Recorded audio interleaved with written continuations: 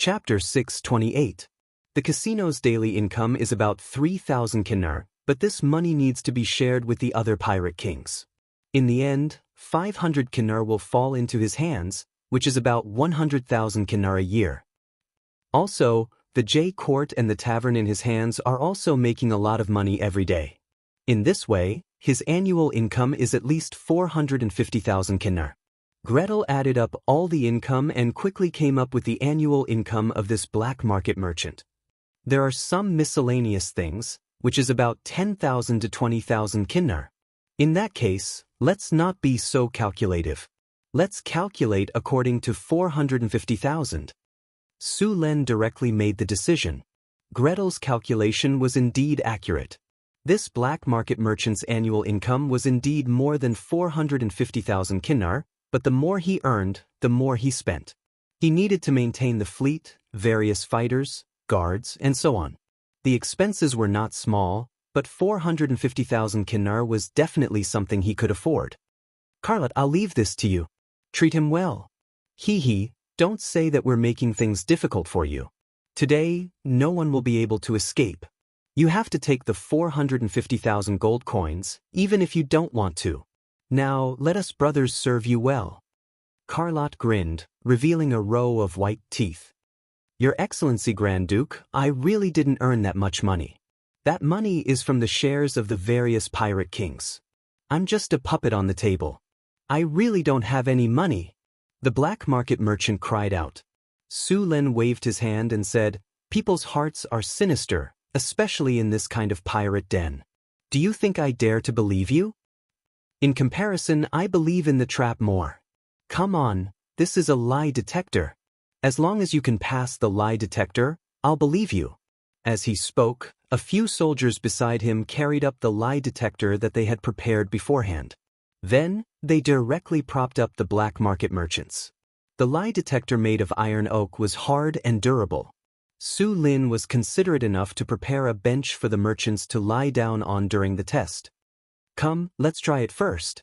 Carlot directly put the trap on the black market merchant, and then the two soldiers immediately grabbed the rope and exerted force. The black market merchant immediately let out a heart-wrenching scream. His whole face was red, and the veins on his forehead were bulging. His two arms struggled to escape, but he was firmly pressed on the bench by the soldiers. His body twisted back and forth like a worm, but there was no effect. This is just the beginning. The rope is just the most basic. A few soldiers tied the trap tightly, and then stuffed the prepared wooden wedges in to compress the gap. Okay, let's officially start. One of the soldiers stood up, picked up a wooden mallet and said, Remember, if you agree, say it quickly. Otherwise, it will be too late. Start the polygraph. Carlos shouted. The two soldiers raised their mallets and slammed them down on the wooden wedge without hesitation. Ouch! A far cry from the black market merchant's voice. The black market merchant howled in agony. Even his eyes could be seen protruding out of their sockets. I'll donate money, 450,000 kinar. The black market merchant could no longer care about anything else. Seeing that the two soldiers were about to hit him again, he quickly cried and shouted. Look, the lie detector is working again. Why is it so difficult to trust between people? Su Len said bitterly. I've already told you so earnestly, but you just don't want to tell me the truth. Now, we've finally reached an agreement. Then, the soldiers put the black market merchant down from the lie detector. Then, they took the carriage that had just been unloaded and followed the black market merchant to his manor. When the other black market merchants saw Sullen's actions, their faces turned ashen, as if they had lost their parents. In the end, they all gave in. One by one, they accepted Sullen's friendship and became friends with Beifeng Duchy. They expressed that they were willing to donate all their income for a year to Beifeng Duchy. Of course, Su Luen couldn't refuse the sincerity of these businessmen. Soon, a large number of kinar was transported over. The 7 black market merchants donated more than 3 million kinar to Su Luen. In addition to the income of the dragonborn pirate king, just the kinar alone gave Su Len at least tens of millions of kinar. Sullen's first fund to build the floating city was finally settled. In addition to the Kinnar, after killing the Dragonborn Pirate King, Su Lin also received a lot of rewards. After dealing with the shipwreck harbor, Su Lin had time to check the rewards. Congratulations, host. You have successfully killed a Dragonborn sea giant. You have received 53,400 experience points, you have received 1 legendary skill point, you have received 2 platinum treasure chests. The battle is over. You have received the item Sea Giant's Heart Blood *1. Rise of the Navy, Legendary Battle. September 1689 of the Huiyue calendar. Due to the wealth of the deepwater port, it attracted the attention of others, leading to a pirate attack on the fleet. The newly born Huiyue port suffered huge losses. In order to take revenge, Su Lin led the fleet to continue the counterattack. You have defeated the Black Shark Pirates, the One-Eyed Dragon Pirates, and successfully killed the Pirate King in the final battle. You have received a huge reputation in this battle. Reputation +5. Hearing the familiar voice, Su Lin opened the storage space and took out the 2 platinum treasure chests. This Pirate King's strength is really weak. 2 platinum treasure chests, not even a diamond. I'll just make do with it. Su Lin took out the 2 platinum treasure chests from the storage space and chose to open them directly. After a flash of light, the system prompt sounded in Sullen's ear. Congratulations, host. You have successfully opened the platinum treasure chest. You have received the item Elemental Furnace Fuel. Congratulations, host.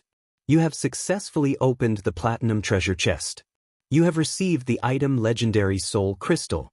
Su Lin looked at the 2 items in front of him, the Elemental Furnace Fuel and the Soul Crystal.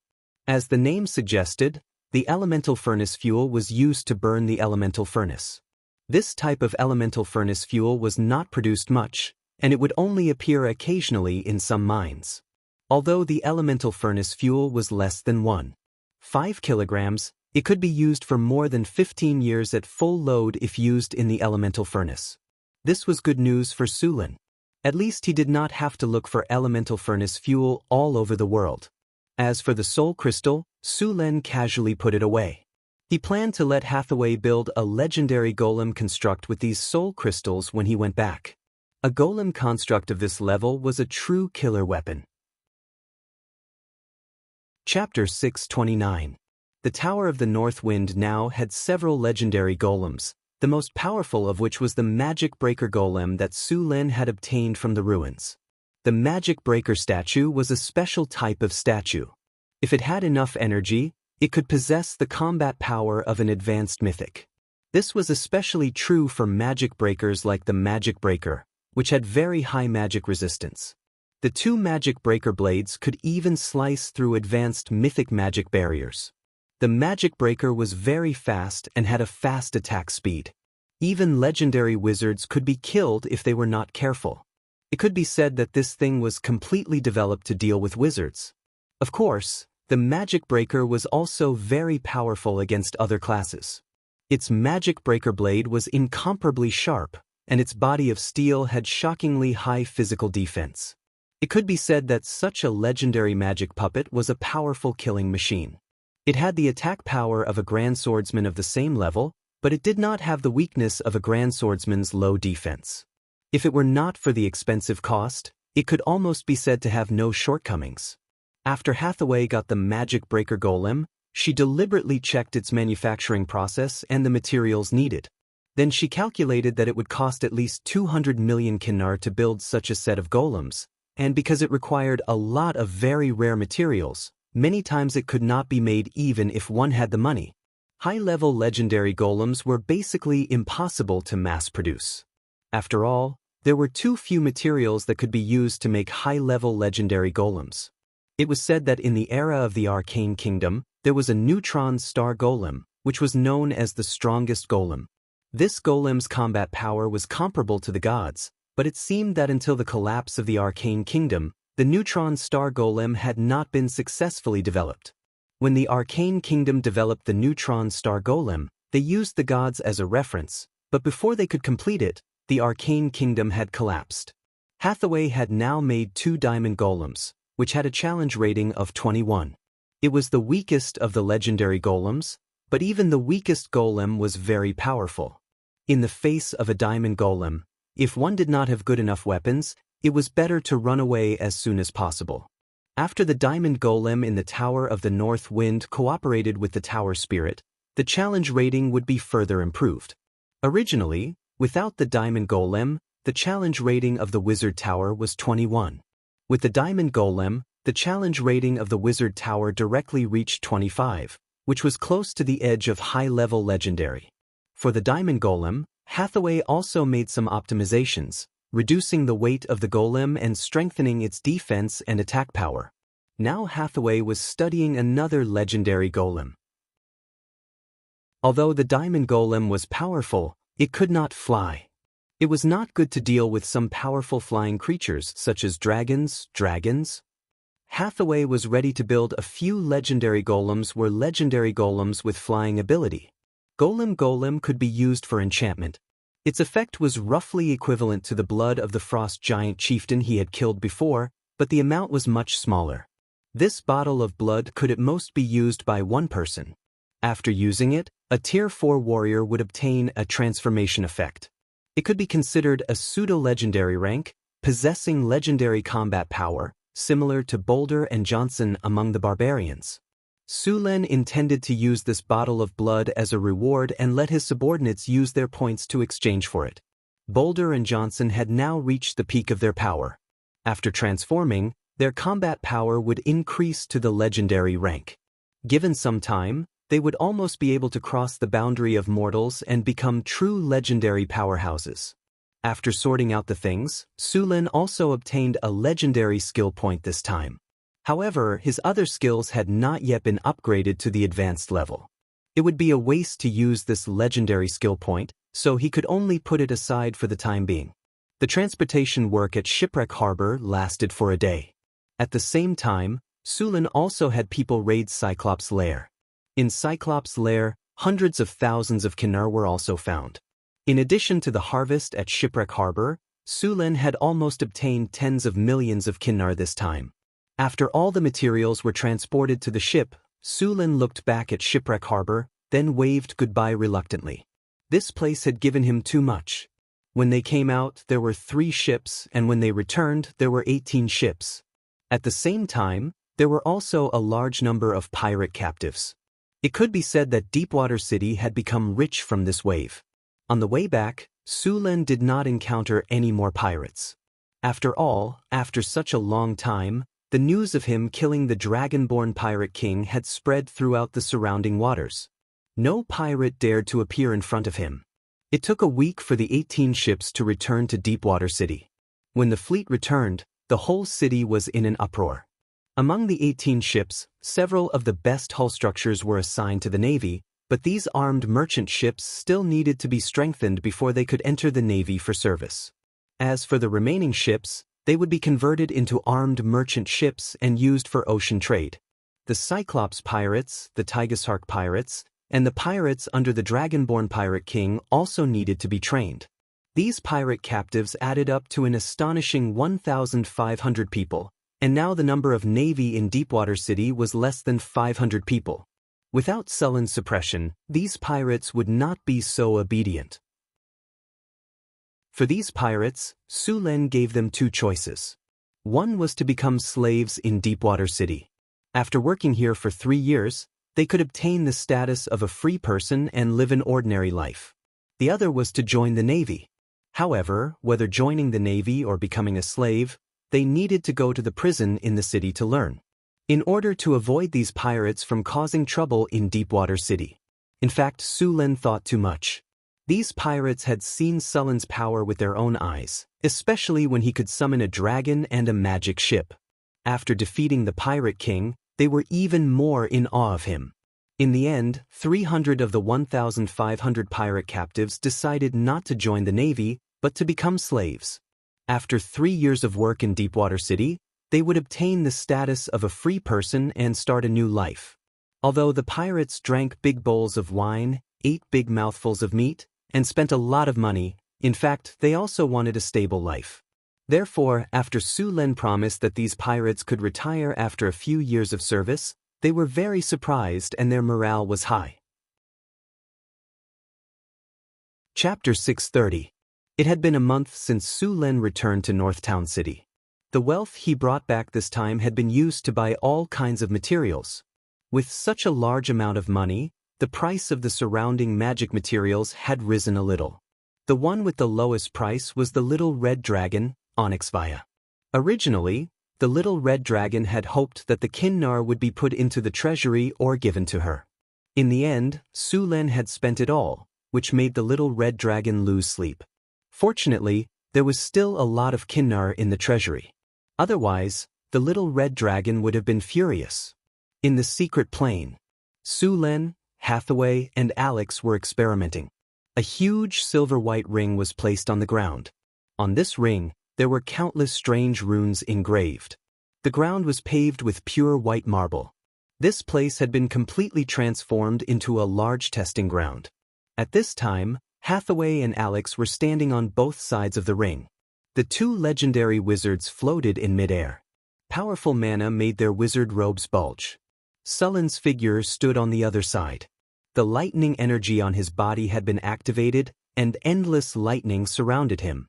Su Len, Hathaway, and Alex were testing the giant floating ring in front of them. This was a super large floating ring that Hathaway and Alex had finally created after several optimizations. This floating ring was much larger than the ones used in wizard towers. It was used to install in the floating city. If the experiment was successful and proved that this floating ring could be used, then they could first determine the size of the floating city. "Are you ready?" Hathaway asked. "It's done." Su Len and Alex nodded. "Good, then let's begin." Hathaway nodded. "Su Len, if anything goes wrong, immediately open an energy barrier and cut off the energy link of the floating ring." Testing the floating ring requires Alex and I to be fully focused. If there's a mistake in our design, it could lead to serious consequences and damage the floating ring. This thing is too expensive to make. We don't have that much money to make a new one. Remember, you must cut off the energy link as soon as possible. Su Len nodded with a serious expression. "Don't worry, leave it to me. If there is any problem, I will cut off the energy supply immediately. Also, you two have to be careful. If you can't avoid it, then protect yourself first. If the floating ring is damaged, we can continue to make it." "Okay." Hathaway and Alex nodded at Su Len. "Let's begin." As soon as Hathaway's voice fell, a spiritual light rose from the werewolf's body. Then, a powerful mana rose from the two of them. As the powerful mana surged, the runes on the floating ring began to light up one by one. Two powerful mana surged from the two of them and entered the floating ring. The powerful mana flowed quickly, creating a circle of energy vortex around them. As the runes lit up one after another, finally, all the runes on the floating ring in front of them flickered with spiritual light. When all the runes lit up, a powerful force was transmitted from the floating ring. This force acted on the surroundings, and the ground around them began to shake slightly. This shaking did not weaken as time passed. Instead, it became stronger and stronger. Rumble! A huge figure emerged from the ground. Under this amazing force, the ground under everyone's feet seemed to turn over like an earth dragon. The ground was like an earthquake, and the powerful force was transmitted in all directions. With Hathaway and Alex as the center, everything within 300 meters of them shook violently. Finally, this force formed a huge circular energy field. Within this field, the ground was forcibly separated by this force. The entire ground was forcibly lifted by an endless force. The surrounding energy field was also distorted. On this part of the ground, the original gravity had completely disappeared. The gravity on this piece of land had been completely cut off. The floating ring was actually controlling gravity. By controlling gravity, the floating city could float in the air. There were many kinds of technology needed to build a floating city. Gravity was only one of them. In fact, a qualified floating city was like a miniature world. The top few topics in this world were the half-plane transformation technology, also known as Genesis, the floating city technology, the neutron star golem technology, and so on. Building a floating city required changing the internal structure, changing space, riddles, ecological systems, and so on. With Hathaway and Alex's magic transmission, this piece of land successfully lifted off the ground and flew up. Because of the spread of this force, many of the surrounding rocks had already flown up. Tower Spirit 1. Begin collecting all kinds of data from the floating ring. As the floating ring stabilized, Hathaway immediately said. The Tower Spirit, which had already been prepared, immediately scanned. A red light swept over, and the Tower Spirit's voice sounded. Energy transmission normal. The floating ring is operating normally. Current operation rate is 50%. Current experimental results have been achieved. A huge piece of land with a diameter of more than 400 meters and a thickness of more than 2 meters was easily lifted up by the floating ring. After Hathaway and Alex waited for a while, this piece of land finally calmed down and then began to slowly rise. Now, this piece of land had risen more than 20 meters and was still rising. With the passage of time, under the guidance of the floating ring, the entire piece of land had risen to a height of 500 meters. Under the effect of the floating ring, this island was like a floating island. It's a success, Su Len said excitedly. Hathaway and Alex were also overjoyed and secretly relieved. Energy transmission stable. Begin recording experimental data. Calculating the weight of the floating ring. Scanning the floating ring's status. Calculating the floating ring's energy consumption. Calculating the floating ring's energy conversion rate. Rays of light flashed continuously. The Tower Spirit was calculating the specific data of the floating ring. Hathaway and Alex continued to inject magic into the floating ring. It was not easy to maintain such a large floating ring. Hathaway and Alex began to guide the energy of the elemental pool after the floating ring was operating normally. Otherwise, it would be difficult to rely on the two of them to inject magic. After all, the floating ring's energy consumption was very high. Chapter 631. As Tower Spirit number 1 continued to scan and record data, Hathaway and Alex began to operate more on the floating space ring. The floating space ring used on the floating space city had to deal with a lot of bad situations, so the floating space tower had stricter requirements. Rumble! There was a loud rumbling sound, and some cracks suddenly appeared in the middle of the huge piece of land that was originally floating in the sky. Cracks began to appear on the originally flat ground. The anti-gravity force field of the floating space ring is in disorder. The force field is deviated, and the land is broken. Scanning for the cause of the force field deviation. Tower Spirit number 1 immediately scanned the surroundings, and Hathaway and Alex immediately controlled the energy output. Scanning complete, the 39th rune design has deviated, causing the anti-gravity force field in the area to deviate after reaching a certain value, and it will interfere with the surrounding force field. Hathaway was slightly relieved. It's not a big problem, we'll modify it after the experiment, and now continue the test. Okay. Su Len nodded, and then the test continued. Then Hathaway and Alex continued to control the floating space ring and began to conduct other tests. The floating space ring controlled the piece of land and began to move slowly, and the huge piece of land slowly moved back and forth under the influence of the floating space ring. Tower Spirit number 1 constantly scanned and recorded the floating piece of land. The land has an unknown vibration in the horizontal state. Cracks appear in the land. The anti-gravity force field is tilted in the descending state. The anti-gravity force field is deviated in the fast horizontal movement, and slight cracks appear in the land. The energy efficiency of the floating space ring is 63.7% on average. Soon, all the tests of the floating space ring were over, and Hathaway and Alex controlled the floating space ring to descend slowly. Although there were many problems in the test, overall, it was very good.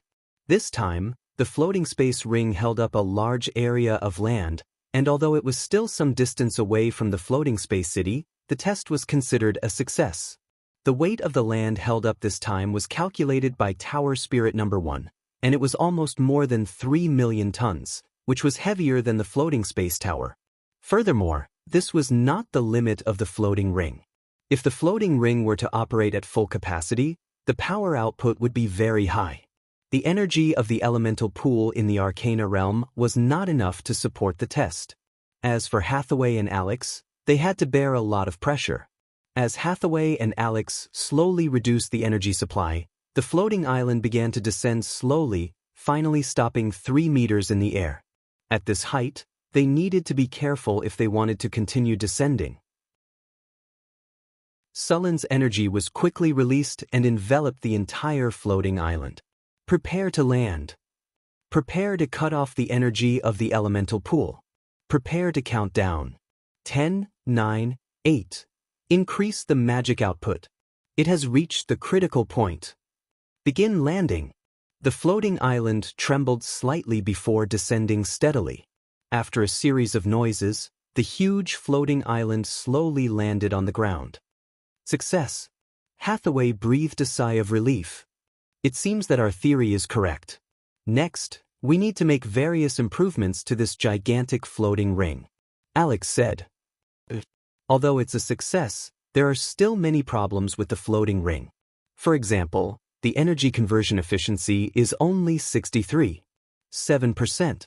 You should know that the floating ring in the Tower of the Northern Winds has an energy conversion efficiency of more than 95%. This difference is more than 30%. We need to optimize it again. There's also the energy field deviation that occurred during the test. These problems need to be solved. Otherwise, even if the floating ring flies, it will fly in a slanted direction. I've already noted it down. We'll make changes when we get back. Su Len slowly retracted his energy. When they were descending, he had released a large amount of energy to protect the entire floating island.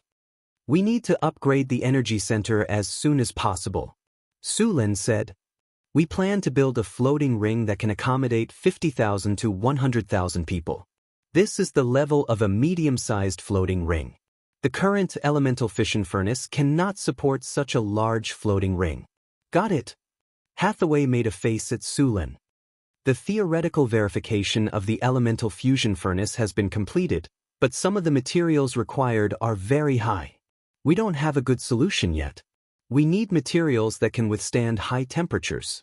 Materials with high magic conductivity are not so easy to make. I don't know what materials the Arcanists used, Alex said with some curiosity. Anyway, it should be a very magical material. The gap between the current wizard civilization and the arcane empire is still very big. In terms of magic material science, magic theory, magic energy use, and supermagic characteristics, they can't be compared at all.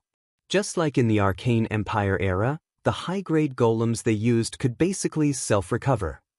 The main reason for this was the use of a kind of memory metal. After this memory metal is formed, if it is damaged, it will quickly recover. In the Arcane Empire era, those high-grade golems were notoriously difficult to deal with. It was only after the Arcane Empire era disappeared that golems that could self-recover could not be made because of the lack of key materials. Since then, golems made of other materials slowly began to become popular. Speaking of which, the memory metal is also a very important secret of the Arcane Empire. Wizards have more or less obtained this kind of memory metal golems in the ruins, but even knowing the location of today's memory metal golems, they still haven't been cracked. Su Len smiled slightly. Don't think so much. When I have the chance, when I go to the secret realm again, I'll see if I can get you a memory metal golem. That's great. I've only heard of these memory metal golems in some information. I haven't really seen them yet. When the time comes, even if I can't crack the secret of the memory metal, I can still understand some of them. Hathaway said excitedly. Don't think so much.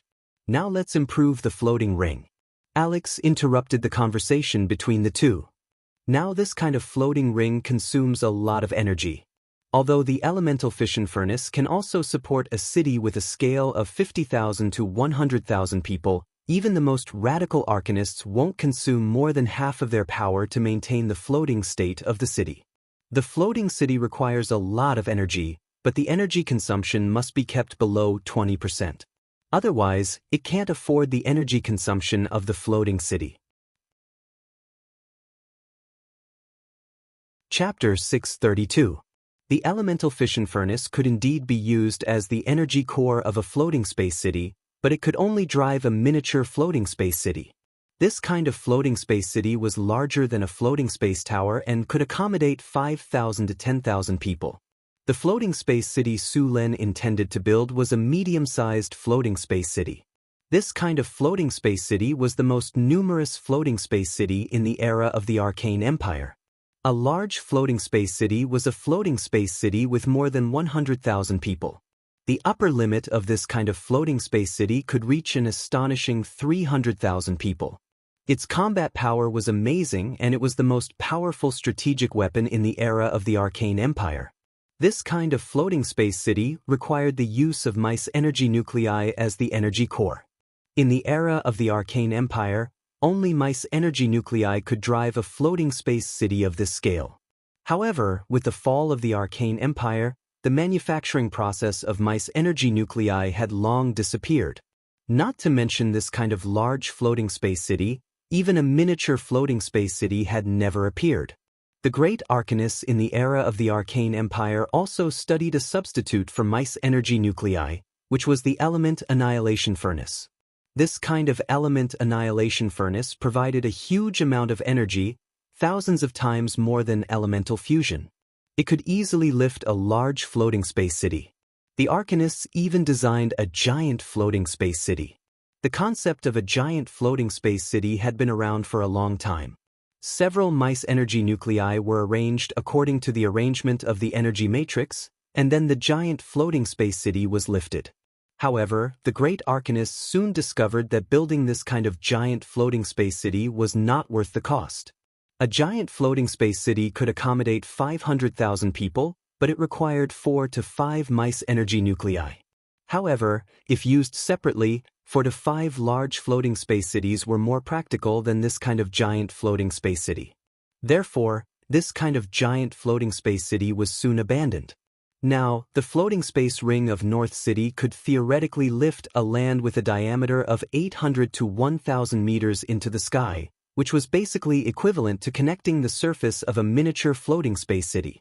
If the current city of North Wind Principality was calculated, a city of this size would at most be a town. This area was really nothing.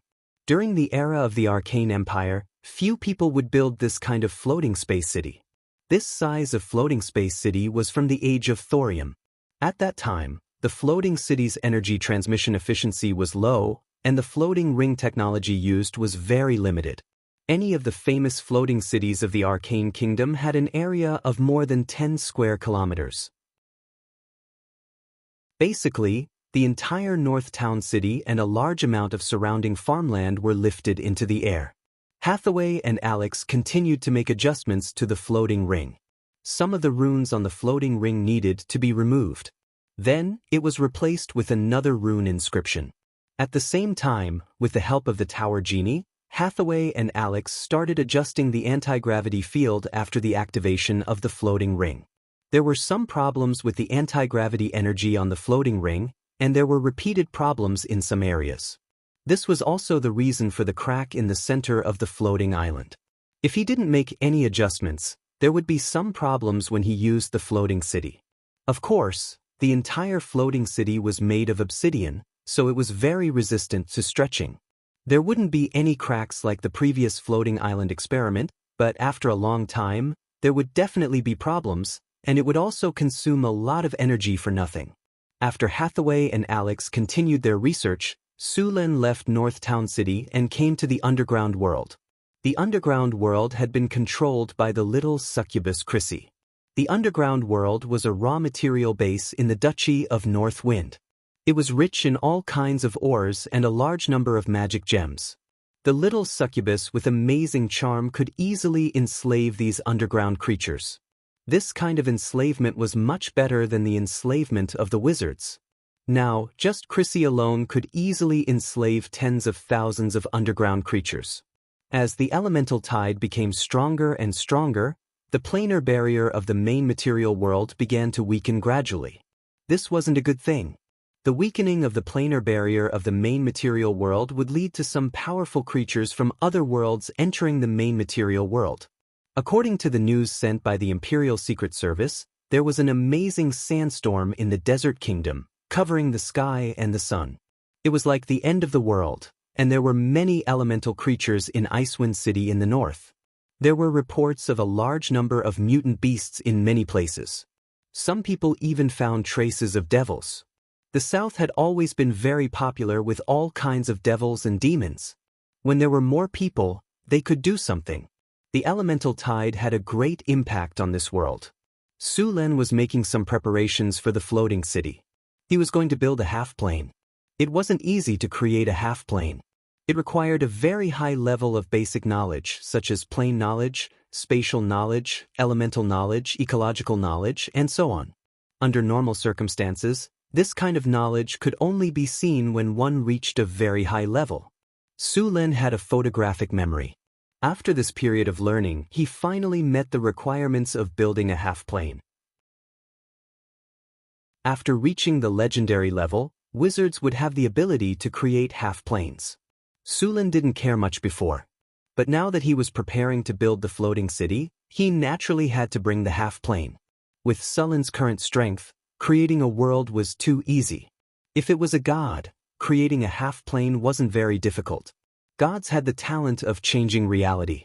As long as they put in a little effort, their lives would be relatively comfortable. The half-plane needed to form an elemental circuit, forming a simple ecological cycle inside. Su Len took out the Thunder God's spear, which was brought back by Su Len himself. The divine weapon, the Thunder God's spear, shone with a dazzling light. Su Len gently stroked, and a spatial crack suddenly appeared in the original space. The crack quickly expanded. Su Len's figure flashed and had already passed through the crack. It was a deep darkness, and there was no light around. Su Len's figure stood in the void, the Thunder God's spear in his hand flashing. The dazzling lightning cut through the darkness, and then a small space appeared in front of him. Infinite power of thunder and lightning spewed out from Su Len's body, and the half-plane that was shaking suddenly stopped. The half-plane still needed to be connected to the 4 elemental planes and rely on the 4 elemental planes to stabilize this half-plane. Only when this place was completely stabilized would it no longer be needed. A divine light emerged from Su Len's body, followed by dazzling lightning. The half-plane, which was originally only a dozen square meters in size, began to expand rapidly. It only took about a few minutes for this half-plane to expand to 300 meters. Then Su Len waved the Thunder God's spear and stroked it hard. A spatial passage appeared in front of him. Chapter 633. A golden bolt of lightning flashed across the dark world. The dark world was illuminated by this bolt of lightning. After the expansion of the half-plane ended, the space inside had reached a diameter of 500 meters. After the half-plane expanded to this size, the space barrier at the edge began to tremble slightly, and some areas even showed signs of collapsing. Seeing this, Su Len decisively stopped the expansion of the half-plane. Then, a ray of light rose from his body. Mana reshaping plus space construction. A pale golden brilliance flickered, and a golden light appeared on the space barrier of the half-plane. The planar barrier that was showing signs of collapsing instantly stabilized. The newly established demiplane was completely empty. Apart from Su Len, there was nothing else. If he wanted to enrich the demiplane, he would have to connect the 4 elemental planes and extract elemental energy, or he could directly connect the demiplane to the prime material plane. Although the demiplane was only 500 meters in radius, it would continue to grow with the input of energy. These demiplanes could even grow to a state not inferior to the prime material plane. Of course, the amount of energy needed to grow to this extent could be said to be an astronomical figure, and it would also take an astonishing amount of time. Perhaps only those large wizard organizations had the time and energy to cultivate a half-plane to a state close to the main material plane. Su Len looked at the empty half-plane, then drew a line in the air with the Thunder God's spear in his hand. A powerful force instantly broke the space barrier. Planar channel. Open. A pale golden brilliance was released from Su Len's body, and an energy channel suddenly appeared in the originally dark and deep void. As the energy channel opened, a gust of wind element appeared in this half-plane. Air started appearing in the originally empty demiplane. Wisps of wind blew, and as the wind elemental plane was connected, thin air appeared in the demiplane. Life forms could barely breathe here and didn't need to rely on spells for internal breathing. However, although there was air, this half-plane was still empty. Next, Su Len connected to the earth elemental plane again. An invisible gravity appeared here, and at the same time, traces of soil began to appear in the originally empty half-plane. As the earth elemental plane continued to input energy into the half-plane, soil began to quickly appear in this half-plane. The soil was very barren and unsuitable for planting. Only when the earth element reached a certain concentration would the soil slowly become fertile. A breeze blew, and the air was slightly moist. After the water elemental plane was connected, this half-plane was no longer dry. Streams of water began to gather quietly. As the water elemental energy continued to increase, a new small lake appeared in the half-plane. With air, water, and land, this half-plane was not considered complete. The temperature in the half-plane was very low. The temperature of a newly formed half-plane was about the same as the temperature of the astral plane. Ordinary people could not survive here at all. This was also why Su Len and the others had long surpassed the boundary of ordinary creatures and become extraordinary. A ray of light appeared in the demiplane, and then the temperature of the ice-cold demiplane slowly rose. Some light also appeared in the originally dark demiplane. As the half-plane and the four elemental planes completed the connection, a strange power of law also shrouded the half-plane. Then a plane barrier appeared and covered this half-plane. With a plane barrier, this half-plane became Sullen's private space. If others wanted to enter, they had to get Sullen's permission. If Su Len did not agree, even gods could not enter.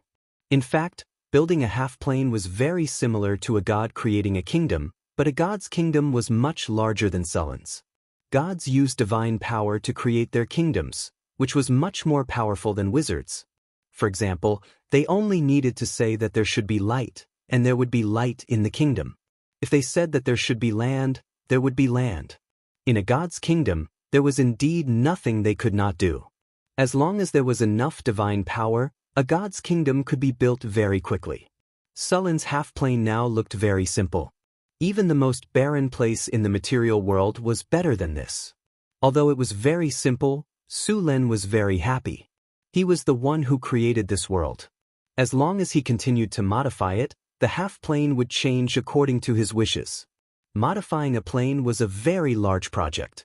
It required a lot of knowledge. Without enough knowledge, there would be a lot of problems in the half-plane created in the end. The proportion of the various elements in the half-plane needed to be carefully adjusted. Too much of any element would affect the half-plane. The wind element was very important to the half-plane. He decided whether other creatures could survive in the half-plane. After all, normal creatures still needed to breathe, and the oxygen content had to reach a certain standard. Many adepts had failed miserably at this step back in the day.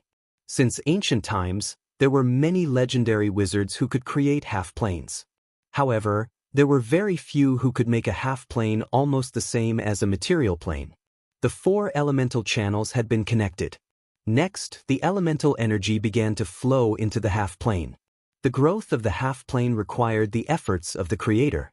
They had to use their own power to guide the energy and let it grow. When the elemental energy in the half-plane reached a certain level, it was time to plan the space. This was very crucial. The direction of the half-plane's growth had to be determined at this time. The creator could plan the half-plane. For example, creating some mountains and rivers, where the water would flow, where it would end up, and how the weather would change in the half-plane. This kind of modification required a lot of knowledge. If there was not enough knowledge, it would lead to very serious consequences. For example, some half-planes had problems with the water element. In the end, the whole plane would turn into a desert with sand everywhere. Or the fire element would overflow and turn the half-plane into a volcanic belt. Volcanoes would erupt everywhere, turning the half-plane into an abyss. Some half-planes had low temperatures, and the whole plane would enter an ice age with thick layers of ice everywhere. Sullen's half-plane was going to be installed on the floating city. It would be used to grow all kinds of crops. After all, The space in the floating city was limited. With this half-plane, it would become the floating city's logistic space. Many floating cities could roam in the astral plane for thousands of years. Other than energy, the half-plane of the floating city could produce all kinds of things. P.S. I recommend this book Old God's Ruler by Akina-san. It's very boring, so don't worry. Chapter 634. Transforming a demiplane was a technical job. Any mistake could lead to serious consequences. Even the gods would be very careful when transforming their kingdoms.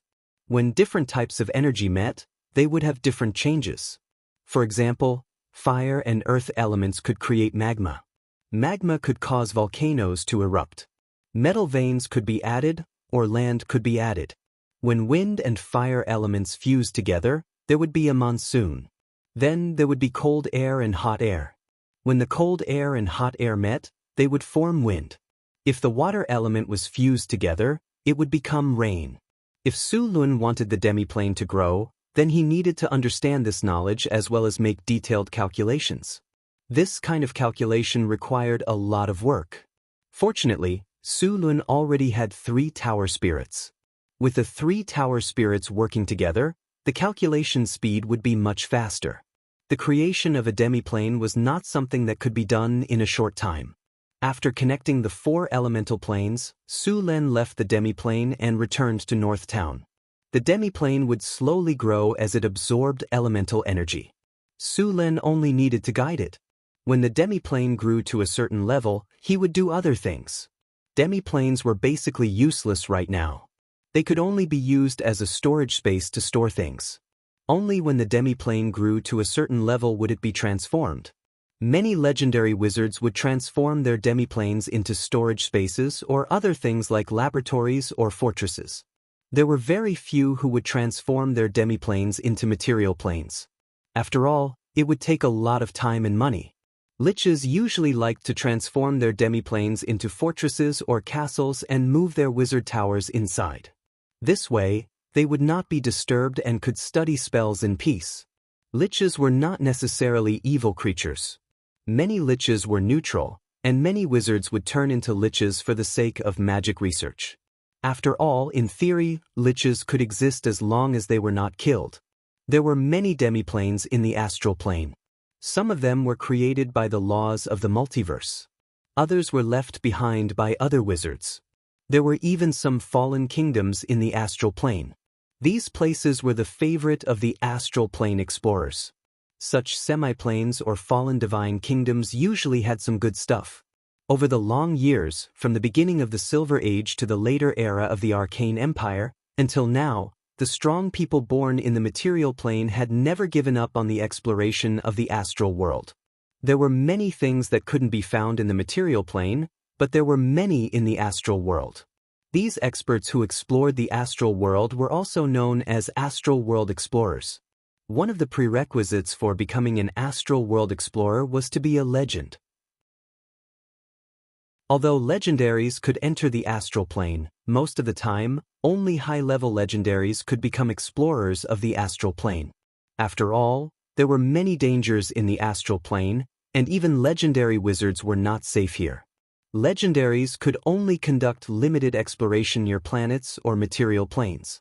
Only high-ranking legendaries could adventure in the astral plane for a long time. After the astral world explorer was the astral world traveler. At this level, it meant that he was very powerful and could travel for a long time in the astral world or go to other planes. These astral travelers were also known as astral merchants. They would trade with each other when they traveled to other planes. These astral world travelers often had many good things in their hands. The profits of the astral boundary caravans were astonishing. Basically, every astral merchant was filthy rich. As for the highest level astral world traveler, it had been a long time since they appeared. These experts could basically move freely in the astral world. Even if they encountered demons, evil gods, or abominations, they could easily deal with them and escape unscathed. The light of dawn illuminated the earth. Chris slowly woke up from her sleep. She moved her arm that was a little uncomfortable, then sat up and stretched. A few rays of sunlight penetrated the curtains and reflected her amazing curves. She had just woken up from her dream and was still a little dazed. Although the legendary succubus was already very strong, she was still far from being Sullen's opponent. However, compared to the others, her current state was obviously much better. Hathaway and Alex were still a little tired. After all, as wizards, their physical fitness was even stronger than that of an ordinary legendary warrior, let alone Sulen. "Is it morning already?" Alex rubbed her eyes and asked as she got up. "It's 9 o'clock. Do you want to sleep for a while more?" "Don't worry, the master has already left." Chris gently lifted Alex's delicate chin with her slender fingers and teased. "Nah, I still have some unfinished experiments." Alex gently slapped Chris's arm away and yawned as she got up from the bed. "Sister Hathaway, you still have unfinished experiments on your side? Do you want to come with me?" Alex shook Hathaway next to her and said. Hathaway stretched her body beautifully. Her beautiful curves were enviable. She was also a little tired, so after hearing Alex's voice, she casually agreed. A third of the elemental fusion furnace is already completed. The rest will take at least 2 or 3 months, Hathaway said.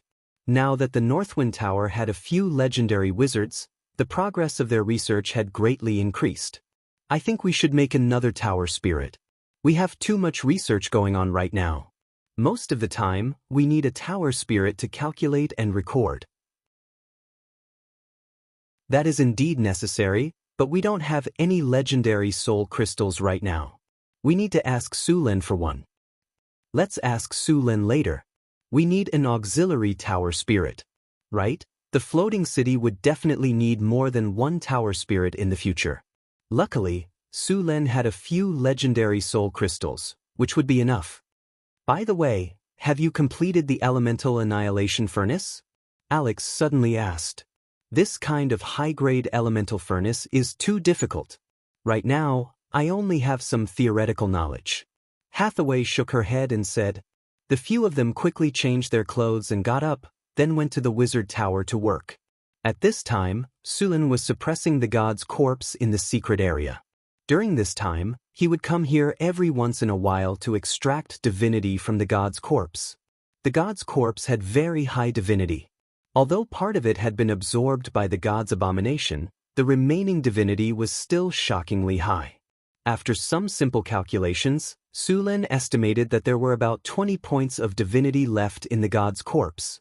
With so much divinity, if Sulen absorbed all of it, it would be more than enough to directly upgrade to a weak divine power.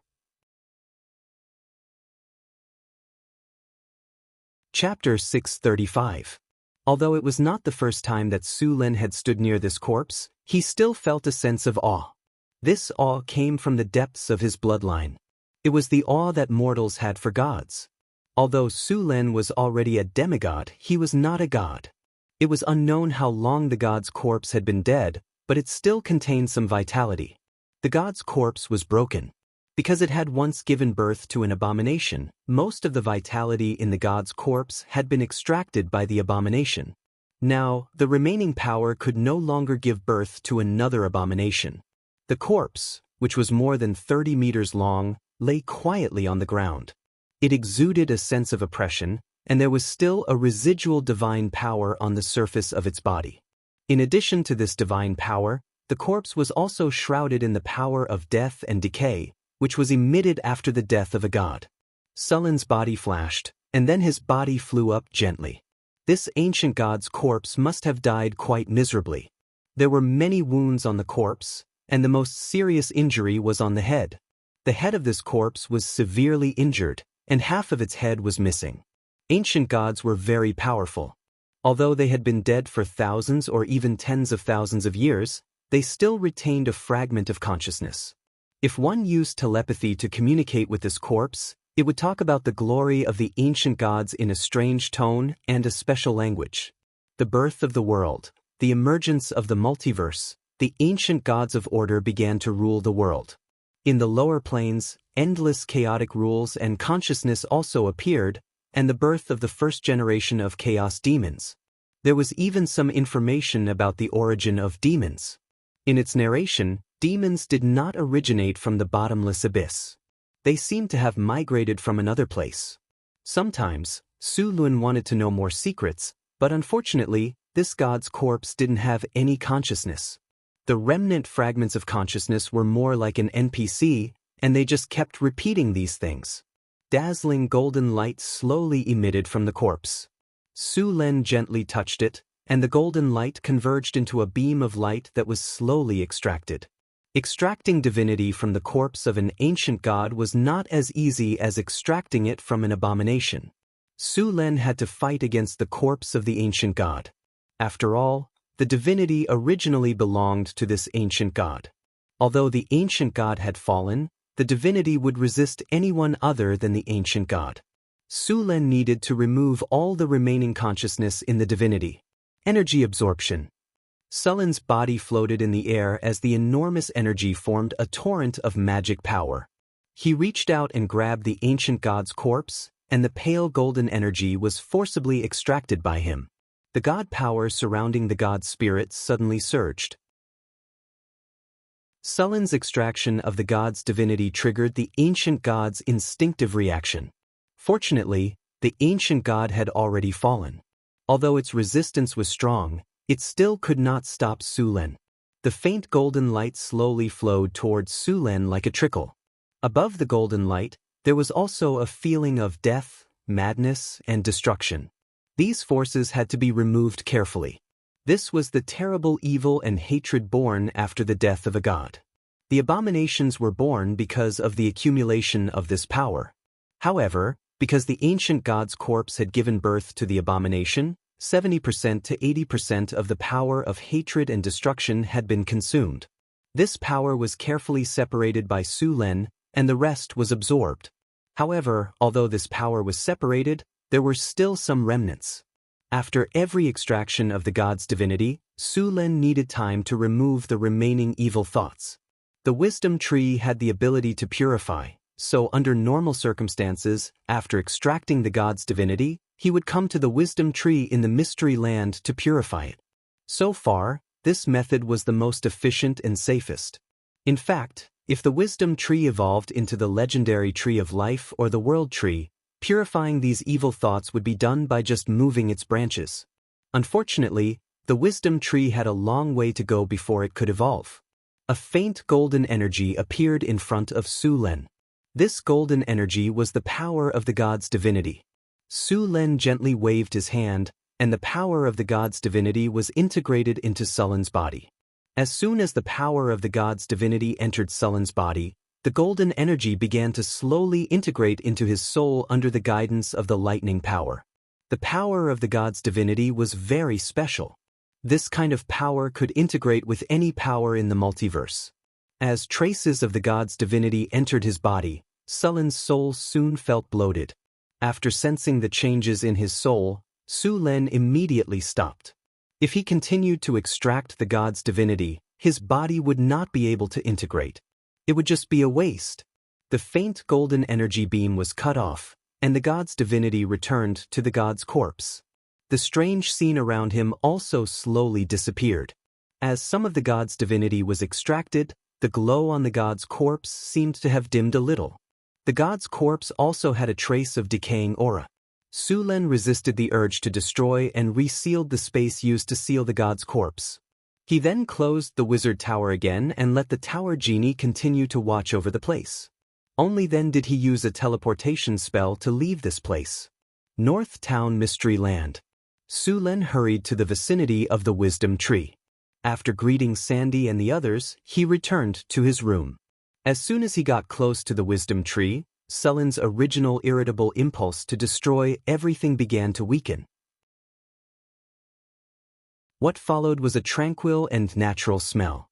In fact, the best target to extract divinity was not the god's corpse, nor the ancient evil creatures.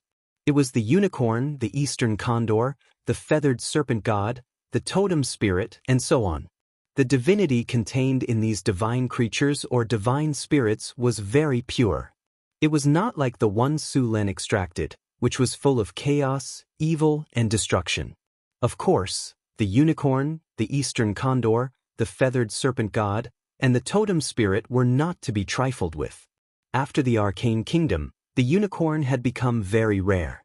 The eastern condor had also disappeared. The feathered serpent god had also left the material plane. As for the totem spirit, if one wanted to find this kind of intelligence, one had to go deep into the mountains and forests to find the uncivilized natives. The totem spirit was the god that the primitive tribes worshipped. Although they were not true gods, they had part of the power of the gods. It could be said that they were very difficult to deal with. The strength of the totem spirit was usually at the level of a demigod. However, there were some who worshipped a large number of people or worshipped for a long time. Their strength would not be inferior to that of a true god. Su Lin meditated while slowly removing the remnant thoughts in his body. At the same time, he integrated the god's power into his body. Chapter 636. The faint aura of nature shrouded him, and the ancient tree of wisdom constantly emitted the power of nature. Su Lin woke up from meditation, and the remaining evil thoughts in his body had dissipated a lot. Looking at the situation, it would be completely eliminated in about 2 more times. Without the ancient tree of wisdom, Su Lin usually needed a week or even longer to use meditation to get rid of the remaining evil thoughts. According to the research on the ancient god's corpse, the divinity in the ancient god's corpse can be extracted more than 20 times. In addition to the divinity extracted from the ancient god's corpse when the abomination was born, this ancient god's corpse originally had more than 40 or even 50 points of divinity. Su Lin rubbed his forehead and calculated, an ancient god's corpse contains 40 or 50 points of divinity, so how much divinity did he have when he was alive? A demigod needs 10 points, a weak god needs 20 points of divinity, and a weak god needs 50 points. This giant ancient god's corpse is at least a weak divine power god. It might even be a mid-divine power god. An ancient god's corpse has so much divinity, no wonder the god's corpse is called a treasure. The divinity and power of the gods in the age of the ancient gods were stronger than that of the later gods. However, the gods of faith grew faster, and the power of the ancient gods would not change much from birth to death in the divine war. But the gods of faith were different. As long as there were enough people who believed in them, their power would continue to grow. So as long as the material world was prosperous enough, the power of the gods would slowly grow. But there were also gods who did not grow in this way, such as the Queen of Spiders Lolth in the Abyss. After the death of a believer, the soul would enter the divine kingdom and become a petitioner. When returning to the divine kingdom, the believer would give back power to the god. The Queen of Spiders used this way to let the drows under her command kill each other and use all kinds of tricks to plot against each other. At the same time, she gave these drows the characteristics of sexual chaos, which also led to the drows having the highest fertility rate of all elves. Of course, if the fertility rate of the drows was the same as that of other elves, maybe the drows would have disappeared by now. After all, the drows had learned all kinds of infighting, backstabbing, betrayal, and so on. Clans would kill each other for revenge. Spider Queen Lolth used this method to make her believers kill each other. No matter who won, she would gain a lot of benefits. It was also through this method that the strength of God Empress Lolth continued to increase after a long period of fighting among the drows. Finally, taking advantage of a series of major events, he successfully became a god with great divine power. The price was that for thousands of years, the population of the drows had not increased but decreased. Drow infighting would cause a lot of deaths. Sometimes, the population would drop below the warning line. At this moment, the Spider Queen would directly surrender. Although the Spider Queen Loltha's method allowed her to obtain a large amount of divine power, it also came with considerable repercussions. Time passed little by little. In addition to extracting and digesting the divinity, Su Lin spent the rest of his time modifying the floating space tower. Su Lin had already decided to build a floating city, and various preparations had already begun. In order to reduce consumption, Su Lin planned to use Northgard City as the main body of the floating city. There were many buildings of wonder in Northgard City. These buildings of wonder had magical powers, and Su Lin was reluctant to leave these powers behind. After all, it would cost a lot of money and time to rebuild these buildings of wonder. After planning to use Northgard City as the main body of the floating city, the construction of the floating city could be said to have saved a lot of money. However, after using Northgard City as the main body of the floating city, it seemed that Northgard City needed to be modified. The foundation of the city needed to be replaced with obsidian and blessed with hardening, so that the floating city would become harder than steel. In the laboratory, Su Lin was conducting an experiment. He was making magic diamond, which was the main material for making diamond golems. Magic diamond was actually not diamond, but a kind of crystal, but it looked very similar to diamond in terms of hardness and appearance. This kind of crystal needed to be made in a special way. Galaxy. Prepare to record the data and start testing the artificial magic diamond experiment. The Galaxy Tower spirit appeared in midair, and a magic aura rose from Sullen's body. Then, countless tiny rune marks appeared in front of him. Rune marks were different from magewebs and runes. No matter what kind of rune it was, magewebs were two-dimensional, usually flat, but rune marks were different. They had a three-dimensional structure. Rune marks were formed by the combination of runes, and this kind of rune marks had great power. The use of rune marks had high requirements. It was a technique created in the Arcane Empire. Compared to runes, it was more efficient and powerful. Su Lin was now using rune marks. The golden aura continued to gather in midair, and soon the aura converged into a shiny rune. Su Lin gently sprinkled some silver powder, and the silver powder quickly filled the rune marks. As the rune became brighter and brighter, the rune in front of him quickly changed from a two-dimensional structure to a three-dimensional structure. With the appearance of the rune marks, Su Lin gently waved his hand, and the rune marks in front of him instantly merged into a silver vessel. Then the aura flickered a few times and disappeared. There were many differences in structure between magic diamond and ordinary diamond. The molecular structure of magic diamond was not the octahedral joint of diamond, but a more complex structure, which required the use of other crystals, diamond, graphite, and other materials to modify. In terms of magic conductivity, magic diamond wasn't very good, but its magic resistance and physical resistance were shockingly high. Therefore, this special gem was very suitable for making diamond golems. Diamond stones were also called diamonds. Large and pure diamonds were very valuable and could be used in many experiments. Therefore, small diamonds were usually used when making magical diamonds. Diamond reserves were very high, and even high-quality large diamonds were very abundant. As for the rare situation of diamonds in his previous life, it was completely hyped up by businessmen. It was said that the number of diamonds mined by businessmen was enough to give everyone in the world a piece of diamond. Of course, the diamonds here were definitely not large, but small diamonds. That was a diamond less than a carat. How heavy was a carat? 0.2 grams. One could imagine how small it was. In his previous life, this thing was like an IQ tax, but you had to pinch your nose and buy it. As for the value of diamonds, it was even more of a scam. Recycled diamonds were worth less than 1/10 of the purchase price, and many times, they were rejected directly. Chapter 637. Magical adamantine used a part of diamond as raw materials, and another part was magical crystals and colorful gemstone powder. After mixing these materials according to a certain ratio and using some other methods to fuse and refine, the magical adamantine could be obtained. The ratio of this kind of magic diamond could be adjusted. Basically, every wizard had their own secret recipe. Different ratios would produce different properties of the magic diamond. For example, the magic diamond used in Hathaway's diamond statue was very outstanding in terms of physical and magical defense. But on the other hand, these diamond statues were a bit inferior in terms of movement speed and energy conductivity. This was mainly because the two diamond golems made by Hathaway were basically used in the wizard tower. They belonged to the defensive type. They would only fight when others attacked the wizard tower. This kind of golem cooperated with the tower's spirit to fight, and the wizard tower would bless them with various spells.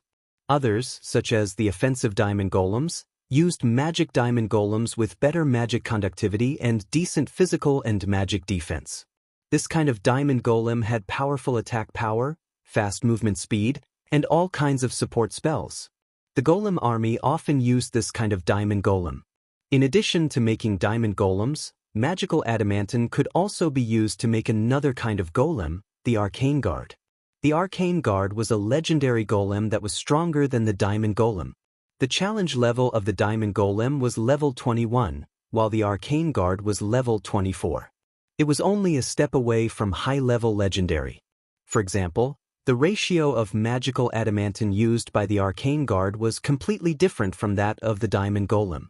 This kind of magical adamantine had high magic conductivity, and this kind of magical adamantine also had high physical and magical resistance. The only problem was that it was also very expensive. The arcane guard not only had strong melee ability, but it could also release various spells. In short, it was a kind of legendary golem that practiced both magic and martial arts. The strong combat power also meant that the production of this kind of golem was expensive. In the era of the Arcane Empire, there was a famous arcanist who said that the golem army was a combat power that was piled up with money. Su Len was now experimenting with the magical adamantine used to make the arcane guard. Information on golems of this level was basically classified as top-secret information. It was very difficult to trade for it.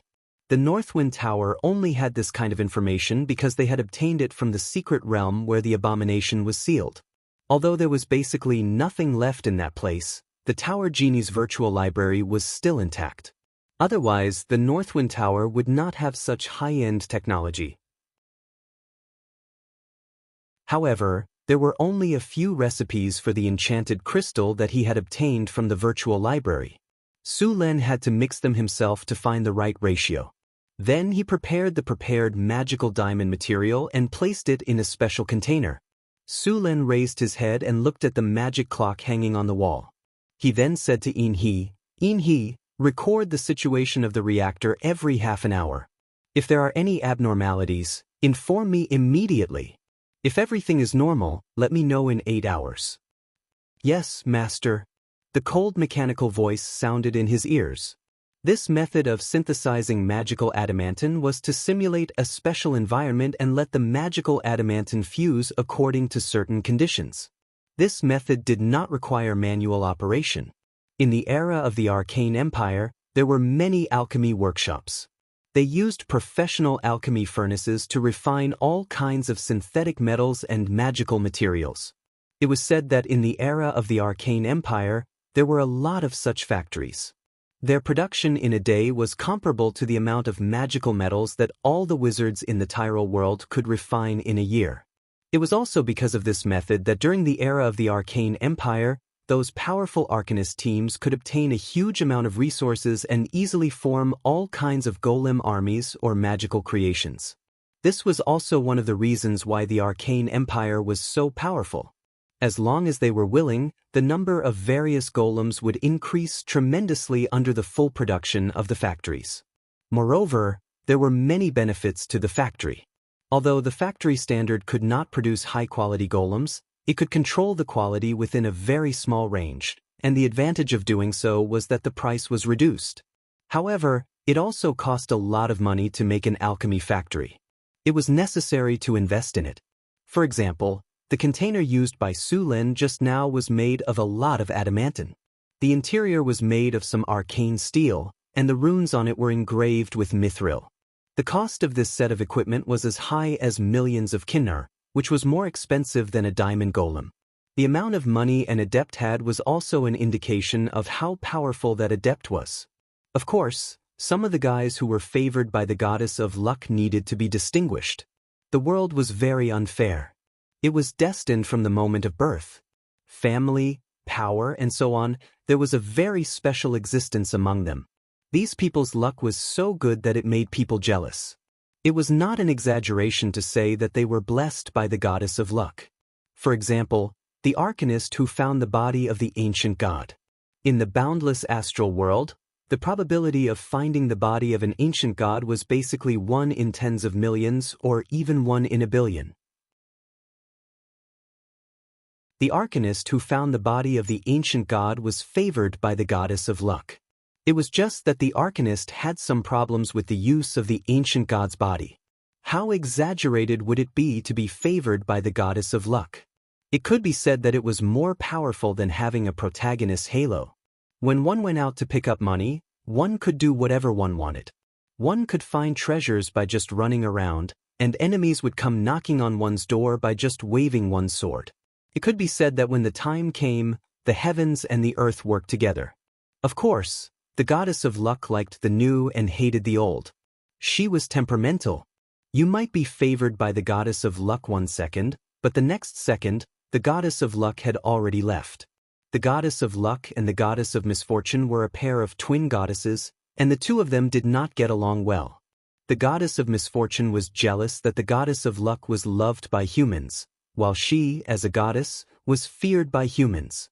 This made the goddess of misfortune very jealous, so she deliberately went against the goddess of luck. The result was that after being favored by the goddess of luck, once this favor was lost, they would be cursed by the goddess of misfortune.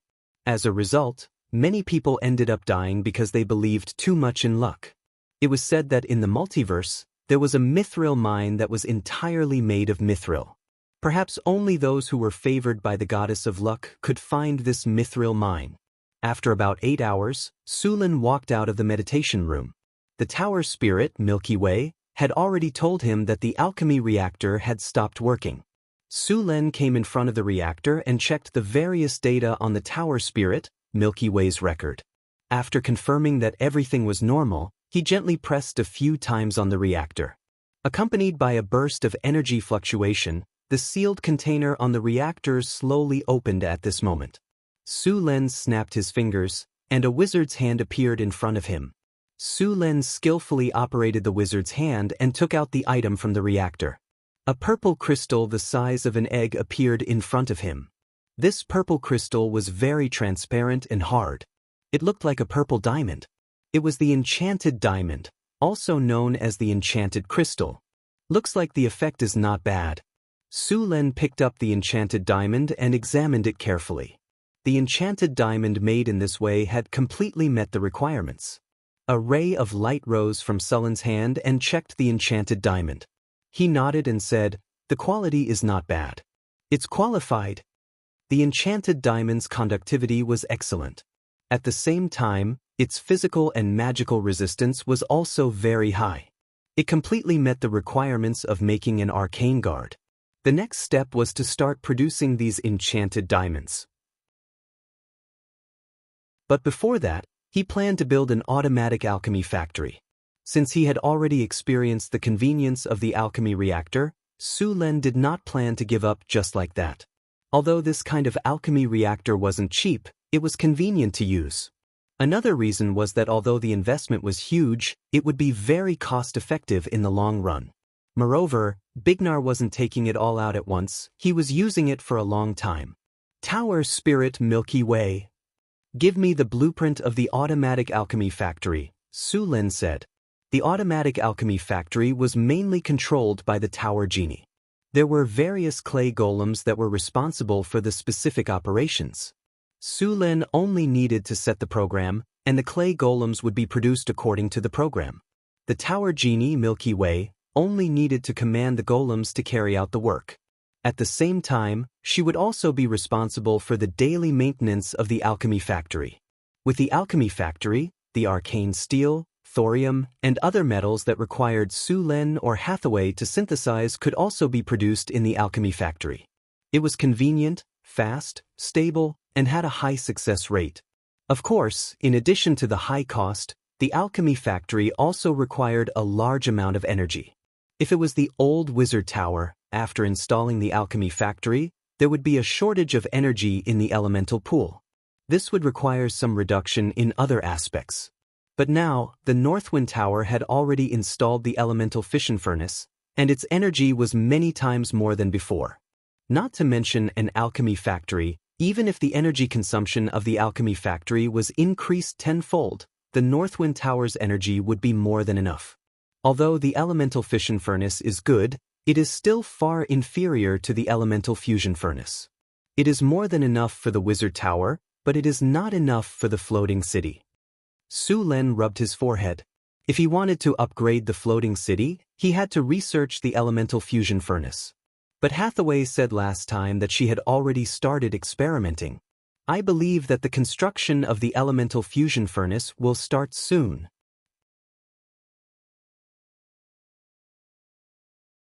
Chapter 638. Su Lin didn't think about the elemental fusion furnace for the time being. What he needed to do now was to settle the alchemy factory. Tower Spirit Milky Way. How much mithril is left in the warehouse? Master, there are still 2 pounds of mithril. Take out 2 pounds of mithril, 30 arcane steel ingots, 1 pound of arcane dust, 12 pounds of astral silver sand, and 11 elemental stones. Su Lin reported the materials he needed, and Milky Way quickly brought them over. Su Lin gently waved his hand, and a flash of light appeared.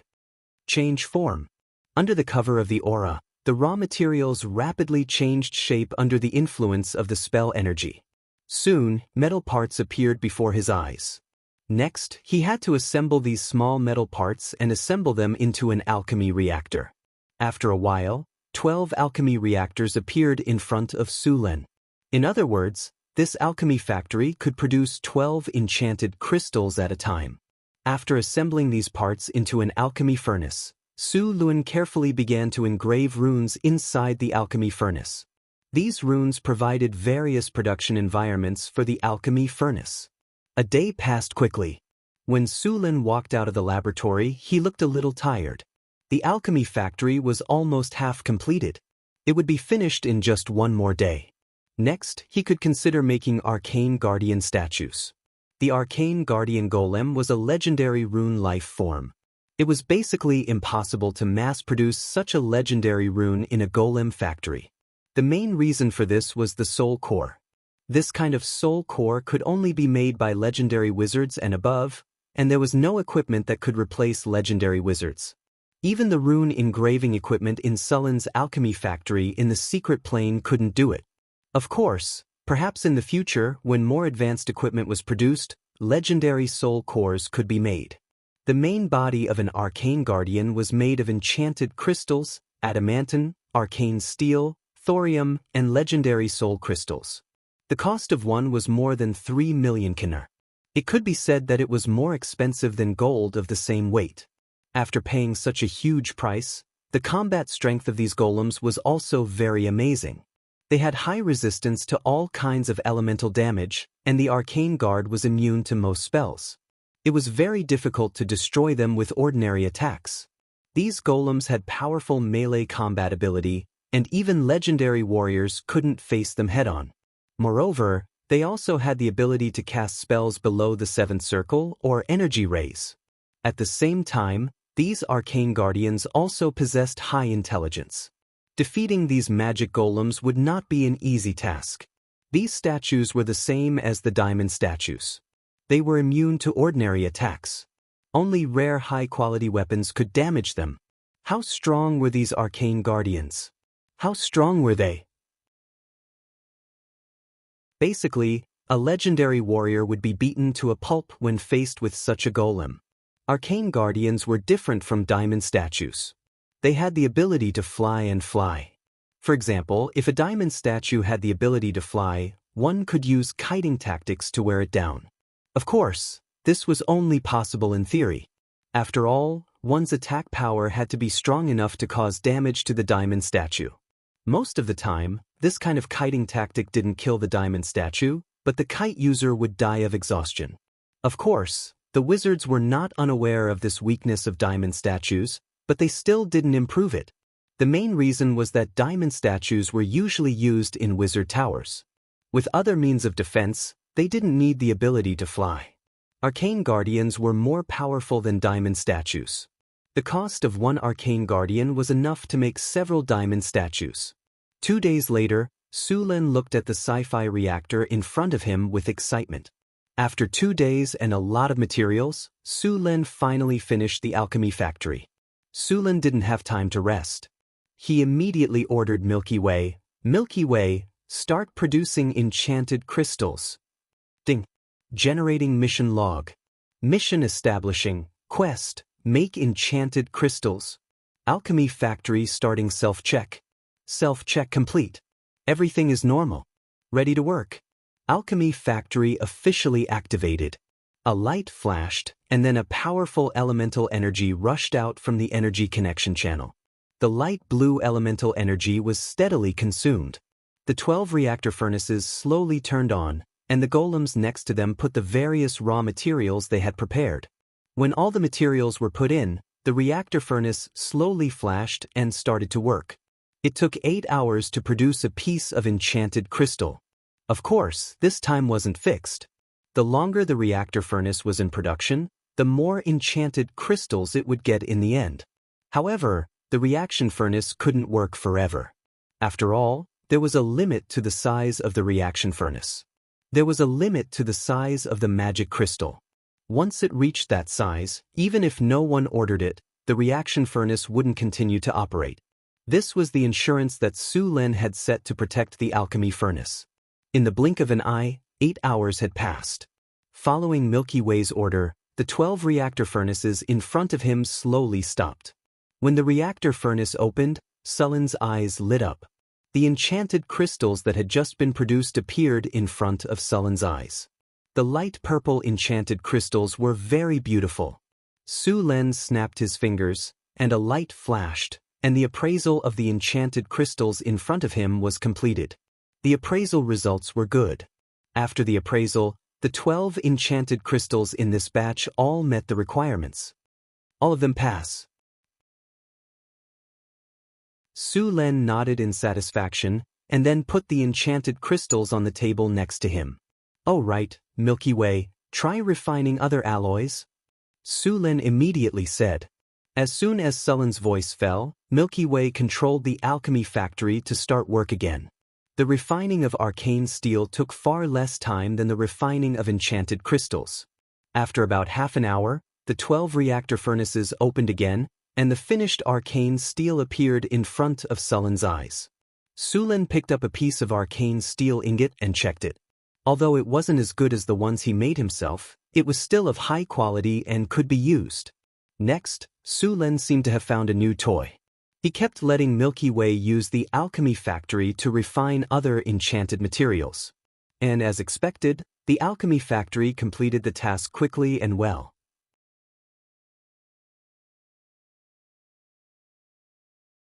Chapter 639. The early morning mist gradually dissipated, and the first rays of the morning sun shone on the northern city. This pearl of the north became very busy. Outside the city, the giant dragon bone water wheel kept turning, and the clear river water watered the newly planted farmland outside the city. Just half a month ago, the northern city had a big harvest again. Now, the main food crop in the northern city was no longer potatoes. In addition to potatoes, wheat, barley, soybeans, and other crops were widely planted here. There were also a lot of oats and corn. However, even if the planting area of potatoes was reduced, the yield of potatoes was still the highest. The land in the northern city was originally quite fertile, and with an abundant water source, the yield of food was quite good. More importantly, after the harvest altar, the land in the northern city became very fertile. It could almost be said that there were no pests or diseases. Therefore, although it was in the north, the yield of food here was enough to supply the entire Northwind Principality and the northern provinces of the Kingdom of Florence. Although the commoners here still ate potatoes as their staple food, they could still eat white bread once or twice a month. They could even occasionally buy a few fish to satisfy their cravings. This was completely unimaginable in other places. One had to know that in other countries, it was already a luxury for commoners to be able to eat black bread for every meal, let alone white bread and grilled fish. After a few years of development, Northern Town City was very rich in resources. With the addition of the centaurs, there were a lot of cows and horses in Northern Town City. Meat was also very plentiful in the market, and the price wasn't too expensive. Even commoners could afford it. Many people who came to this city wanted to live here. It could be said that the population of Northern Wind Principality was growing very quickly. After getting up in the morning, Su Lun stretched himself and moved his body. Then he picked up the breakfast prepared by Angela, his personal maid, and ate it. "Master!" Another half-elf maid suddenly came over and said. Su Lin was slightly surprised. "What's wrong? What's the matter?" "Today, I received a message from Madame Hathaway. The star cluster spire in the south wants to communicate with us," Anna said with a standard bow of a court lady. "Also, Madame Chris said that she found a place where monsters were entrenched in the underground world. She also found some special ores there." "Star cluster spire? Special ores? What is the stellar spire doing here?" Su Lin was a little puzzled, but he still nodded and promised to meet them. Compared to the stellar spire, he was more concerned about the special or found in the underground world. Su Lin quickly arrived at the underworld through the teleportation circle. Due to the underworld's environment, a small number of monsters would often appear, so there were always patrols to clean up. When Su Lin arrived, a small group of Tauren guards was already waiting for him. There was a heavy metal box beside the guard. Seeing Su Lin coming over, the guard respectfully opened the box. Su Lin took a look inside and found some gray-looking ores without any luster. Su Lin slightly frowned. There didn't seem to be anything strange about these ores. However, at this moment, Su Lin suddenly sensed a very weak energy fluctuation. Moreover, this energy fluctuation was somewhat familiar. "Is this uranium ore?" Su Lin looked at the ores in front of him with a look of surprise. Although the radiation on it was very weak, he still recognized it. The last time he opened the box, he got some fuel for the elemental furnace from the system. The energy fluctuation in it was very similar to these ores. "Sorry, Your Majesty, the master didn't tell us what this ore is." The Tauren shook his head in confusion. Su Lin didn't pay attention to him. He reached out and picked up the ore, then used identification on the ore. Soon, the identification result appeared in front of him. It was indeed uranium ore, but the content of uranium was very low. The raw material for the elemental furnace. "It seems that my luck is really good." Su Lin thought for a moment. It was difficult to use elemental fuel of this concentration directly, but he could slowly purify it in the future. Isolate this mining area, and let people explore the reserves of the mine as soon as possible. After explaining the matters of the mine, Su Lin left the underground mining area and went to the Northwind Spire. Northern Citadel was now very prosperous. The manager of the city was Karina. Su Lin just realized that this drow was actually a management expert.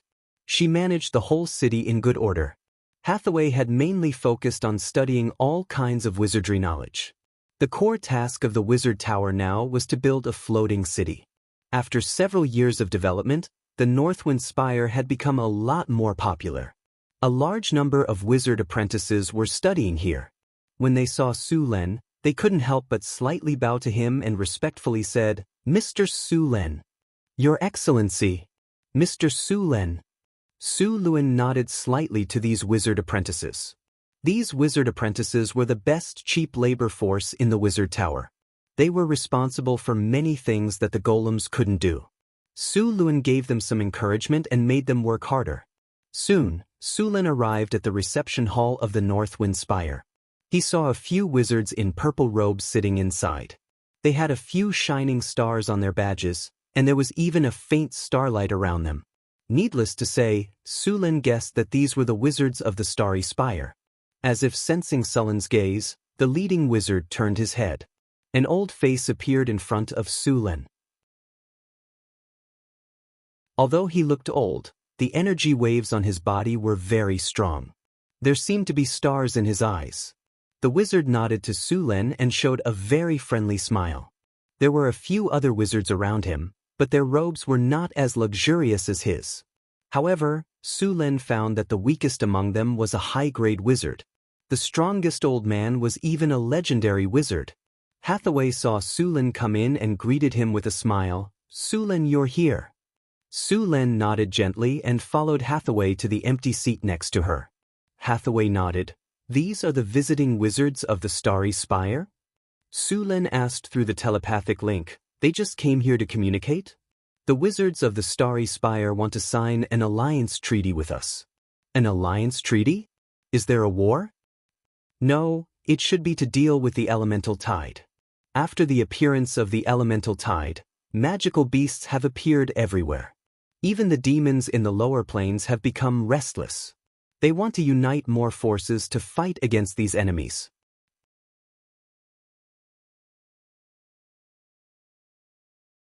Chapter 640. In the hall, almost all the wizards of the North Wind Tower were there, including Hathaway, Alex Su-Len, Wizard Lorraine, and Wizard Andre. Although there were not many of them, their quality was much better. With the help of sufficient resources in Northtown City, these two wizards had also been promoted to Grade 4, but they still had a long way to go before they could become legendary. Legendary wizards could not be made by piling up resources. On the opposite side of the long table were the wizards of the Star Cluster Tower. These wizards of the Star Cluster Tower were surrounded by strange starlight, which should be the effect of their special meditation method. Su-Len sat on the main seat, looked around, and said in a deep voice, "Now that everyone is here, let's start the formal meeting. You have all come from afar. As the master of the North Wind Tower, I welcome you to come for an exchange." "Thank you, Master Su-Len, for your warm hospitality." Wizard Victor said with a smile, "We came here for two purposes. One is to exchange some knowledge with the North Wind Tower, and the other is to form an alliance with the North Wind Tower. I think you have already felt that the power of the elemental tide is getting stronger and stronger. We estimate that it will reach its peak in the next 1 or 2 years, and then it will continue for 100 or 200 years, and then the elemental tide will gradually decline again. And during this period of time when the elemental tide is rapidly rising, it can be said to be the most dangerous period.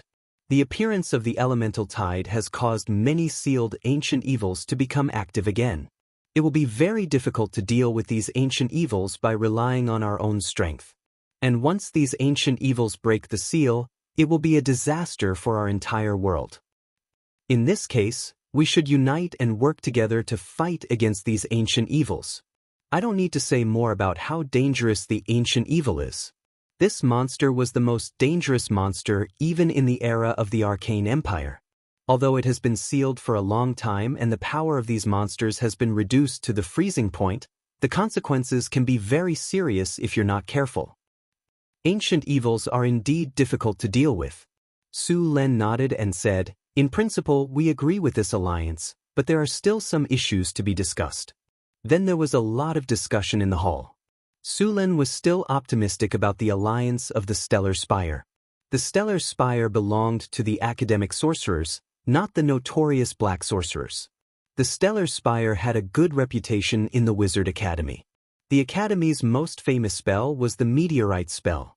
It was a powerful spell that could directly summon a meteorite from the astral plane to attack. This spell could easily destroy a city. They were proficient in astrology, divination, evocation, and so on. His combat strength was still very strong. If they were black wizards, Su-Len would not sit here with them at all. Black wizards believed in the law of the jungle and survival of the fittest. Su-Len did not trust them to sign an alliance agreement with them and guard against backstabbing by these black wizards. Next, the two sides began to discuss some specific details, mainly about the things that both sides needed to pay and the benefits that they would receive. It stipulated that both sides would not invade each other, and the two academies could trade with each other. During the trade, they would receive more favorable terms than others. If one side was attacked, they would need to send people to help. After some discussion, the two sides finally reached a cooperation agreement. Next, both sides signed the alliance agreement. The Northern Wind Spire and the Stellar Spire became allies. Since the agreement has been signed, let's give the Northern Wind Spire a greeting gift. Wizard Victor let out a long sigh of relief after seeing the agreement was signed. Greeting gift? Su-Len was a little curious. Wizard Victor smiled and signaled to a wizard next to him. Afterward, that wizard gently waved his hand, and a ray of light flashed on his body. Afterward, a large amount of light quickly gathered into a 3D map that appeared on top of the hall. This 3D map is an ancient map collected by the Stellar Spire. It recorded the location of some ancient monsters that were sealed in the ancient times. Victor pointed at the map and explained to Su Lin and the others. This also includes the northern wasteland. Now, we are showing the location of one of the ancient monsters that was sealed in the northern wasteland. Everyone, please take a look.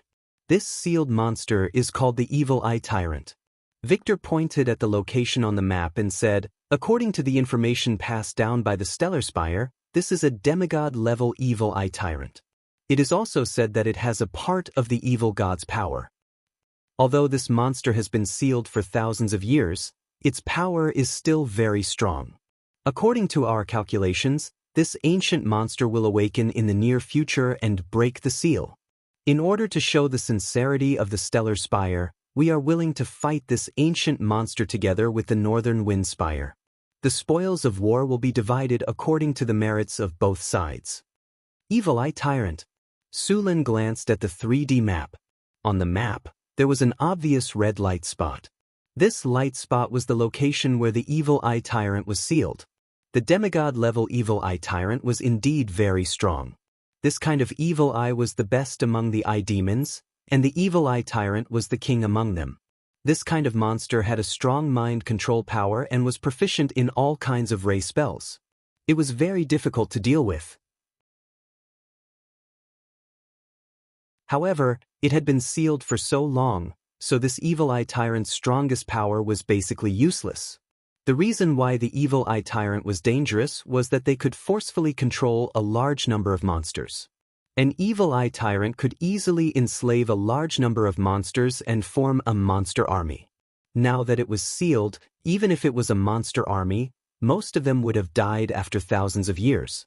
The current Evil Eye Tyrant was a general without an army. As long as one was careful, it would not be difficult to deal with it. Thank you very much for your information. I will send people to investigate as soon as possible. If there is really an Evil Eye Tyrant there, I will deal with it immediately. Su Lin said confidently. All right, if you encounter any difficulties, please ask us for help at any time. Victor nodded and said.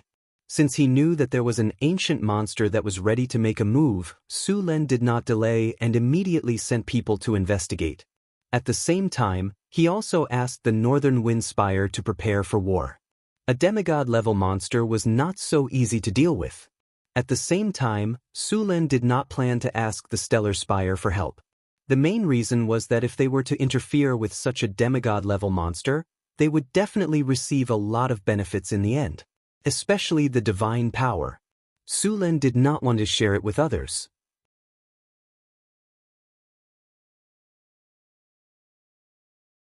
Chapter 641. All right. Victor wasn't surprised when he heard that Su Lin was going to deal with the Evil Eye Tyrant himself. After all, there were at least 3 legendary wizards in front of him. After the discussion ended, Su Lin left the hall. The wizards of the Stellar Spire were arranged to rest in the city. These wizards of the Stellar Spire were going to stay in the Northern Wind Spire for a while. Both sides were going to take some time out from tomorrow to exchange knowledge. Su Lin was very interested in the knowledge of the Stellar Spire. After all, a wizard school with a legendary wizard in charge and thousands of years of heritage must have accumulated incredible knowledge, such as spells like Meteorite. It wasn't easy to obtain legendary spells. Many wizard organizations regarded these spells as important assets. Because legendary spells were very destructive, some wizard organizations even came up with a treaty to prevent the spread of large-scale destructive spells. The treaty required wizard organizations or individuals who had mastered large-scale destructive spells to not transfer or exchange their knowledge with other wizard organizations or individuals in any form. This included, but was not limited to, directly or indirectly learning these spells from other organizations or individuals. The Druids were very supportive of this treaty. After all, these powerful spells were very destructive to nature. Many wizard organizations joined this treaty, but there were also some that didn't. However, because of these wizard organizations, the difficulty of obtaining legendary spells skyrocketed. These wizard organizations used the knowledge of legendary spells as bait to attract wandering legendary wizards or wizards who didn't have any heritage to join them. For this organization, the Northern Wind Spire was at a disadvantage. It made it very difficult for Su Lin and Hathaway to exchange legendary spells. Fortunately, Hathaway's previous school also had some legendary spells. Otherwise, after becoming a legendary wizard, Hathaway wouldn't even know any legendary spells.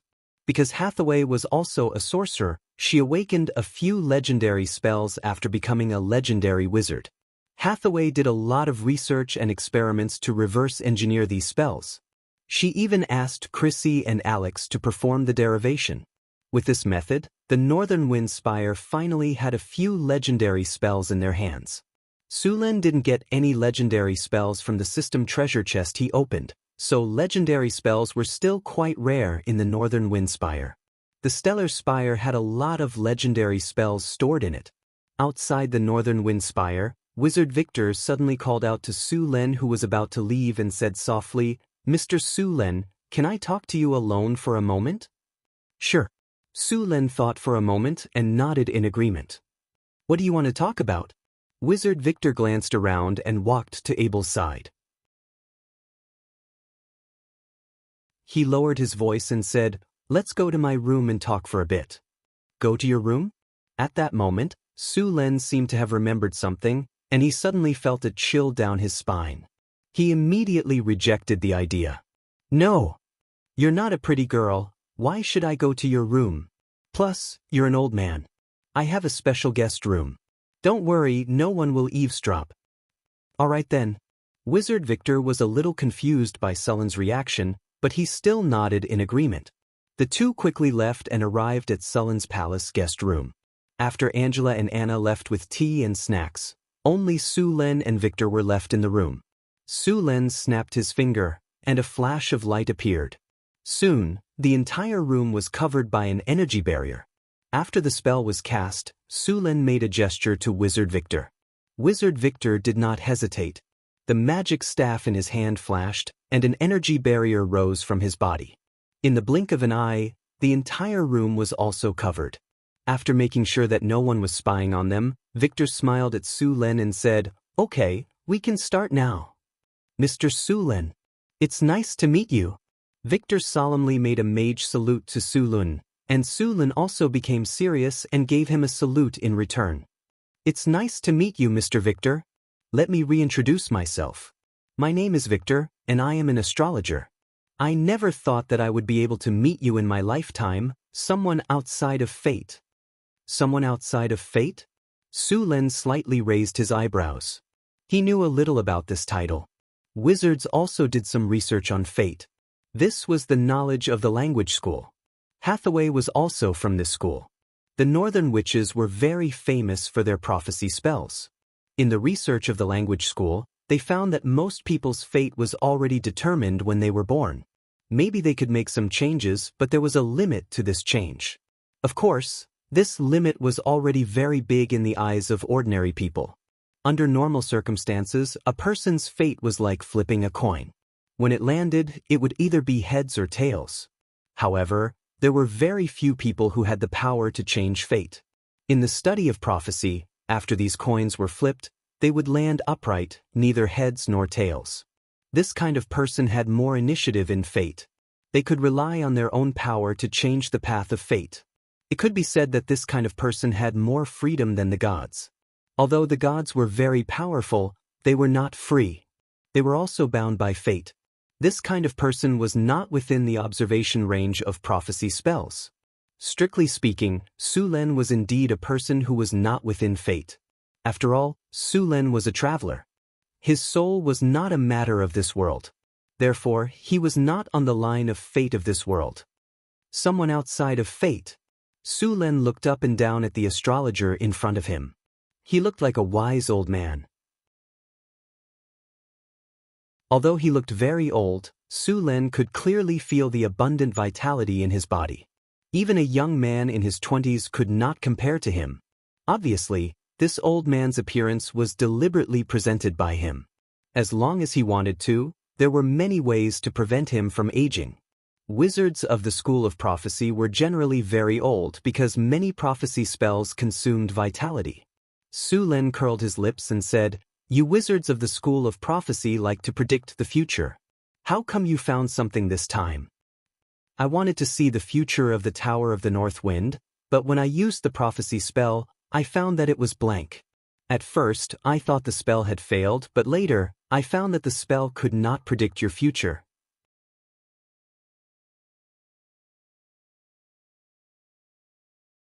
Chapter 642.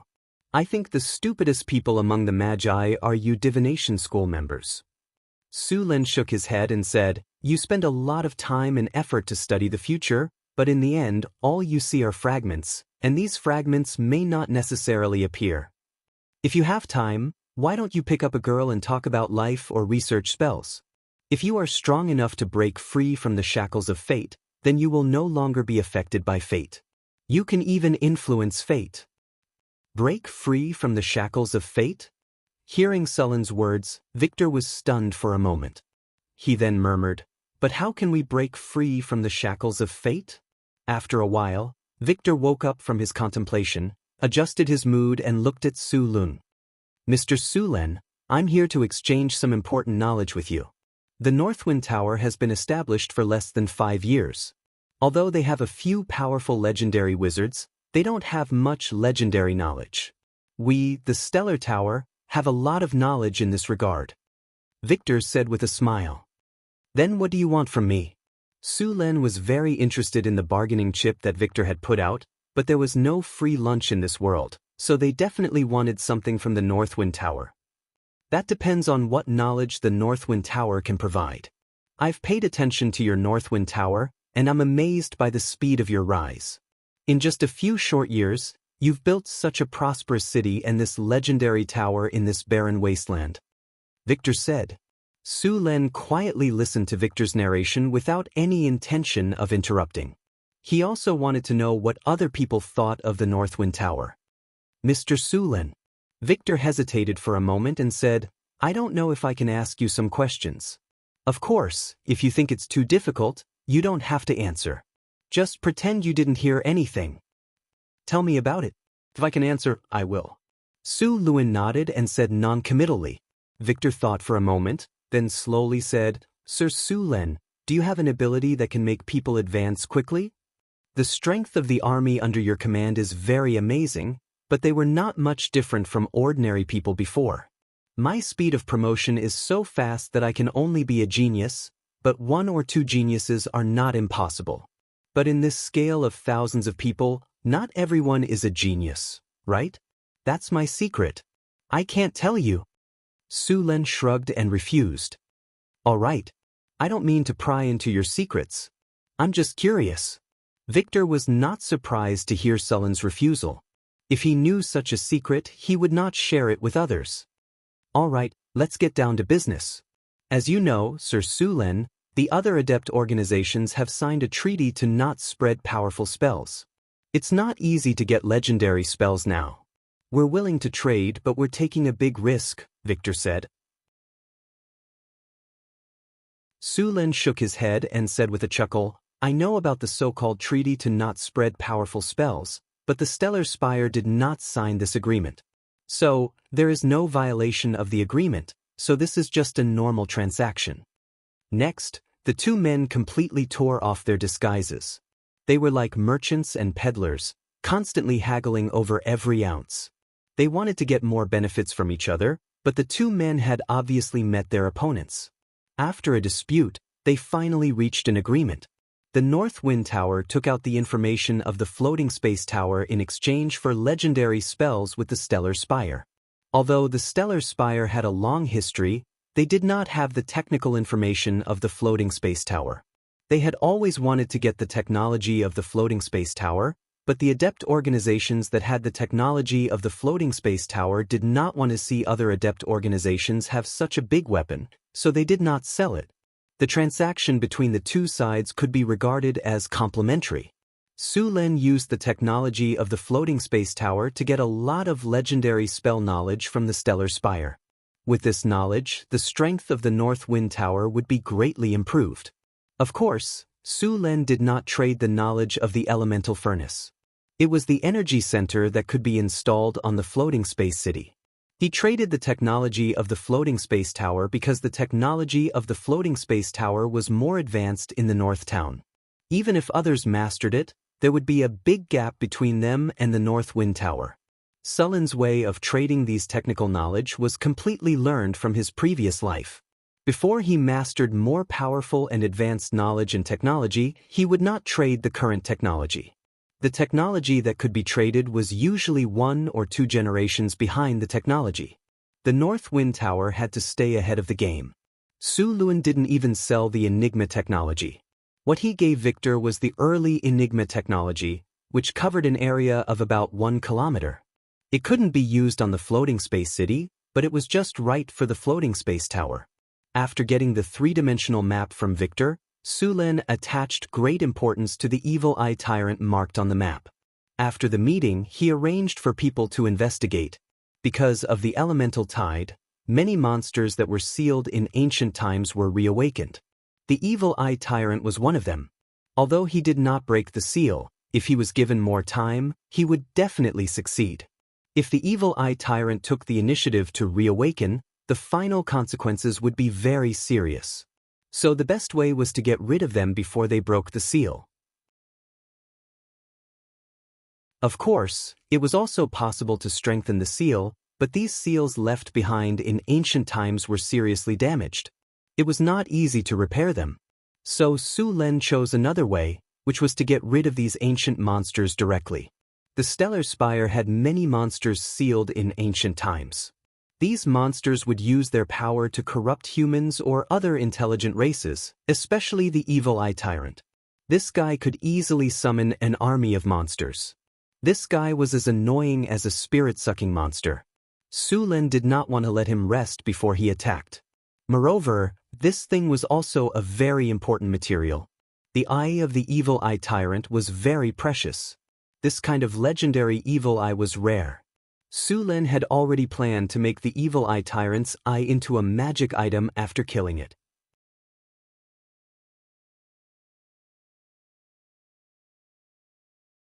Chapter 643.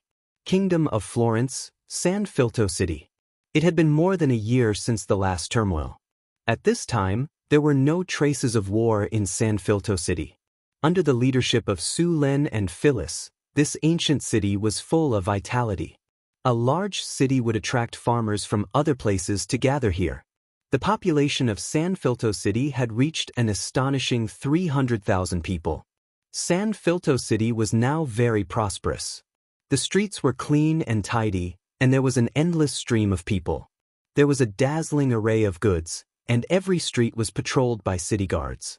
In addition, the gangs and other underworld forces of the past had all been eliminated. The security of the city was very good. Phyllis was very satisfied with the current San Filto City. Night fell. Queen Phyllis returned to the palace.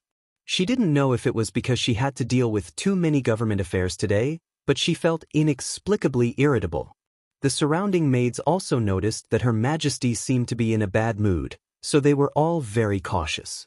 They were afraid that something wrong would make Her Majesty angry. Seeing that it was still early, Phyllis didn't go back to rest. Instead, she went to the training ground.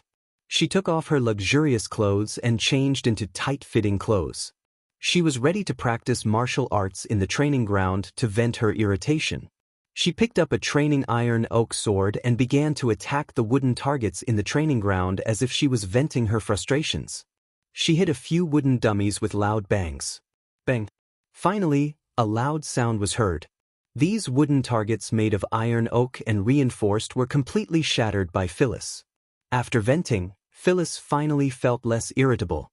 However, this was only temporary.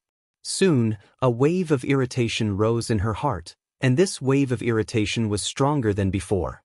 If this happened in Northern Town, she would ask Hathaway for the reason. Now, she wanted to try to solve it by herself. Soon, Phyllis came to the bathroom in the palace. The clear spring water made people feel a chill. As soon as she came here, she wanted to jump in and have a swim. Phyllis immediately prepared to take off her clothes. Slash! There was a sound of cloth tearing. Because she was too anxious, Phyllis used too much strength and tore her clothes. Since it was already ruined, Phyllis simply tore it apart and appeared naked in the room. The next second, Phyllis jumped into the water like a mermaid. Crash! Phyllis swam quickly in the cool spring water. The coolness of the spring water dispelled the heat in her body, but soon, an even stronger heat rose in her heart. What's going on? Why is it so hot? Phyllis emerged from the pool. Her jade-white skin had become rosy, and even the spring water on her body was emitting wisps of steam. Looking at her reflection in the pool, Phyllis knew that something was wrong with her body. At the same time, she felt as if something was stuck in her throat. She wanted to sneeze but couldn't. That feeling was unbearable. Phyllis raised her hand and rubbed her fair neck. She felt as if there were countless worms crawling in her throat. Finally, the discomfort seemed to have reached a critical point. Phyllis finally sneezed out. A flame more than 3 feet long was spat out from her mouth. Ah! The sudden appearance of the flame directly scared Phyllis.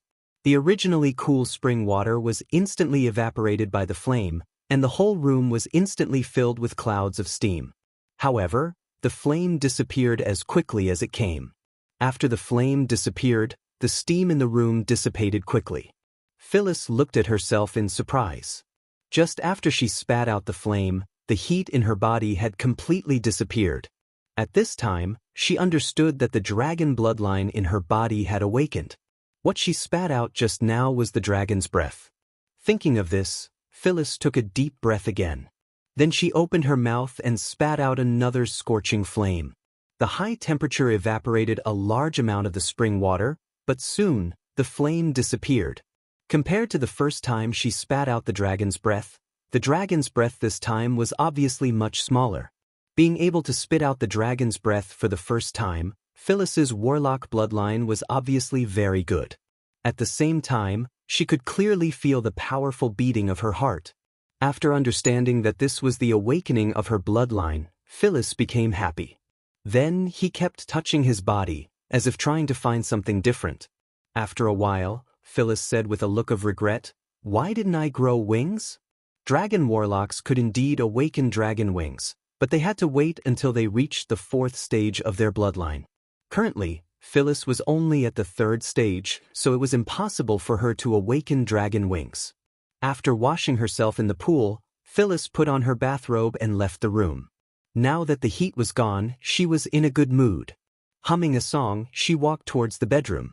However, when she opened the door, she accidentally broke the brass handle of the door with a crack. My strength increased again? Looking at the broken door handle in her hand, Phyllis was a little dumbfounded, but soon became excited. She put a little force in her hand and left a few clear finger marks on the bronze door handle.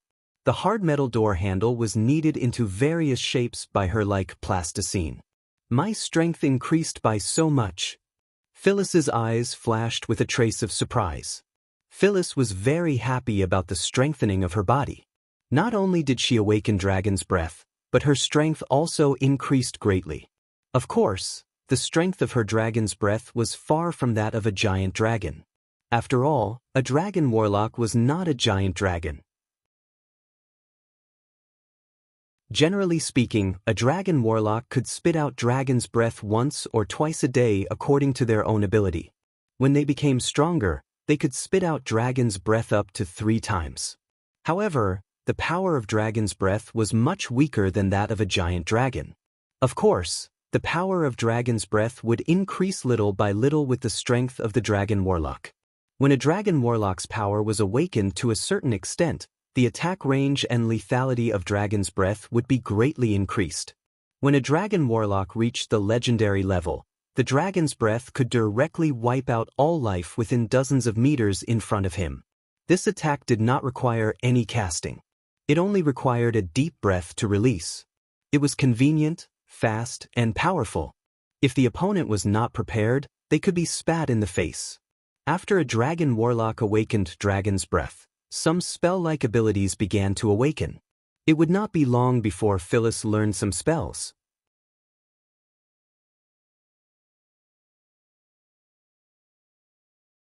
Chapter 644. When Phyllis awakened her dragon breath, the scouting team Su Len sent out came back with some news. There were indeed some problems with the ancient ruin that Wizard Victor gave him.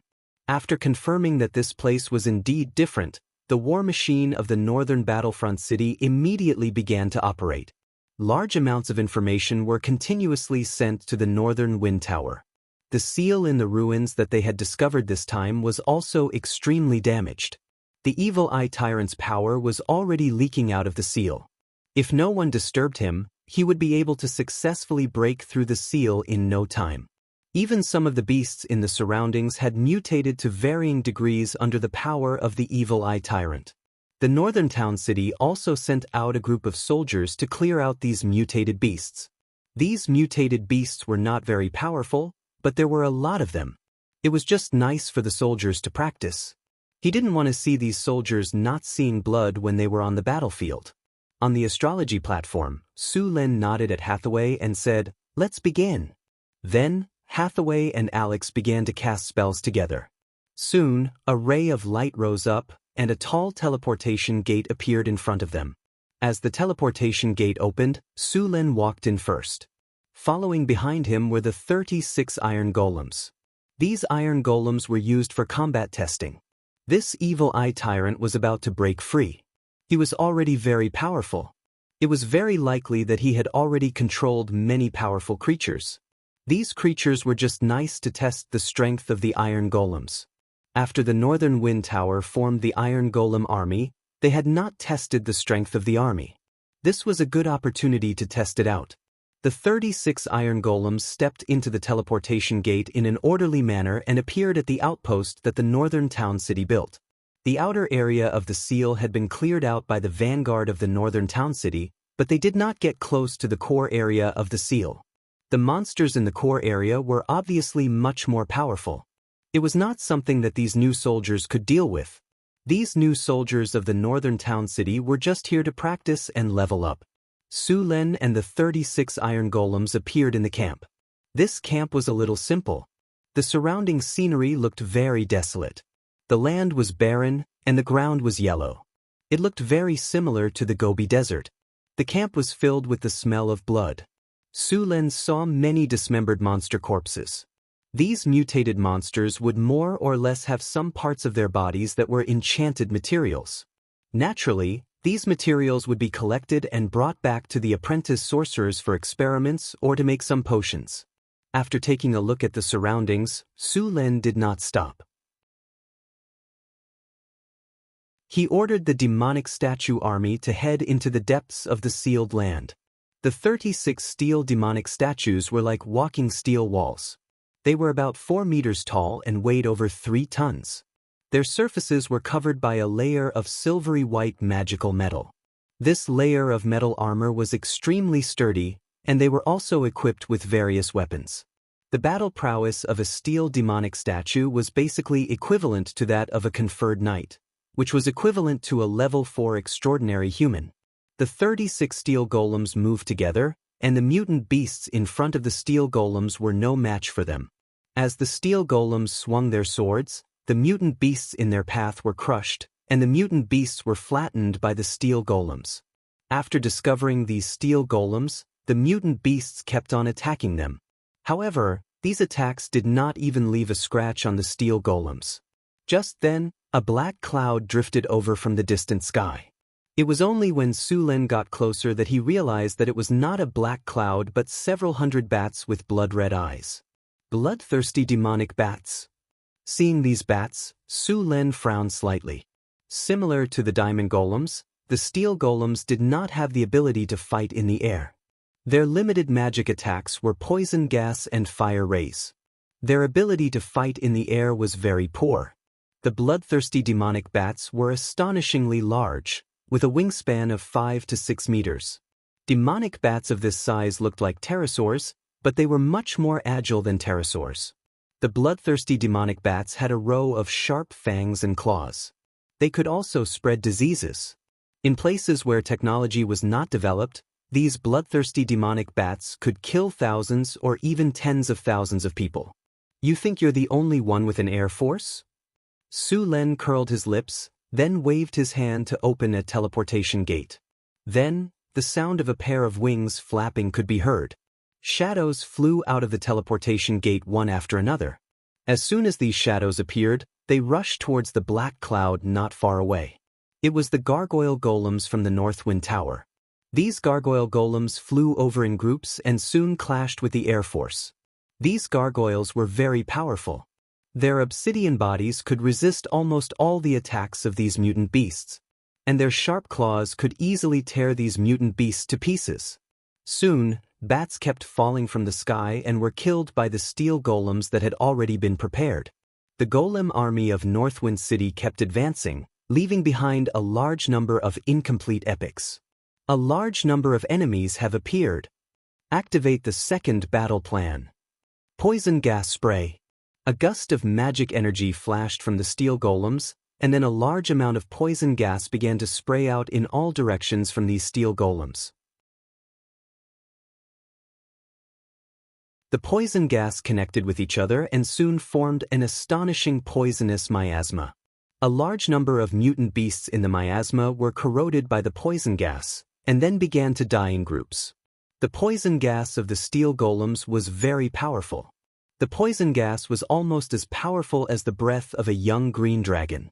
The terrible death gas covered a large area of the battlefield, and groups of mutant beasts kept dying. The effect of this poisonous gas was very good. The strength of this poisonous gas was very good. Even those powerful warriors would not be able to move around here for a long time. Sulin followed the golem army and advanced. Next to him, there was a steel golem that was collecting all kinds of data. This steel golem was a clone of the tower spirit, Milky Way. The main body of the tower spirit could not leave the wizard tower, so part of its power was added to the steel golem and used it to collect information. After the information was collected, it would be gathered and sent to the tower spirit one. Then the data would be sorted out, and the weaknesses would be improved. This time, the gargoyle golems and the steel golems worked together to obtain a lot of information. The tower spirit, Milky Way, also began to simulate the battle, using this method to quickly strengthen the golem army.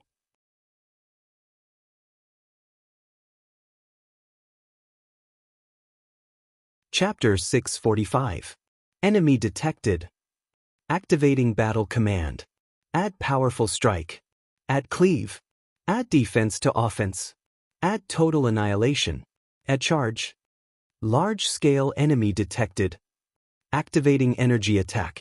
The steel golems raised their arms one after another.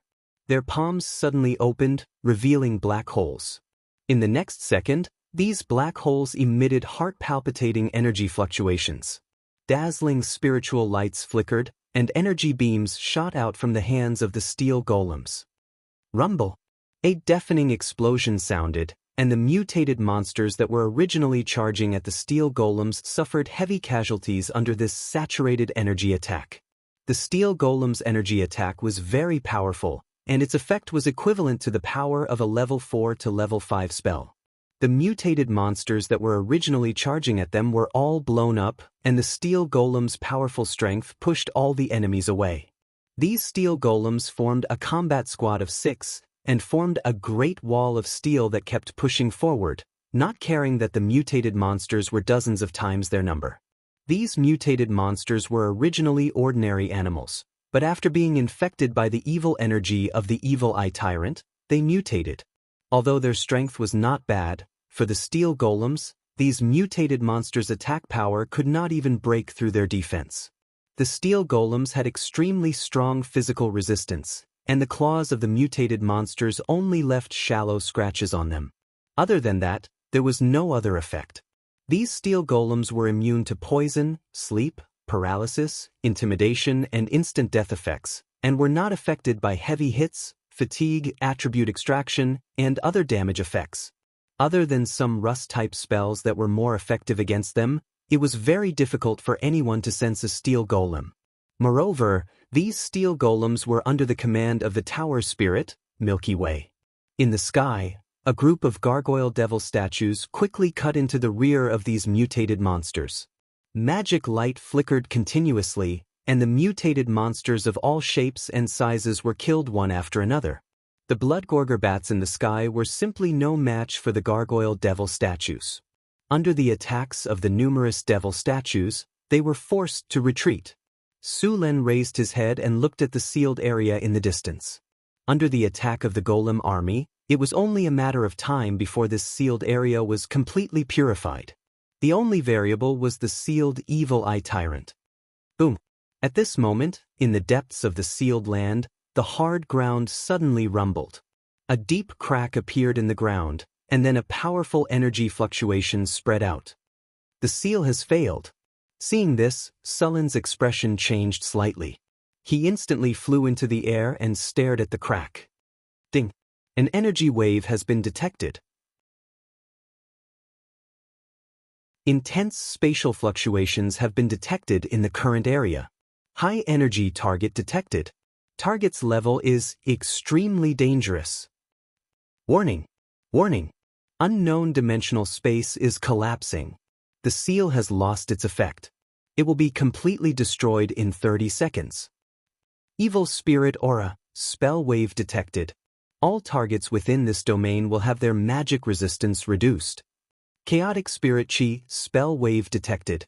Within the range of this domain, all negative magic immunity will be reduced. Material Radiation detected. Within the range of this domain, the life force of living beings will be drained at an accelerated rate. Mind Control, Interference Force Field detected. Mind Corruption, Interference Force Field detected. Evil Energy Force Field detected. Ancient Evil, S-Energy Fluctuation detected. Target is Demigod, Ancient Evil. As the Tower Spirit his sharp alarm sounded, a spatial crack appeared on the original land. Then, the entire battlefield suddenly quietened down. Then, a thin figure squeezed out from the crack. As this figure appeared, the spatial crack behind him began to collapse. A terrifying spiritual fluctuation instantly enveloped this place, and the source of all this was the Evil Eye Tyrant. As soon as the Evil Eye Tyrant appeared, its terrifying aura spread out along with its domain. The entire battlefield was under its influence. This demigod-level Evil Eye Tyrant was indeed very powerful. Those mutated monsters became very fearful under its aura, but it didn't affect the others at all. Other than Sulin, the rest of the people on the battlefield were all golem puppets. These golem puppets were immune to all mind magic, spirit magic, and aura domain of the Evil Eye Tyrant. It could be said that these abilities of his were completely useless. As for Sulin, he activated his lightning domain and directly repelled the Evil Eye Tyrant's domain. If it was a normal human or magus, in such a terrifying evil domain, there was also the possibility of a mind attack that could appear anytime and anywhere. Normal magi would not be able to withstand this level of attack at all. They would all feel dizzy, and some would even directly interrupt their spells and cause a magic backlash. The chaotic consciousness would constantly disturb them, provoking their negative emotions. This was the Evil Eye Tyrant's specialty. Facing an enemy of this level, the human wave tactic had long lost its effect. Only magi of the same level could fight against it. Normal magi would all die no matter how many of them came. They might even be directly controlled by the Evil Eye Tyrant. This was also the reason why Sulin only brought golem puppets to fight when he knew that the Evil Eye Tyrant was sealed this time. Although Hathaway and Alex could resist the power of this domain, they were not of much use here. Many crazy and violent thoughts kept appearing in Sullen's mind. These thoughts were constantly disturbing his mind. Sulin frowned slightly. Although these thoughts could not shake his mind, they were like toads lying on the back of his feet. They were not very harmful, but they were extremely humiliating. Damned fellow, get out of my mind. Sulin roared angrily. After that, a powerful magic wave instantly exploded from his body. Rumble! Dazzling lightning descended from the sky. The lightning flashed across the sky. After the Evil Eye Tyrant appeared, the battlefield that was originally shrouded in negative energy was instantly broken apart by the power of countless lightning bolts. A blood-curdling scream could be heard. Powerful lightning bolts swept across, and countless lightning bolts instantly struck the Evil Eye Tyrant. The Evil Eye Tyrant that had just escaped was instantly surrounded by hundreds of lightning bolts. The negative energy that was originally entangled around its body was constantly being worn down. The mind defense only lasted for a few moments before it was completely shattered.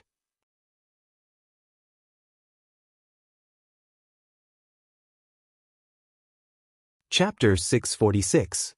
Other than their ability to corrode, the most troublesome thing about these ancient evils was their tenacious life force. They had been sealed for thousands of years, but they still managed to survive. And when the elemental tide arrived, they broke the seal again. Although it was hit by hundreds of lightning bolts, the evil eye tyrant didn't suffer any serious injuries. As an evil energy exploded from its body, the evil eye tyrant instantly broke free from the lightning attacks. Without the lightning and evil energy surrounding it, the evil eye tyrant finally revealed its true appearance. It was a monster that struck fear in people's hearts. Its skinny body gave off a strange feeling. There was a huge eye on its head, and there were dozens of eye stalks around the eye like the tentacles of an octopus. At the end of the eye stalks, there were many terrifying eyes. The pupils of these eyes flickered with a dim red light. All of the eyes were staring at Sulin. The surrounding mutated monsters had already entered a frenzied state.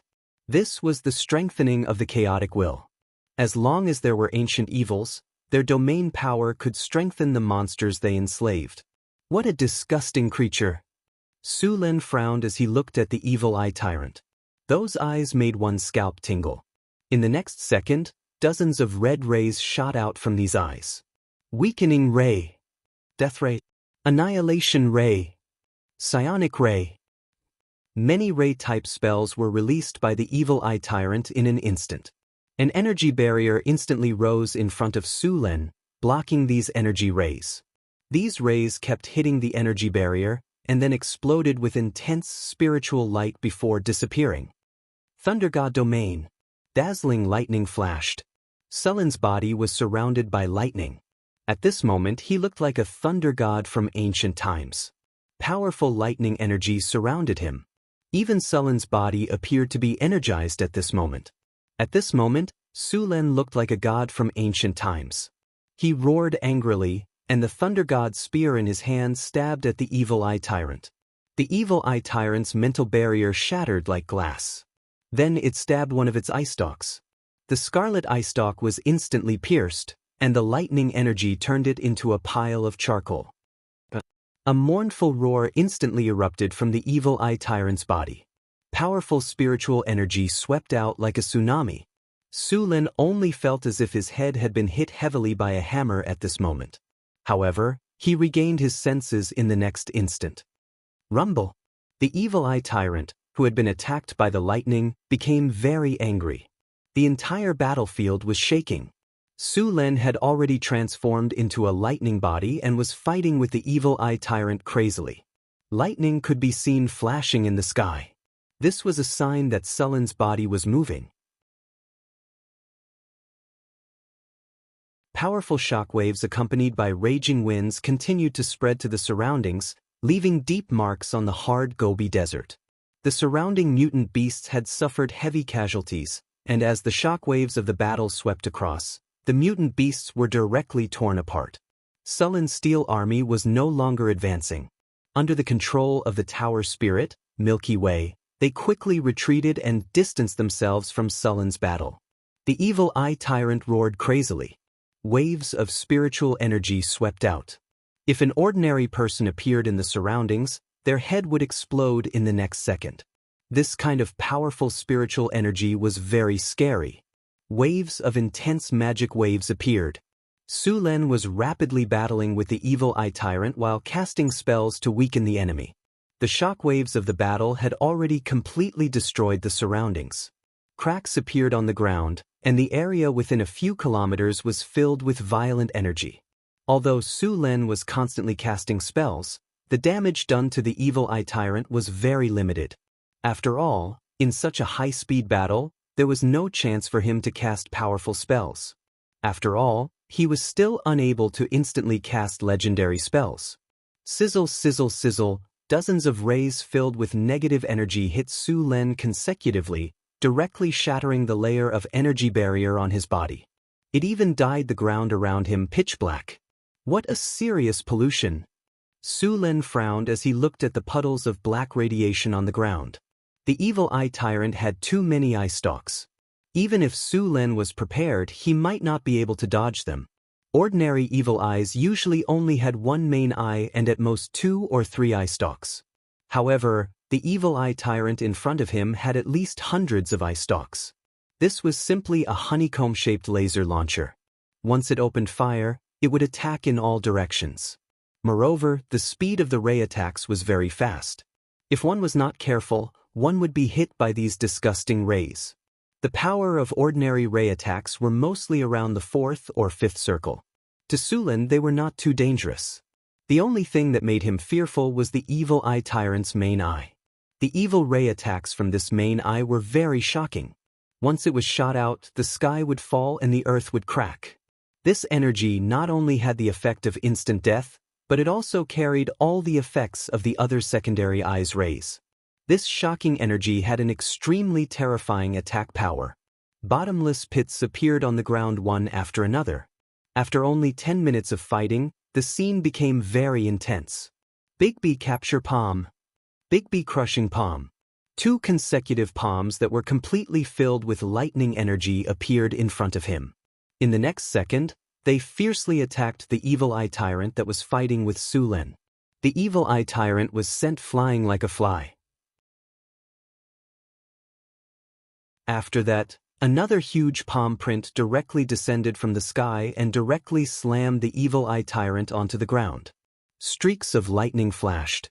The evil eye tyrant was stunned by the attack just now. Its body was lifted up and stunned. Dazzling lightning flashed. Ball of destruction. Accompanied by the appearance of a terrifying ball of energy, the evil eye tyrant finally broke free from the power of lightning. However, before it could recover, another ball of lightning fiercely struck it. The evil eye tyrant, who was suppressed and beaten up, was furious. Hundreds of rays once again exploded from the evil eye tyrant's body. The entire battlefield was filled with traces left behind by the battle. Strong acid, fire, ice, weakness, poison. All kinds of energy rays continuously exploded. Lightning spear. Accompanied by the appearance of a powerful lightning energy, the evil eye tyrant seemed to have realized the danger at this moment. Its body kept flashing as it tried to dodge this attack. However, it had already been locked onto by sullen soul. It was completely unable to dodge. With a loud bang, it was hit fiercely.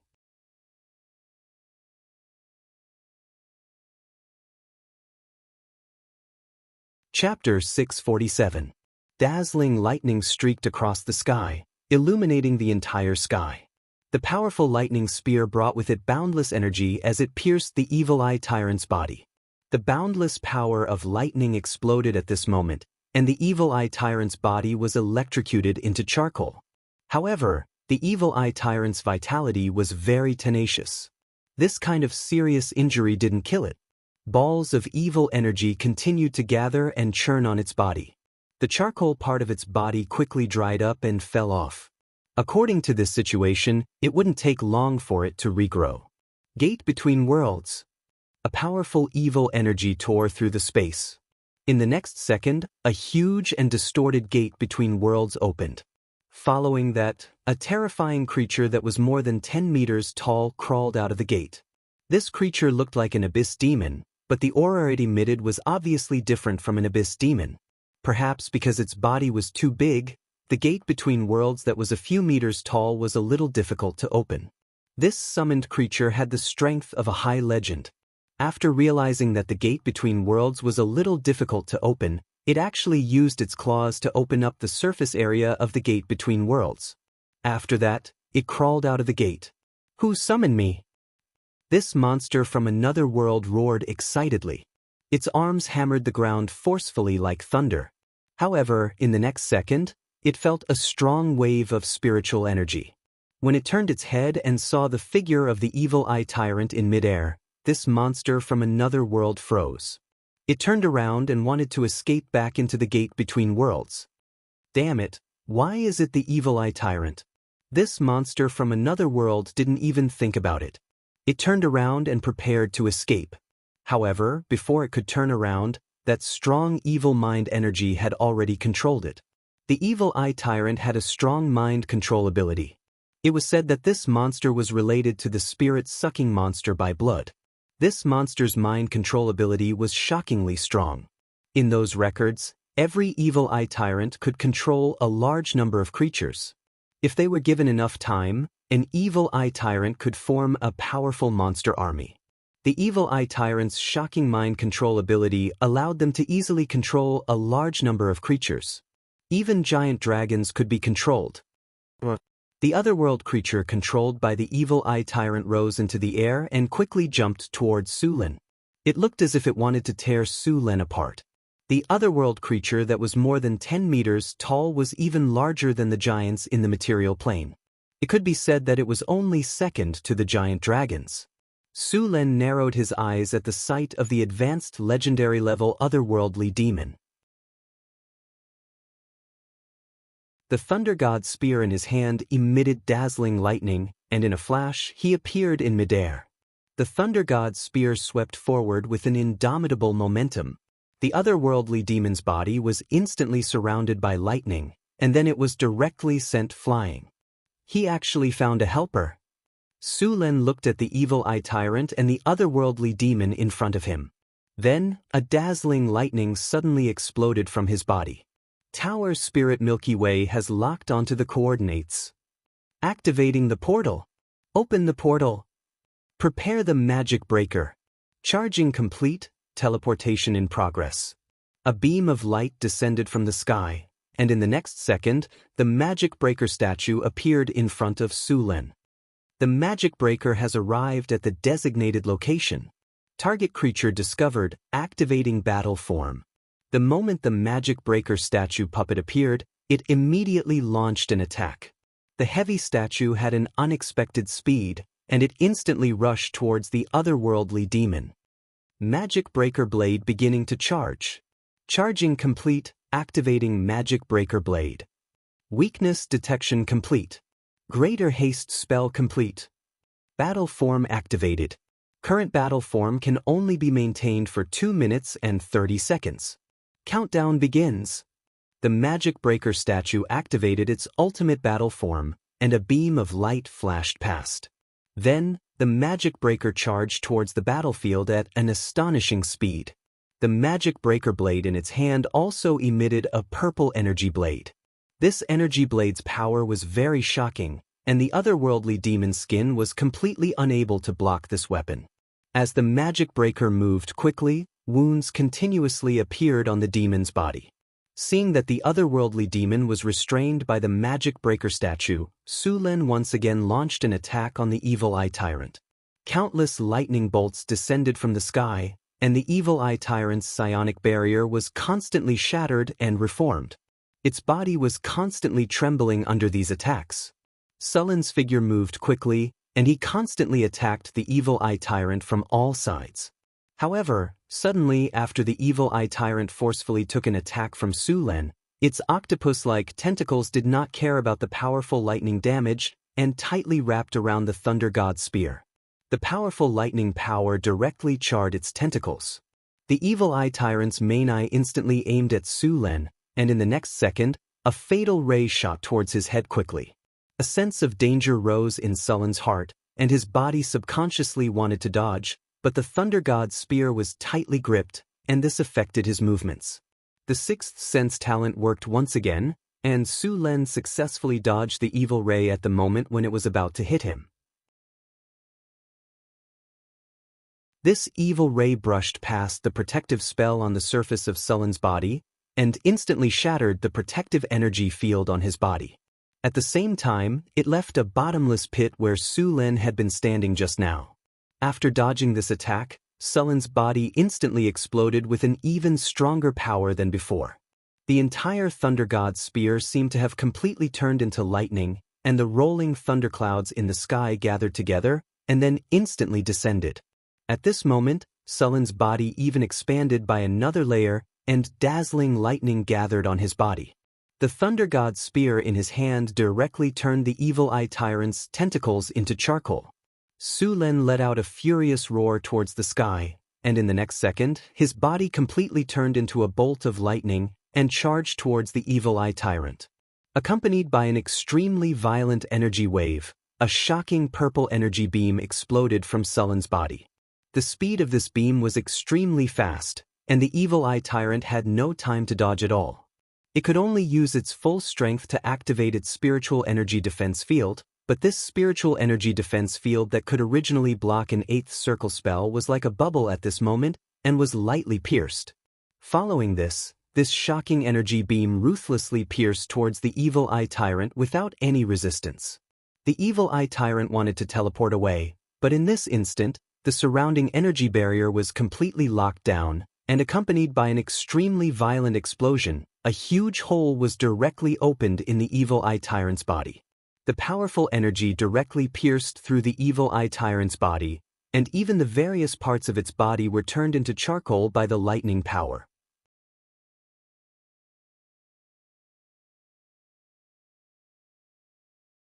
Chapter 648. Rumble. A huge explosion could be heard. Sullen's fatal attack had an energy level that completely exceeded the range of a level 9 spell. It had reached a shocking level 10, or even higher. The evil eye tyrant that took Sullen's full force attack immediately entered a state of near death. More than half of its body was damaged by this attack, but the huge eye on its head didn't receive any damage. Su Len deliberately avoided that area when he attacked. The evil eye tyrant was very powerful. The most valuable part of its body was its eye. Su Len didn't want to spend so much effort to kill this thing and not get any benefits. Su Len didn't give the evil eye tyrant time to recover. After completing that shocking attack, he didn't care about the feeling of emptiness in his body. The Thunder God's spear in his hand released dazzling lightning and directly destroyed the evil eye tyrant's body. After killing this evil eye tyrant, Su Len also heaved a sigh of relief. A sense of powerlessness rose in his body. This was because he had used too much energy in a short period of time, which caused him to be exhausted. With his powerful physique, he could quickly recover. After Su Len successfully killed the evil eye tyrant, the battle of the magic breaker at the side also came to an end. The magic breaker that had activated the magic breaker blade could only fight for 150 seconds. In this short 150 seconds, the magic breaker's power was completely released. Following a dazzling flash of light, the magic breaker swept across its body at an astonishing speed. The otherworldly demon's huge body instantly stiffened on the spot. In the next second, its hideous head slid down. The otherworldly demon's tall body crashed onto the ground, and smelly blood spurted out. After completing the killing, the magic breaker statue slowly stopped. The magic breaker blade's light dissipated, and the magic construct statue's light also slowly disappeared. It returned to its normal state. Su Len didn't relax. Lightning flashed in his hand again. Soul binding technique. A huge magical gemstone instantly flew up, and a terrifying soul covered in eyes was forcefully pulled out from the evil eye tyrant's corpse. Bolts of lightning turned into chains, and successfully bound this terrifying soul. Then, the soul was slowly dragged into the magical gemstone. The evil eye tyrant realized that the situation was not good.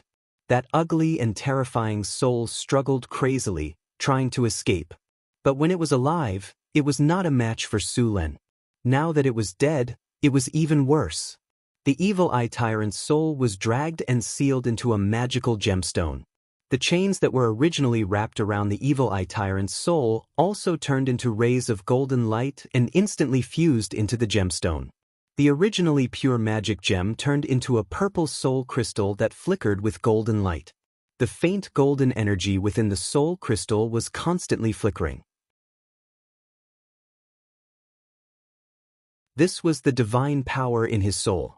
This was also one of his most valuable things. What made Su Len a little regretful was that the otherworldly demon didn't leave behind a soul crystal. The moment it died, its soul would be sent back to its original place according to the rules of the multiverse.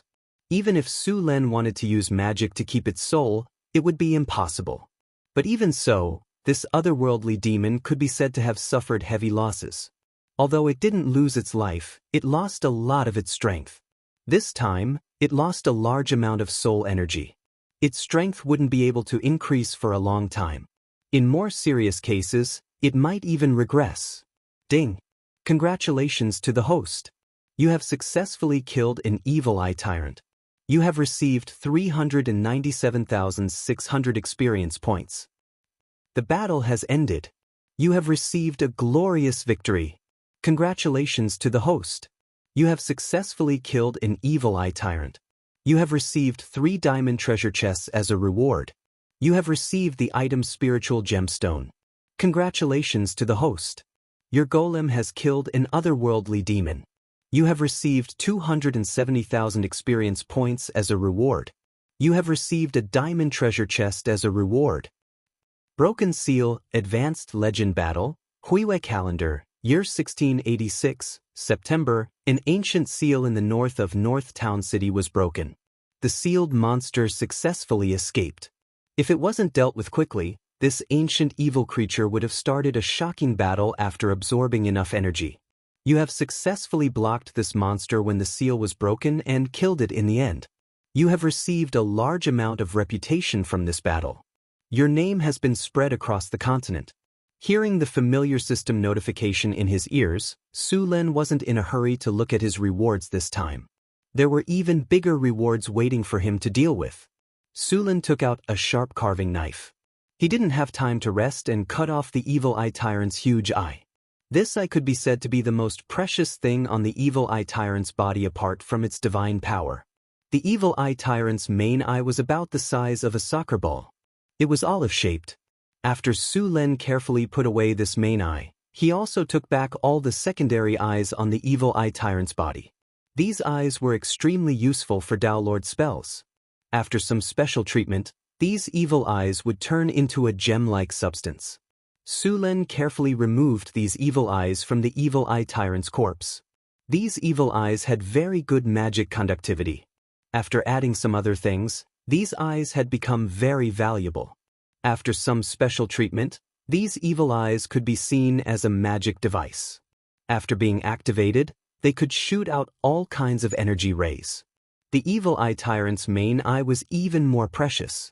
This main eye had many uses. It could be used to make a magic energy shooting device. Because it was made of the main eye, its power was very shocking. After enough energy was replenished, the attack it shot out could reach the power of an 8-ring weapon. If it was installed in a Magus tower, it would be a huge killing machine. Of course, this was only the most basic method. The evil eye's main eye still had many functions that hadn't been used. Another way to use it was to refine this eye into the omniscient eye. This omniscient eye could see through all kinds of illusionary spells, as well as camouflage, invisibility, and so on. It could even be discovered if one was hiding in the shadow world. Countless magi wanted to get one of these omniscient eyes and install it in a Magus tower. This way, they wouldn't have to worry about rogues sneaking in. The omniscient eye could observe everything in a part of the space. Could also launch attacks. This kind of thing could be said to be very precious. Just the materials needed to be legendary. If it were to be sold, the price would be at least a few million kinar. Su Lin planned to make this eye into the omniscient eye and install it in a Magus tower.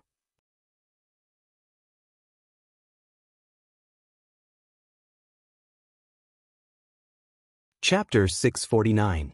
The power of the omniscient eye mainly depended on the quality of the eye.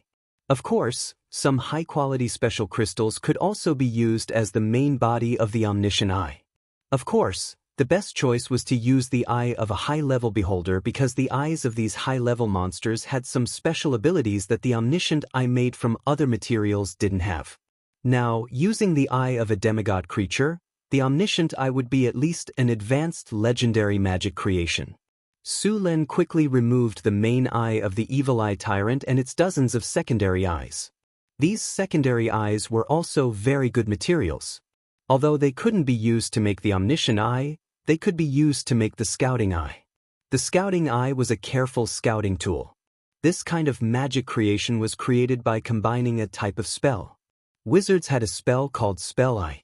They could use this spell to create an eye for scouting. This scouting eye was created by combining the spell. This scouting eye had the ability to become invisible and fly. It could transmit the observed images to the wizard in real time. It was very useful. Many wizards could make some.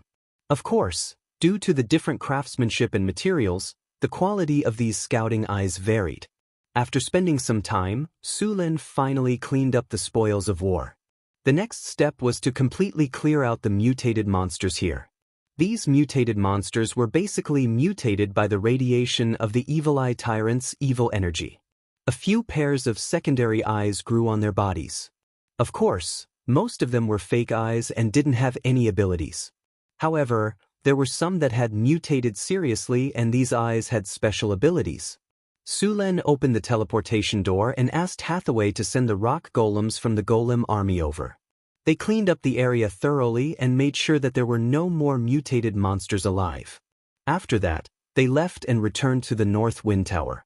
After leaving the cleaning up to the others, Su Lin returned to his room to check out his rewards. After killing the Evil Eye Tyrant and the otherworldly demon, he had obtained a total of 4 diamond treasure chests. Su Lin went to take a shower first. After washing his hands 3 times, he returned to his room and sat down to prepare to open the treasure chests. He opened the storage space and chose to open the treasure chest. A beautiful sound and light effect appeared in front of his eyes, followed by a series of system notifications. Congratulations, host. You have successfully opened the diamond treasure chest. You have obtained the item, the relationship between weather and magic. Congratulations, host. You have successfully opened the diamond treasure chest. You have obtained a high-grade legendary soul crystal. Congratulations, host. You have successfully opened the diamond treasure chest. You have obtained the item, Floating City Blueprint. Congratulations, host. You have successfully opened the diamond treasure chest. You have obtained the item, Principles and Application of Energy. As the light dissipated, 4 items appeared in front of Su Lin. They were 3 magic books and a soul crystal. No one would complain about having too many soul crystals. He put them away and gave them to Hathaway to create high-level magic statues or tower spirits. He then picked up the 3 magic books of different colors. The relationship between weather and magic seemed to be a theoretical book about weather. After reading it briefly, Su Lin realized that this book was not only about the theory of weather, but also the method of using magic to control and change the climate. In other words, if he fully mastered the content of this book, he could try to change the environment and climate. In the era of the Arcane Empire, the great Arcanists had done a lot of things to transform the Bitwall. They had transformed the Abyss Bitwall into a place suitable for human habitation. Although the knowledge in this book did not record how to transform the Abyss, the knowledge in this book was still very precious. It just so happened that Su Lin and Hathaway had opened up a half-bit wall. They could experiment with the knowledge in the half-bit wall. Although this kind of book did not seem to have any lethality, it seemed to be the knowledge of environmental transformation technology. In fact, it was the only way to study weather weapons. Mastering weather weapons could create natural disasters. This kind of power had already appeared in the era of the Arcane Empire. The value of this kind of knowledge was higher than those legendary spells. Su Lin simply flipped through it and carefully put it away. This book would be included in the top knowledge of the Tower of the North Wind. After putting away the book, Su Lin began to look through the remaining 2 books. Blueprint of a Floating Space City was a book about the design and construction of a floating space city. It contained all kinds of knowledge about the construction of a floating space city. In fact, Su Lin thought that this book should be renamed A Step-by-Step Guide to Building a Floating Space City. Of course, Su Lin was exaggerating. After all, the knowledge in this book was still very profound. Legendary wizards basically could not understand it. However, as long as they could learn this knowledge, building a floating space city was still possible. Of course, this also required a huge amount of manpower, material resources, and financial support. After all, a floating space city with a capacity of 5,000 people was completely different from a floating space city with a capacity of 100,000 people. Su Lin was planning to build a floating space city. Now that he had this book, he could start building it. As for the last book, The Principle and Application of Energy, it also made Sullen's eyes light up. This book recorded the theory and information of the operation and application of various spells and energy. Originally, Su Lin thought that it was an academic research book, but after flipping through it, he realized that it was a killer book. For example, it was equivalent to the relationship between nuclear physics and atomic bombs in his previous life. To put it simply, the most famous knowledge in this book was the mana particle railgun. The killer weapon of the North Wind Tower was one of the products of this book. Hathaway and Su Lin spent a lot of effort when making this item. The railgun was an early product. From the appearance of this weapon to the destruction of the Arcane Empire, this mana particle railgun had undergone several generations of updates. The power of the mana particle railgun in the North Town was about the 10th circle according to the calculation of the spell circle. In the most glorious period of the Arcane Empire, the power of the latest generation of mana particle railgun had reached the 12th circle spell level. Of course, even in the era of the Arcane Empire, this level of spell was strictly forbidden to be released in the material plane. Such powerful power would cause very serious damage to the material plane, and the damage might even be irreparable.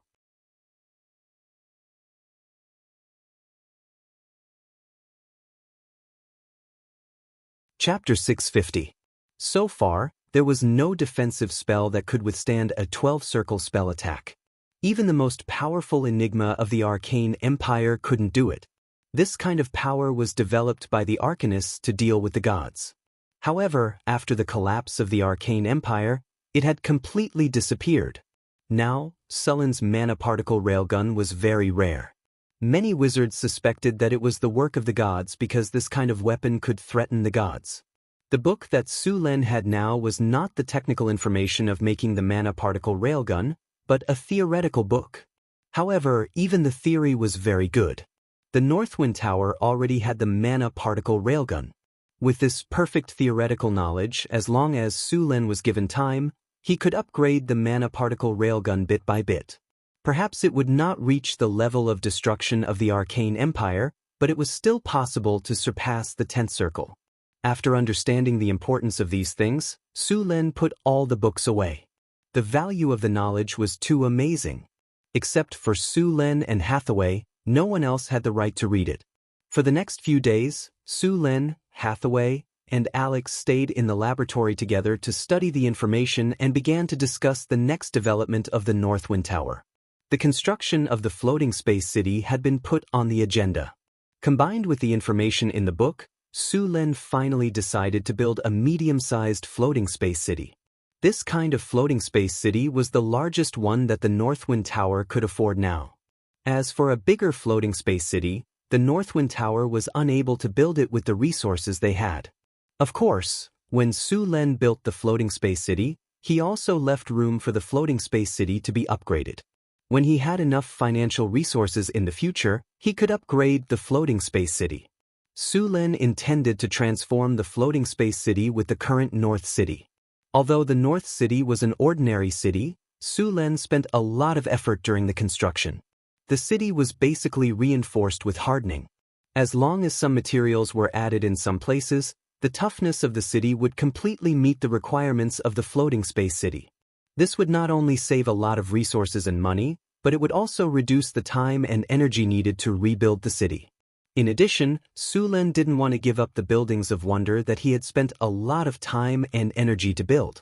Additionally, he couldn't get the materials needed to build the buildings of wonder in a short period of time. He didn't want to give up the magical effects of these buildings of wonder. Therefore, using North Town City to build a floating city was the best solution. Northern Battlefront City could accommodate 200,000 people. Of course, it was already too big, so Su Lin planned to abandon some of the unimportant places. After all, the elemental furnace in the floating city had limited capacity. Unless Su Lin was prepared to build another elemental furnace, or if the elemental furnace technology improved, he could create an elemental annihilation furnace that could provide more energy than the elemental fusion furnace. After deciding to build a floating city based on Northern Citadel, the rest was a lot easier. All they had to do was upgrade and modify Northern Citadel according to the standards of a floating city. The laying of various energy channels, as well as the relocation of some buildings and factories, and so on, also needed to be carried out. There was limited space in the floating city, so Su Lin needed to make the best use of the limited space he had. Of course, he didn't completely abandon the unimportant buildings and factories. The floating city had limited space, but they could be moved to the demiplane. Su Lin had planned to link the demiplane with the floating city. This demiplane would be the production base of the floating city. Of course, the premise of this was that Su Lin needed to open up the demiplane properly. It took some time to sort out the details of the northern town's renovation work. Milky Way would divide the work among the apprentices. Some of the simple and repetitive tasks would be handled by the apprentices, such as replacing some parts of the city with obsidian and reinforcing them. The apprentices of the Northwind Tower would come in handy. Some of the physical work would be handed over to the golems, such as digging up the underground of Northern Citadel and digging out the energy channels in the city. The work wasn't complicated, but it was a lot of work. The tower spirit could command the golems to do the work, as long as it passed the inspection. Other than that, there were other important tasks that needed Su Lin and the others to command. This part wasn't urgent yet. Su Lin planned to sort out the work and record the standards for peace so that they could build according to the standards. After this division of work, Su Lin and the others would have a lot less work to do. Since everyone was only given a part of the work, it could be done in secret. Other than Su Lin and the others who knew everything, the others only knew a part of it. Many buildings in Northern Citadel needed to be demolished. Even Sullen's palace couldn't avoid it. The palace was still too big. It wouldn't be a problem in a normal city, but in a floating city with limited space resources, it was a complete waste. Su Lin didn't want to directly demolish the palace. After all, the money spent was not a small amount. Therefore, he planned to move the entire palace to the outer city. The outer city of Northern Citadel would also be expanded. The construction of the floating city would take a lot of time. Su Lin and the others had only sorted out a part of it. The rest of the time would need to be completed as they built it. After the work of the floating city was completed, Su Lin and Hathaway started to work on the eyeball of the Evil Eye Tyrant. The eyeball from the Evil Eye Tyrant was the size of a soccer ball. After being treated with a special liquid, the eyeball had started to crystallize. Next, Su Lin and Hathaway needed to work on the eyeball together. In order to make a powerful all-seeing eye, many precious resources were needed. Among them, mithril, orichalcum, and star silver sand were indispensable. Fortunately, Su Lin still had a lot of stock. In addition, the underground mine had been mining, so it was basically enough to make the all-seeing eye. Even so, they had to be careful. The eye was a very fragile part. Even after being crystallized, it was still the same. Once some small things inside were damaged, Su Lin couldn't repair them. Moreover, there was only one eyeball. Once it was damaged, it couldn't be replaced. Under the careful operation of Su Lin and Hathaway, the all-seeing eye was made bit by bit.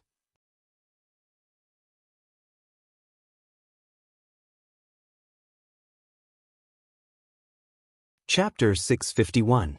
Su Lin, help me deal with the fruit of the ghost flower. Remember to use the cold extraction method. Only the cold extraction method can be used to deal with the Evil Eye Tyrant's eye. Hathaway kept busy on the experiment table and said without raising her head, "Don't worry, I won't make a mistake." Su Lin nodded. Then he picked up a sealed box on the experiment table and took out a strange gray fruit. The fruit emitted a cold aura as soon as it appeared. It was as if the temperature of the entire room had dropped by a few degrees. Sullen's hand flashed with light, and then he pointed at the fruit. Then, a cold aura appeared. What was amazing was that this cold aura was controlled in a very small area. As Su Lin kept injecting magic energy, some crystal clear powder was sprinkled on the fruit. Soon, the fruit of the ghost flower began to change. The fruit quickly started to melt. In just a few seconds, the fruit of the ghost flower turned into a pool of blue liquid. "Hathaway, here you go." Len used a glass rod to stir the liquid evenly and handed it to Hathaway. Hathaway reached out and took it. She casually cast a spell to examine it. The quality is not bad. Looks like you've improved. Of course, I'm a genius, Len said proudly. Hathaway rolled her eyes at Len. Then she picked up the liquid. Then a light flashed. Then the liquid flew up under the control of a spell. Then it slowly enveloped the eyeball of the evil eye tyrant. Len and Hathaway were making the omniscient eye. As the main body of the evil eye tyrant's eye was of high quality, the two of them were very careful in order to maximize the effect. Fortunately, Hathaway's skills were superb. After the two of them worked hard, the eyeball of the evil eye tyrant was finally dealt with. Len and Hathaway looked at each other and smiled as they looked at the omniscient eye floating in the air. Alright, I'm finally done. Next, I'll have to test the effects of this omniscient eye. After saying that, the two of them left the laboratory together and headed towards the astrology platform. The omniscient eye could only be used when placed on the astrology platform. Hathaway and Len walked all the way to the astrology platform. At this time, the astrology platform had already been modified. In the center of the astrology platform was a stone platform about 1 meter in diameter.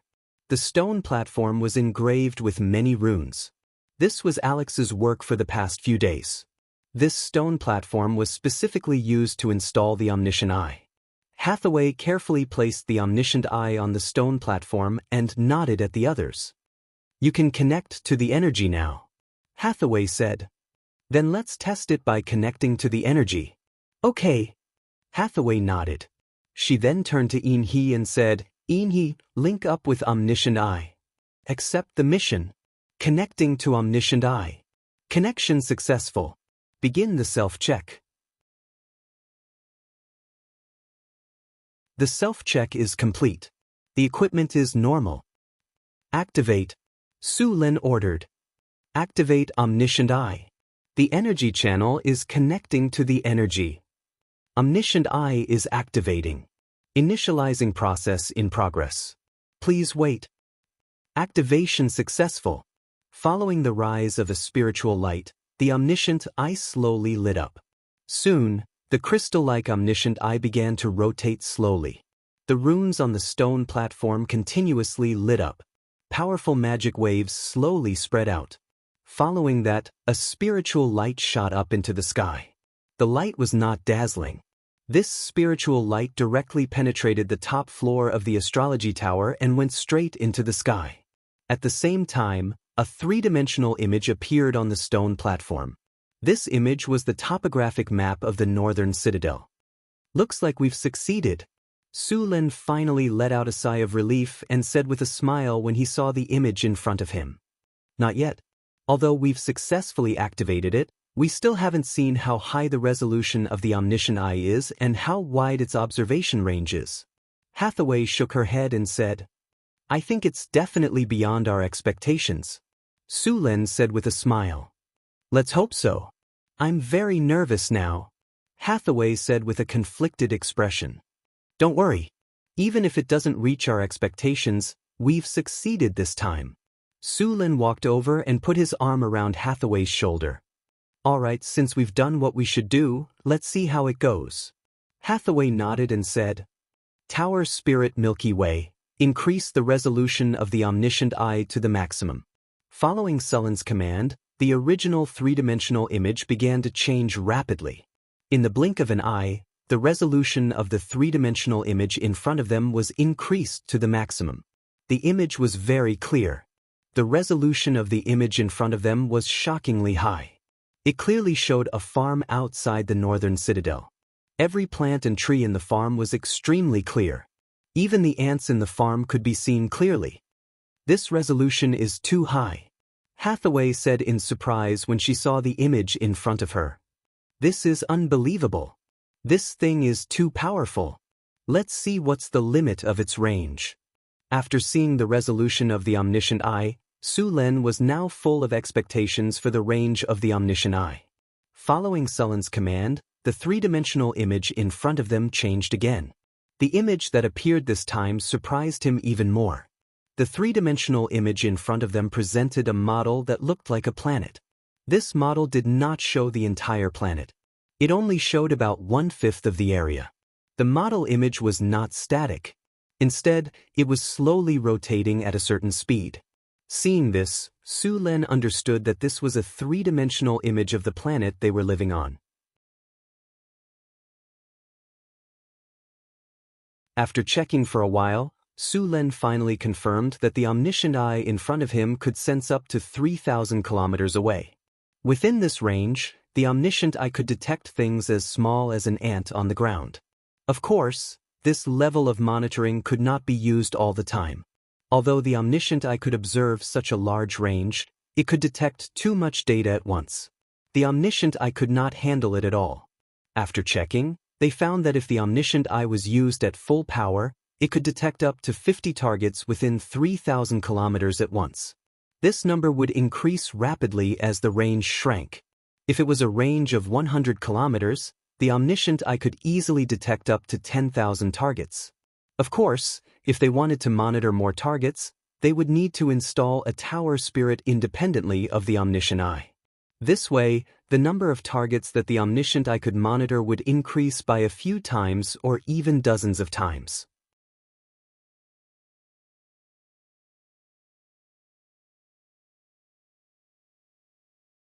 Chapter 652. Su Len looked at the omniscient eye in front of him with a look of surprise. This thing had given him too many surprises today. After some inspection, he was shocked by the power of the omniscient eye in front of him. This thing was simply a man-made satellite. No, it was more powerful than a man-made satellite. A man-made satellite still needed to be lifted into space, and its lifespan was only a dozen years. It could not monitor invisible objects at all. However, this omniscient eye not only could detect invisible objects, but even the shadows of legendary rogues could not be hidden under it. In addition to these functions, the omniscient eye could also launch an accurate attack. The omniscient eye could launch an energy beam attack with power ranging from the 6th circle to the 9th circle. This energy beam was very fast and accurate. As long as the energy was supplied in time, it could attack targets 3,000 kilometers away.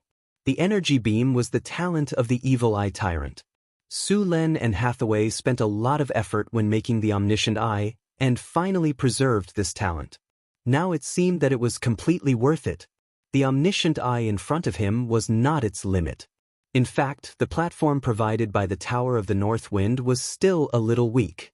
If the omniscient eye was installed on the floating city, then it could really become a satellite. By then, as long as there were 3 omniscient eyes, Su Len could monitor any place in the entire Tyrol world. Of course, Su Len did not intend to do this. He did not intend to dominate the world and become the leader of Tyrol. What was the point of monitoring the whole world? Su Len was not too ambitious.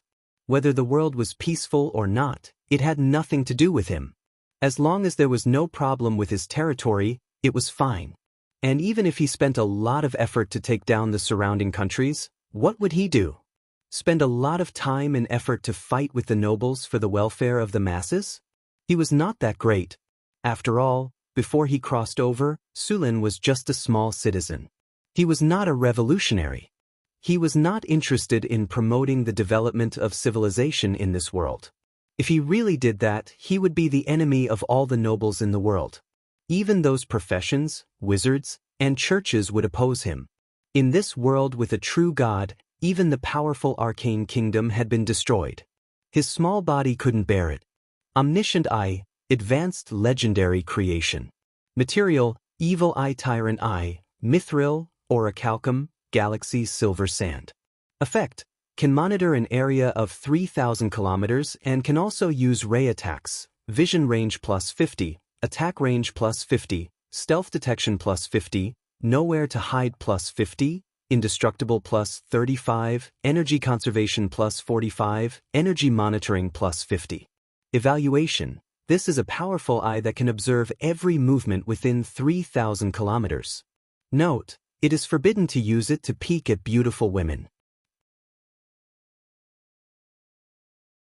After the installation of the omniscient eye, the safety level of the Northwind Tower was once again raised to a higher level.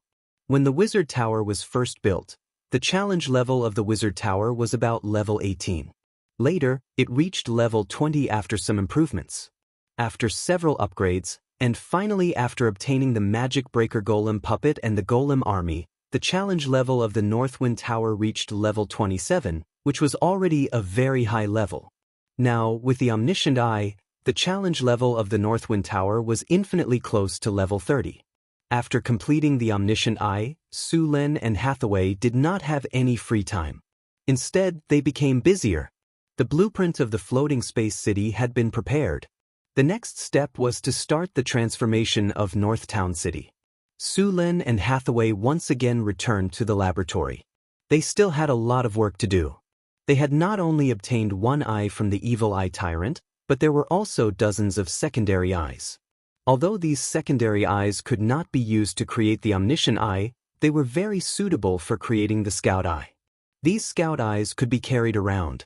After activating them, the user would enter a state of advanced stealth. The Scout Eyes could fly and transmit the surrounding scene. Because it used advanced stealth, even ordinary legendary figures would not be able to detect it. It could be said that it was very useful. Compared to the Omniscient Eye, the Scout Eyes were much cheaper. Of course, even without the Scout Eyes, the total price was still very high. It was basically not much less than the Omniscient Eye. These Scout Eyes could also fly, and they moved very quickly. As long as they were fully charged, this batch of Scout Eyes could work continuously for a week. During this time, they could easily transmit information and monitor the surrounding environment. These Scout Eyes were made to deal with the environment in the wild or other planes. The crafting of these Scout Eyes was much simpler than the Omniscient Eye. Su Lin and Hathaway did not have much difficulty making them. It took them a few days to complete all the secondary eyes of the Evil Eye Tyrants. These Scout Eyes were divided equally between the two of them. Of course, some of them were given to others to use. After confirming the blueprint, the Northern Citadel became very busy. Every day, a large number of workers were working under the command of the wizard apprentices. The original city walls of the inner city had also been removed. Teams of kobolds were digging under the whip of the kobold supervisors. Su Lin had already marked the space under the Northern Citadel in the blueprint. There were a lot of tunnels above and connecting points. A lot of things needed to be excavated. In order to upgrade the Northern Citadel into a floating city, the first problem to be solved was the underground connection of the city.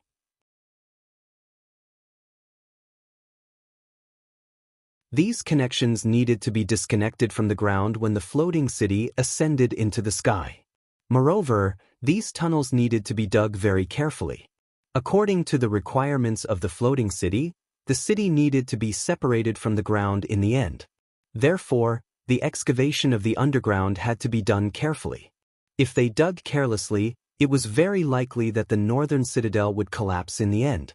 The excavation of the underground world needed a good plan. It could not be done carelessly. In addition, there were a lot of pipelines that needed to be laid in the Northern Citadel. Groups of iron golems were being transported back. These golems were the most powerful labor force in the Northern Citadel. After digging the trenches according to the blueprint, the golem army followed the requirements. Su Lin then returned to the Mystery Plane. The floating city needed a lot of magic crystals. Su Lin came this time to check on the growth of the crystal beasts. These crystal beasts could produce magic crystals endlessly. It was a good time to use them on the floating city.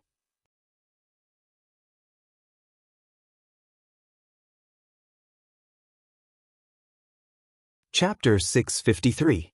The renovation of the northern town city was going smoothly, but the amount of work this time was quite large, so it might take a long time.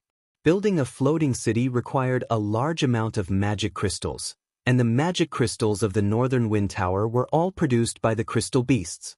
After a long period of reconstruction, about 80% of the secret mirror had been repaired, and all the medicine fields had been restored. Now, many of the resources in the Northern Wind Tower were supplied by the secret mirror. In addition to supplying the Northern Wind Tower, some of the resources in the secret mirror would be sold. The ancient wisdom tree in the secret mirror was thriving. This tree had a plant domain, so it could change the environment around it. All kinds of magical plants in the medicine fields would grow better.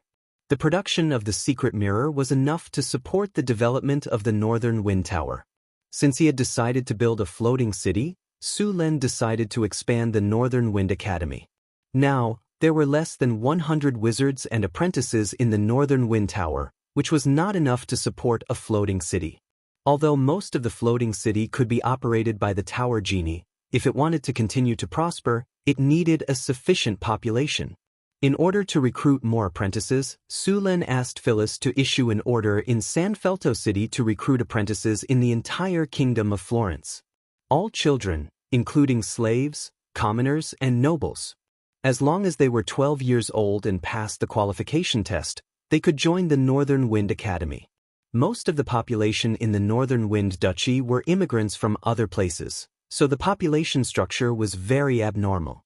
There were basically no old people, and the number of children was pitifully small. However, the Kingdom of Florence was different. The population of the Kingdom of Florence was estimated to be about 10 million, and the number of children in this population was at least 1 or 2 million. Excluding those who were younger or older, there would be about 1 million. According to the 1 in 1,000 probability, these people could recruit almost 1,000 apprentices. Although it was still not enough to meet the requirements of the floating city, this was the best way for now. As for finding other wizard organizations for help, when the time came, would he still have the final say in the floating city? Su Lin could also recruit a large number of wandering wizards into the academy. Of course, these wandering wizards would not have any sense of belonging to the Northwind Tower, and they would cause a lot of problems. However, for the sake of the academy's normal operation, Su Lin could only accept it for now. However, this situation could not continue for too long. In a few years, the first batch of sorcerer apprentices of the Northern Wind Academy would have successfully become sorcerers. After a few more years, there would be quite a few sorcerer apprentices who would become sorcerers. They would become the backbone of the Northern Wind Academy. It was not easy to recruit wandering wizards. Su Lin had to pay real money. After all, wizards believed in equivalent exchange. Fortunately, the secret realm where the abomination was sealed was now being developed. With 2 secret realms, the Northwind Academy could still support a large wizard organization. Su Lin even planned to set up a wizard market near North Town for trading purposes. A wizard market would bring in a lot of income every year, and there would also be a variety of rare magic items circulating. This was very important to the Northwind Tower. After thinking for a while, Su Lin decided to set up a wizard market. He intended to give this task to Karina and Chris. One of them was a legendary succubus, and the other was a 4th-grade sorcerer. Using them to set up a wizard market was like using sledgehammers to crack a nut. After being busy for 3 to 4 months, these things finally came to an end. The wizard market was almost built, and it would not take long before it could be used. The matter of recruiting sorcerer apprentices was also almost completed. Regarding the recruitment of sorcerer apprentices by the Northwind Academy, the people of the Kingdom of Florence were all scrambling like ducks. One must know that this was a great opportunity. As long as they successfully passed the test, no matter what they were originally, they would get a new identity and rewards. In order to prevent some nobles from obstructing, Su Lin specially ordered that anyone who obstructed in any way would be punished by the Northwind Academy. More than 1 million children were distributed in hundreds of large and small cities. The Northwind Academy spent a lot of time and money to recruit more than 20 wandering sorcerers. Coupled with the hundreds of sorcerers supported by the Stellar Spire, this task was finally completed. In the end, the Northwind Academy recruited 1136 sorcerer apprentices from the Kingdom of Florence. These sorcerer apprentices would all enter the academy to study in the near future. Next, the Northwind Academy would become very busy. At the same time, this place would become full of vitality. At the same time, Su Lin also received another piece of good news. There was new progress in the research of the elemental fusion furnace. Originally, the theory of the elemental fusion furnace was very complete. Later, after the completion of the elemental fission furnace, the research of elemental fusion would also be promoted. Now, the elemental fusion furnace finally had some results, but it still needed some materials. According to Hathaway, it needed a special kind of lava crystal. This kind of lava crystal was very rare in the material plane, and only a small amount was produced in the Doomsday volcano in the west of the continent. For the research of the elemental fusion furnace, Su Len planned to go to the west of the continent. Before leaving, Su Len told Hathaway, "It will take me at least 3 months to go to the west of the continent, even half a year. During this time, you must guard the North Wind Spire. You must be careful. The safety of the North Wind Spire is the priority. Don't worry, we will take good care of this place," Hathaway said seriously. By the way, the cooperation with the Stellar Spire should also be accelerated.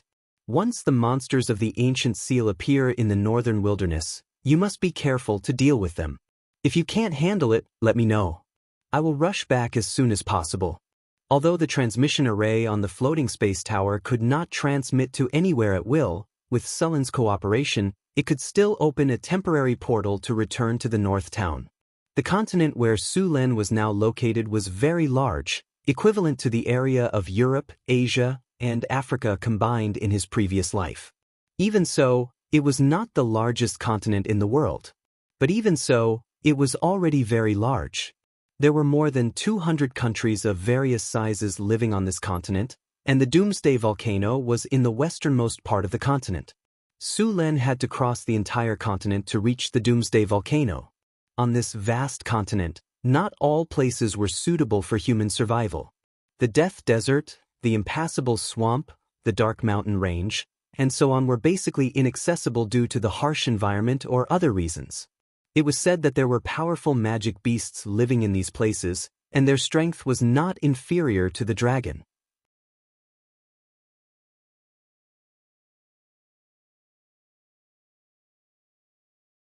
Chapter 654. Su Len rode the Pegasus to the west. This time, in addition to looking for lava crystals, Su Len also planned to travel. You should know that the world is still very big, and there are always things that you are interested in. The different customs and specialties between different countries interested Su Len. Su Len needed to cross the Sea of Death to go to the west of the continent. In his previous life, Su Len also liked to read, but because of work and embarrassment, he could only write books. Now that he had the opportunity to travel the continent, Su Len would not let it go. Along the way, he passed through the northern wilderness, Florence, Lorenza, and entered the territory of the Desert Kingdom. From the Desert Kingdom, he went all the way through the vast mountains to the kingdom of the Mountain Dwarves. The Mountain Dwarves and Grey Dwarves were cousins, but the relationship between them was very bad. Although it was not as good as the relationship between the elves and the drows, it was not much better. These dwarves also liked to drink, and their manners were rude, but they were very hospitable. Of course, the premise was that you could become friends with them. After a month of travel, Su Len finally arrived at the west of the continent. At this time, the west of the continent was not very peaceful. Several countries around it were at war. There were also several wizard organizations here, and the war between these countries was controlled by these wizard organizations. The specific reason was that there was a magic gem mine at the border of these countries. This kind of magic gem mine was very valuable. In addition to magic gems, there were also a lot of other magic materials. The value of these materials was very high. Several wizard organizations found this place one after another. Every wizard organization wanted to take this mine in their hands, but until now, they had not succeeded. After a month of continuous travel, although he did not feel tired physically, he was a little tired mentally. So Su Len planned to go to the wizard market nearby to rest and take a stroll. Su Len took out a map and looked at it. The nearest wizard market should be the town of Lodo. The town of Lodo was a wizard market under the White Raven Academy. The White Raven Academy was also a large wizard organization. The two small countries around it were their territory. It could be said that the White Raven Academy had the most wizards around. According to the markings on the map, Su Len finally arrived at a town built at the foot of a mountain after traveling for more than 30 kilometers. Is this Luo Duo town? Su Len's eyes moved slightly, and then he lightly knocked on the horse's belly. The heaven horse snorted, and then walked towards the small town. As soon as he got close to the adept town, Su Len could clearly feel that the concentration of elemental energy around him had increased significantly. There should be a runic circle set up in this town to gather the elemental energy around here. The main purpose of this market was to rent rooms for wandering adepts from other countries. At the same time, it was also a large-scale material trading market. When Su Len entered the market, he found that there were thousands of people living in this small town. Some of them were wizards or wizard apprentices, while the rest were wizards' servants and handymen. They were responsible for all kinds of manual labor such as cleaning and caring. Wizards also needed large amounts of magic materials for their training.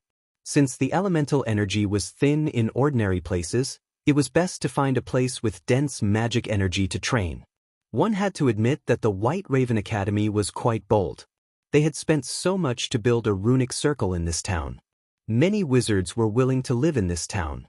Sir, is this your first time in Luo Duo town? As soon as Su Len entered the town, a figure came up to him and said. He turned his head and saw a young man in his 20s looking at him with a smile on his face. Sir, I've been in this market for more than 10 years. I'm very well informed about this place. I basically have all the information you want. Su Len's heart skipped a beat, and he threw a low-quality magic crystal to the young man. The young man took the ransom and wiped it with excitement on his face. After that, he carefully kept it. This young man was also a wizard, but he looked a little down. In fact, most wandering adepts did not have a good life. After putting away the magic crystal, the young wizard began to introduce the general situation of this town. Sir, are you here for the gem mine? Gem mine? Su Len frowned and asked casually. Tell me about it. These countries were all here for the gem mine. It was said that this gem mine was originally hidden in a secret realm. After a long time, the wizard organization had basically disappeared, leaving only a broken secret realm. It was said that this secret realm was quite well preserved. He didn't know if there were any precious materials left behind in this secret realm. It was said that these countries were not fighting because of the gem mine, but because some information left behind by the wizard organization was found in this secret realm. No one knew who took it. Under the guidance of this wizard, Su Len wandered around the market. In the end, he did not find anything. Although there were a lot of resources here, most of them were in the northern city. He wanted to buy something else, but he did not find anything. After staying in Luo Duo town for 3 days, Su Len continued to move west. Maybe because the war between these wizard organizations was a bit fierce, it attracted the attention of other wizard organizations. He did not have any problems crossing these countries. After a week, Su Len finally arrived at the next wizard market.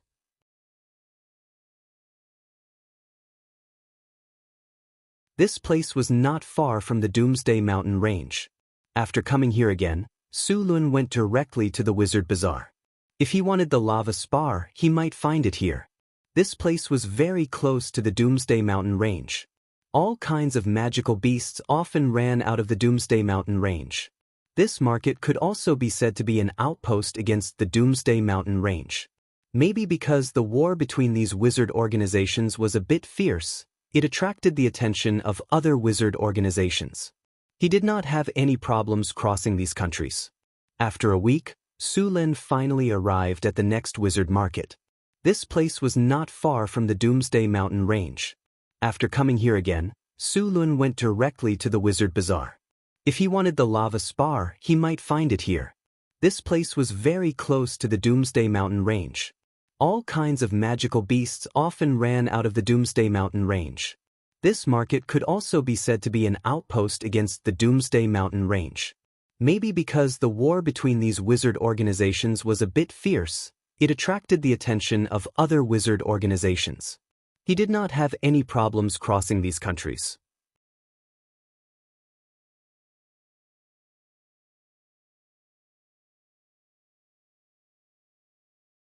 Chapter 655. The war between the Arcane Kingdom and the gods swept through many planes of the multiverse. Many planes were seriously damaged because of the war. The Terra plane was relatively better. At least there was no death in that plane. It was many times better than the Doomsday Setting Sun plane.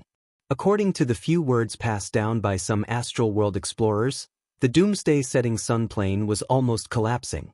The whole plane was full of endless yellow sand. Only a few people were struggling to survive in the remaining oases. It was a desperate world. The plane barrier had become broken. If there were no accidents, the plane would completely die in a few hundred years at most. Su Lin entered the Doomsday Mountains. He bought the map in his hand at the last wizard fair. The map not only marked the topographic map of the Doomsday Mountains, the surrounding cities, but also several other wizard fairs nearby. According to the mark on the map, Su Lin went to the nearest active volcano. According to the record, the active volcano had just erupted less than a year ago. The Doomsday volcano was damaged because of the war between the Arcane Kingdom and the gods. The magma in the core of the volcano became very active. The mountains were very unstable. Earthquakes or volcanic eruptions often occurred. And for unknown reasons, the temperature of the magma in the volcano was astonishingly high. The magma was generally more than a few thousand degrees. The environment was very bad, but there were also a large number of magic creatures living there. Because of the abundant energy and the harsh environment, the magic creatures living there were generally very strong. Although it was very dangerous, a large number of wizards and adventurers came here every year to search for treasures. There were a large number of magic creatures here. Several wizard organizations around the area had set up wizard fairs here to buy and trade various materials in the Doomsday Mountains. Su Lin rode the Pegasus all the way into the Doomsday Mountains. As soon as he arrived, Su Lin felt that the surrounding temperature had risen by at least 10 degrees. The environment was very dry and hot. The air was filled with the smell of sulfur. The Pegasus ran as if it was running on flat ground. Some fire lizards that were looking for food were scared into the crevices of the rocks. The sky looked gray, as if it was covered with a layer of gauze. The thorny bushes on the ground were malevolent and deformed, like the claws of a devil. The Pegasus snorted and shook its head. It was obvious that it did not like this environment. The Heaven Horse's speed was very fast, and even in this environment, its speed did not decrease. After running for about half a day, Su Lin saw his destination this time, the volcano that had just erupted. At this time, there was a thick layer of volcanic ash around the volcano. The cooling magma made the place look very desolate. The lava crystal that Su Lin was looking for was produced here, but it was very rare. When they arrived near the volcano, the surrounding temperature became even higher.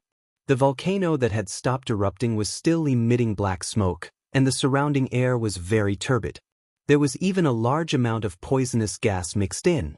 It could be said that the environment here was very similar to the fire elemental plane. When they arrived near the volcano, Su Lin asked the Heaven Horse to find a place to play by itself. He then went to the mouth of the volcano. Although the volcanic eruption was very dangerous, it could also bring a lot of opportunities. There were all kinds of metal minerals and magic gems in the solidified magma. Many wizards and adventurers would risk their lives to collect them. Because of the eruption of the magma, these things or enchanted materials were often buried very shallow, so it was much easier to find them. Su Lin spread out his powerful power of the will and entered the solidified magma to search. All kinds of enchanted materials and magic gems were obviously different from the magma when the power of the will scanned. As long as they were not buried too deep, a wizard could quickly find these things. Soon, it took Su Lin 10 minutes to search the area carefully. In the end, he only found a few natural gold nuggets. He did not find a single magic gem. Su Lin was already mentally prepared for this situation. After changing to another place, he began to search again. As time passed, the sky quickly darkened. After an afternoon of searching, Su Lin searched the surrounding area, but he did not find much. Only 2 peanut-sized magic gems were found, and nothing else. Seeing that the sky was getting dark, Su Lin did not continue his journey. Instead, he found a hidden area and prepared to camp. For wizards, camping in the wild was very convenient, especially for high-grade wizards. Su Lin gently waved his arm, and a ray of light rose. Then, a spatial crack suddenly appeared in front of him. Sulin's magic mansion. The original version of this spell was the level 7 spell, mansion. Su Lin modified this spell and rebuilt a luxurious mansion, increasing the casting difficulty and mana consumption. After completing the spell, Su Lin brought the Pegasus into the mansion, and the spatial crack disappeared without a trace. For more than a month, Su Lin basically spent his time in his mansion. He even left a clay golem in the mansion as a servant. Although it was only a low-grade golem, the intelligence of this golem was not inferior to that of a steel golem. It was completely made according to the template of a butler. The only regret was that this golem was very bad at cooking. In the next few days, Su Lin began to search in the Doomsday Mountains. Unfortunately, he searched several volcanoes in a row, but he did not find the lava crystal. Fortunately, he also obtained some magic gems and enchanted materials.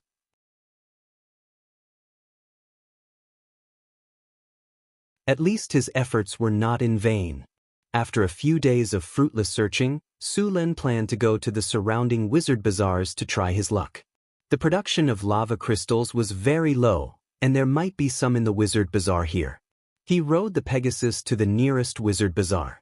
What surprised him was that the wizard bazaar in front of him was actually a small town. Looking at the scale, there were at least tens of thousands of people living in it. It was the first time Su Lin had seen a wizard bazaar of such a scale. Of course, although there were tens of thousands of people, there were not many wizards inside. Most of them were ordinary people who served the wizards. Outside the wizard bazaar, a powerful barrier was set up. According to Sulin's estimation, this barrier was at least at the legendary level.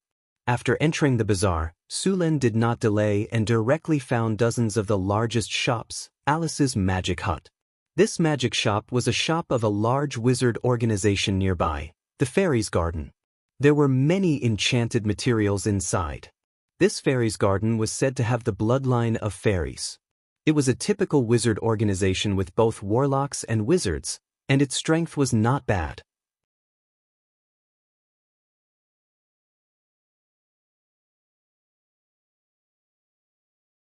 Chapter 656. Welcome. Su Lin stepped into the shop. As soon as he entered, a pretty apprentice greeted Su Lin respectfully. "What can I do for you, my lord?" One of the witch apprentices said with a sweet smile and invited Su Lin in. This sorcerer apprentice had a gorgeous appearance. Her skin was fair, her body was slender, and her ears were pointy. It was obvious that she was a sorcerer apprentice with fairy blood running through her veins. Generally speaking, there were very few witches among the sorcerers who were ugly. They were all very beautiful. Sorcerers had many different abilities. Even if they were originally ugly, there were too many ways to change them after becoming a sorcerer. Therefore, there were basically no ugly sorcerers. "Do you have lava crystals for sale here?" Su Lin asked directly. "Lava crystal, huh? It just so happens that we received one 2 days ago. Please take a rest, sir. I'll go inform the manager." As she spoke, the apprentice smiled at Su Lin. That smile looked very charming, and even Su Lin felt a trace of heat rise in his heart. However, Su Lin quickly frowned. Charm? She really does have fairy blood. Looking at the apprentice's figure swaying as she left, Su Lin instantly reacted. This witch was born with the ability to charm people, using charm to attract customers. No wonder her business is getting bigger and bigger. Su Lin shook his head inwardly. Soon, a series of footsteps sounded.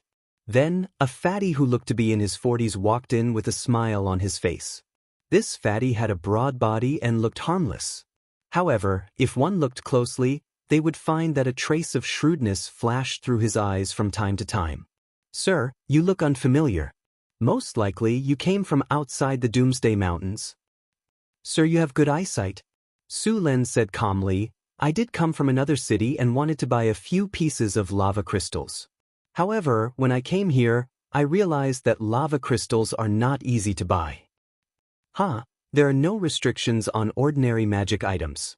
However, I think that kind of rare information is rarely sold even here, the manager said with a smile. It just so happens that we still have one left. The manager waved at the apprentice next to him. The apprentice walked forward and placed a box on the table. We just received it. You can take a look at it first. Please. Su Len picked up the box and opened it. As soon as he opened the box, he was greeted by a wave of heat. The temperature of the room instantly increased by several degrees. Inside the box was a red magic crystal that was slightly smaller than an egg. It was the lava crystal. Su Len gently picked up the lava crystal. It was warm and comfortable to the touch. There was a scorching energy within the lava crystal. After checking it again, Su Len frowned slightly and put the lava crystal down in disappointment. I'm sorry, but this lava crystal is not what I need. Su Len said as he slowly put down the lava crystal. Do you have any other lava crystals in your shop? The quality of this lava crystal does not meet the requirements. Su Len asked. I'm sorry, sir. We only have this one lava crystal now, the manager said helplessly. Ah. Su Len was a little disappointed. He could not help but ask, Sir, please tell me where you can sell lava crystals. The manager poured a cup of black tea for Su Len and said, although Mount Doom is rich in all kinds of magic materials, the production of lava crystals is still very low. It's even rarer to get high-quality lava crystals. Hearing the manager's words, Su Len's heart began to sink slowly. However, it's not like there aren't any. The manager smiled and continued, precious magic materials like this usually only appear in auctions and Magus trade fairs. If you're lucky enough, you'll definitely be able to find the lava crystal you're looking for. The auction is held about once every 10 years, and the Magus trade fairs are held once every 5 years. This time, it's held at another Magus market. If you want to participate, you'll have to go to Casa Magus Town. Coming out of Alice's magical hut, Su Len frowned. He then took out a sheepskin map and looked at it. Mount Doom stretched for tens of thousands of miles. Naturally, there was more than one Magus market here. The mountains here were connected, and there were volcanoes erupting almost every day. These volcanoes were of different sizes. The small ones were only the size of a bowl, and the big ones could easily contain a city. The Mount Doom was rich in resources. Many Magus organizations had set up their bases here. Casa Magus Market. Su Len looked at the marked location on the map. His expression changed slightly. He rode on his Pegasus and rushed directly to Casa Magus Town. According to the manager's information, the start of the trade fairs was very close. Casa Magus Town was also very big. It was even more bustling than the town he went to before. According to the manager, every time it was held, magi from all over the world would come to participate. It was said that the number of magi who participated in the trade fairs over the years was no less than 200. Moreover, there were often legendary items that appeared in these fairs. After passing through the town gate, Su Len slowly entered the town. Before he could observe his surroundings, he heard a voice coming from beside him. Magus. Su Len looked down and saw a little girl with a dirty face looking at him timidly. A trace of panic flashed in her eyes, but she quickly suppressed it. After seeing Su Len's gaze, the little girl became very nervous. Sir, do you need a guide? As if she was too nervous, the little girl's body trembled slightly. A trace of pleading flashed in her eyes. She hesitated for a moment and took back one of her fingers. She said, "Just 2. A piece of bread will do."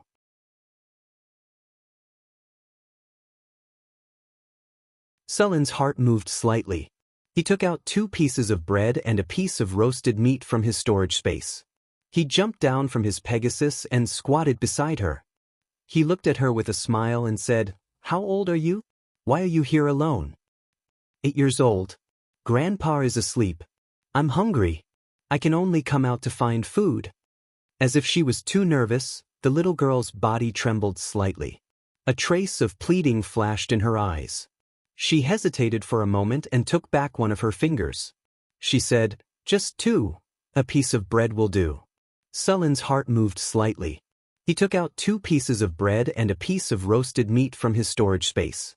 He jumped down from his Pegasus and squatted beside her. He smiled and said, "How old are you? Why are you here alone?" 8 years old. Grandpa is asleep. I'm hungry. I can only come out to find food.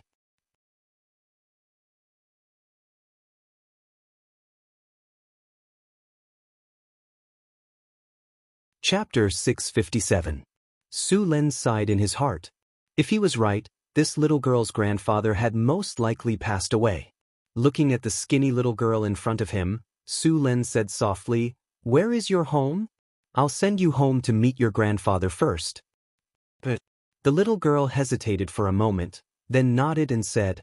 Su Len led the Pegasus and followed the little girl into the town.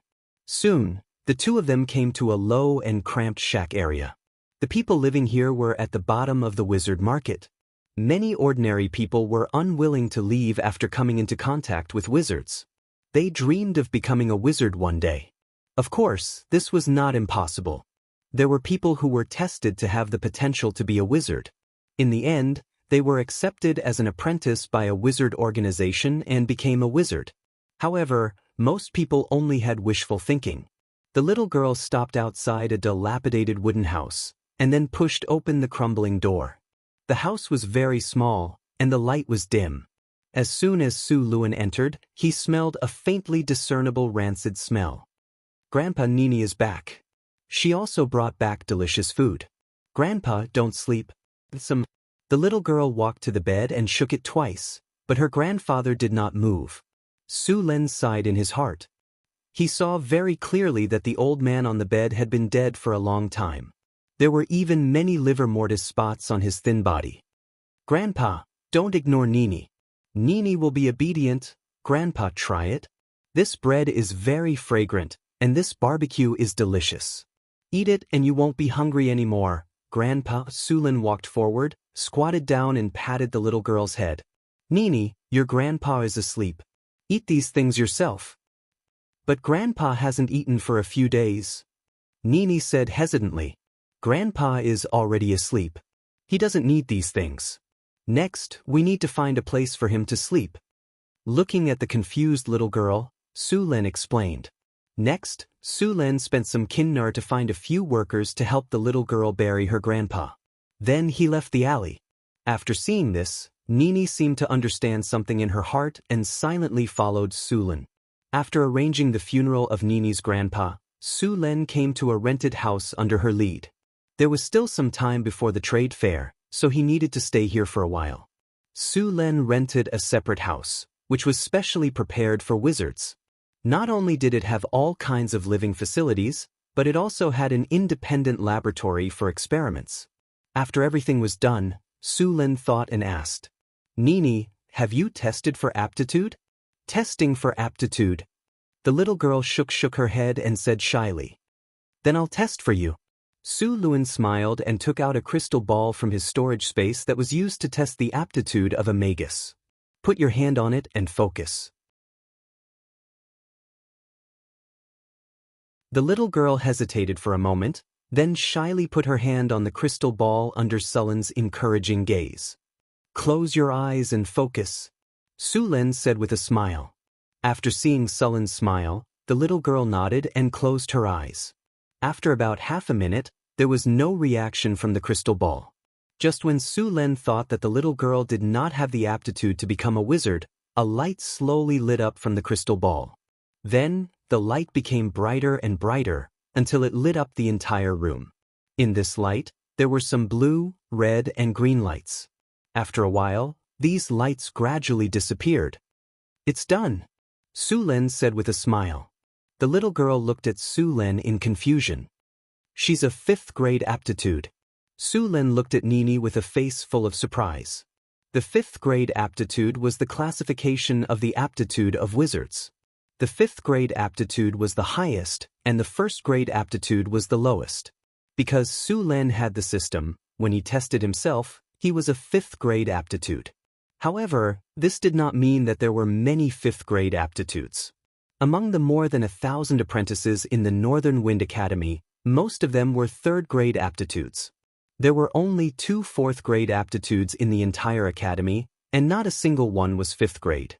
In the Northern Wind Tower, only Hathaway and Su Lin had 5th-grade aptitudes. The other one was Alex. However, she was a divine creature. After fusing with her divinity, her aptitude was not inferior to a 5th-grade aptitude, or even stronger. He did not expect that after a long trip, he would suddenly show some kindness and take in a little girl with 5th-grade aptitude. The aptitude of a wizard was very important in the early stages. A 5th-grade aptitude could meditate and advance quickly. As long as there were no problems, becoming a 4th-grade wizard was not a problem. It was much better than those 1st-grade or 2nd-grade apprentices. Many apprentices who only had 1st-grade or 2nd-grade aptitudes could not even touch the threshold of a high-grade wizard in their entire lives. As for becoming a legendary wizard, it was not a matter of aptitude. There was also a little bit of luck. After becoming a legendary wizard, aptitude was no longer important. At this time, aptitude was more important. In other words, as long as one had 5th-grade aptitude, as long as they continued to practice, they would definitely become a high-grade wizard. The little girl looked at Su Lin with a nervous expression. As someone who lived in the wizard market, she naturally knew about the aptitude test. After seeing that the test was over, she looked at Su Lin with a nervous expression. Su Lin smiled and squatted down to the same height as her. Then he said, "Nini, what is your name?" "My name is Nini." The little girl looked at Su Lin with a strange expression. Su Lin smiled and pinched her little face.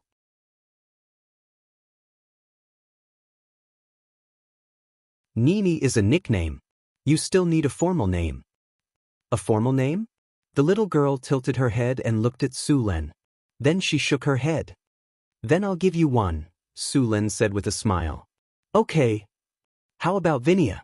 Her nickname is Nini." Su Lin said. "Vinia, I'll be called Vinia from now on," Nini said happily. She was obviously very satisfied with this name. After adopting Vinia, it could be said that from today onwards, her fate would be completely different. If she did not meet Su Lin, the little girl would very likely have died in some corner of this wizard market. Even if she had 5th-grade aptitude, if no one knew, there would be no change. Su Lin planned to send the little girl to the Northern Wind Academy to study. She was still young and could slowly build her foundation. With the guidance of so many wizards, as long as there were no accidents, she would definitely become a legendary wizard.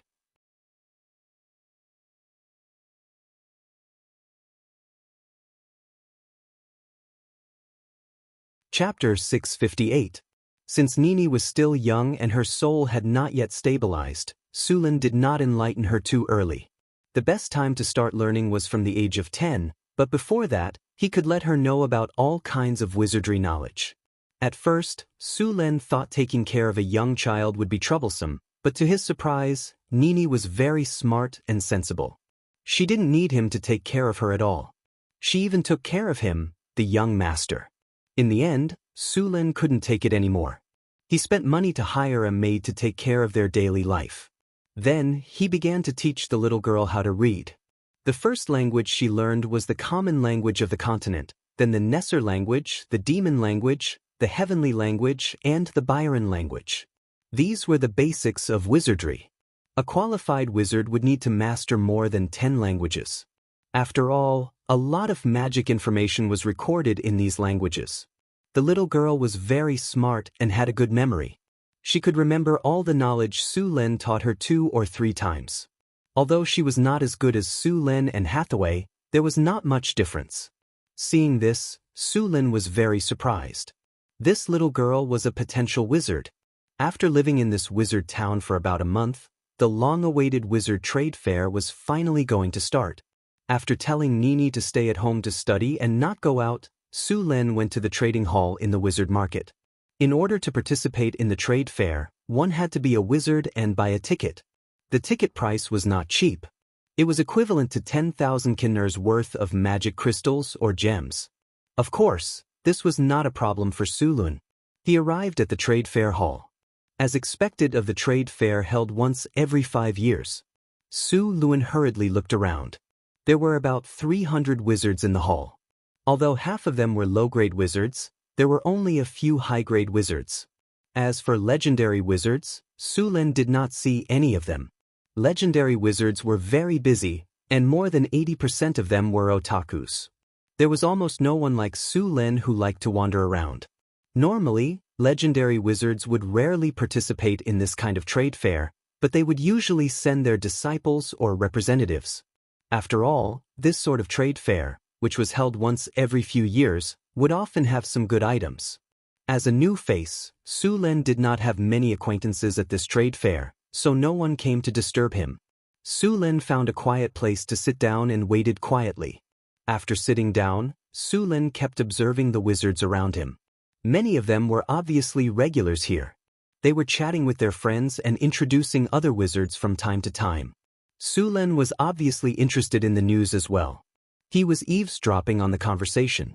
Soon, he had a general understanding of the adepts around him. A few of them were very strong in Beijing, and they were backed by legendary wizards. Most of them were disciples of legendary wizards, and you could tell from their arrogant expressions.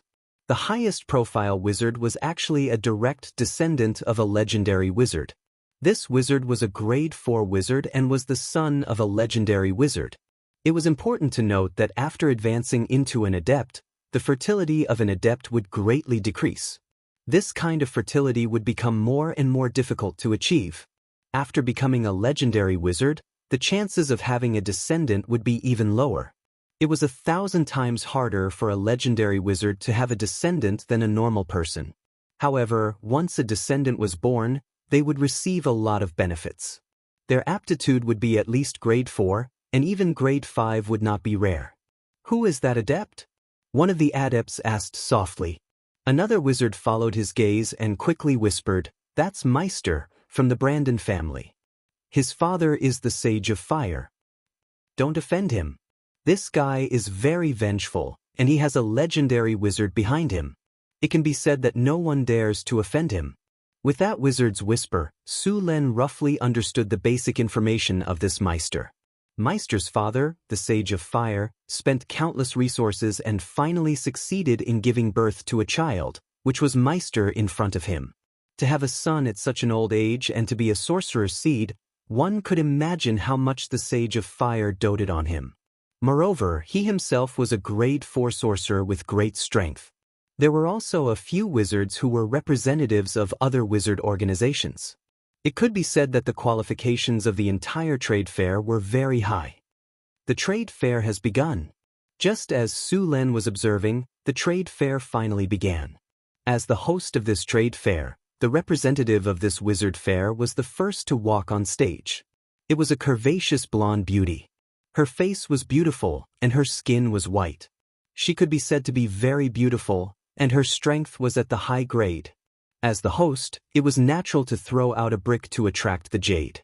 The blonde beauty walked on stage and directly asked someone to take out 3 brocade boxes and open them. One of the boxes contained a purple soul crystal, the second box contained a small green sapling, and the last box contained an earth crystal. Seeing the earth crystal, Su Lin was a little surprised. This kind of thing was rare. "You are all wizards, so you don't need me to pass on the message. There are 3 treasures in front of you. These treasures can be exchanged for water elemental crystals of the same grade or magic items of the same grade."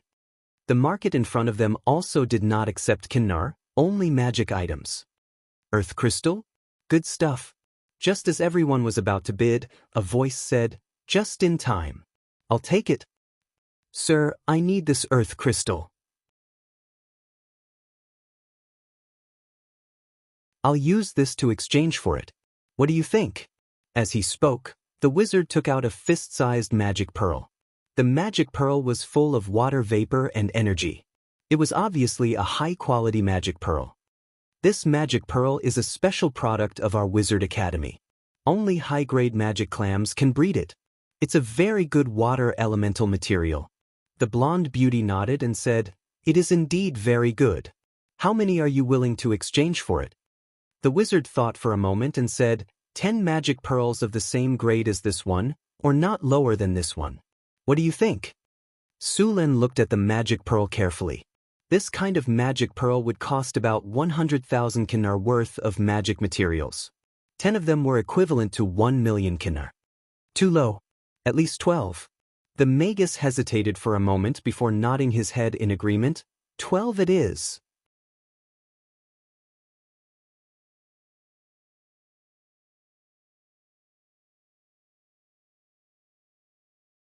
Chapter 659. Magic pearls of this quality were good stuff. They could be used to make some magic tools or set up some large-scale magic runes or magic runes. However, these were not their most important uses. The most important use of magic pearls was to make youth potions. This potion could not increase the power of the will or break through bottlenecks. However, it had one effect: eternal youth. After taking this potion, one's body would remain active. As long as one did not die, they would always be in a youthful state. In addition to these effects, the youth potion also had some beautifying effects, such as making the skin white and tender. Although this potion could not increase the power of the will, it was not cheap at all. It could be said that the witches were crazy about this potion. It had to be said that no matter the time, women's pursuit of beauty was crazy. In the eyes of many wizards, this potion was completely a waste of resources, but the price was shockingly high. Seeing that the first round of transactions had been completed, the next 2 items were quickly bid on. The high-grade soul crystal was exchanged for a magic wand, and the remaining sapling was a magic willow. It was a plant-type magic beast that was similar to a tree ant. It could be used to guard a house, and the trunk of this magic willow was a very good enchantment material. However, the prerequisite was that this magic willow had to be raised. This plant-type magic beast usually took dozens or even hundreds of years to grow. If it was not a wizard organization or a wizard family, basically no one would raise this kind of creature. After the first person completed the transaction, the venue became lively. Then, the second wizard went on stage and took out the item he was going to trade. It was a very simple item, just a magic scroll. However, the items that could be traded here were not cheap. The Heart of Lava meditation technique. It can increase the affinity of shadow and fire elemental energy. It has a 7th circle, an 8th circle, and a legendary spell. I'll trade it for a bottle of elemental essence. As soon as the voice of this magus fell, the entire venue immediately began to scramble for it.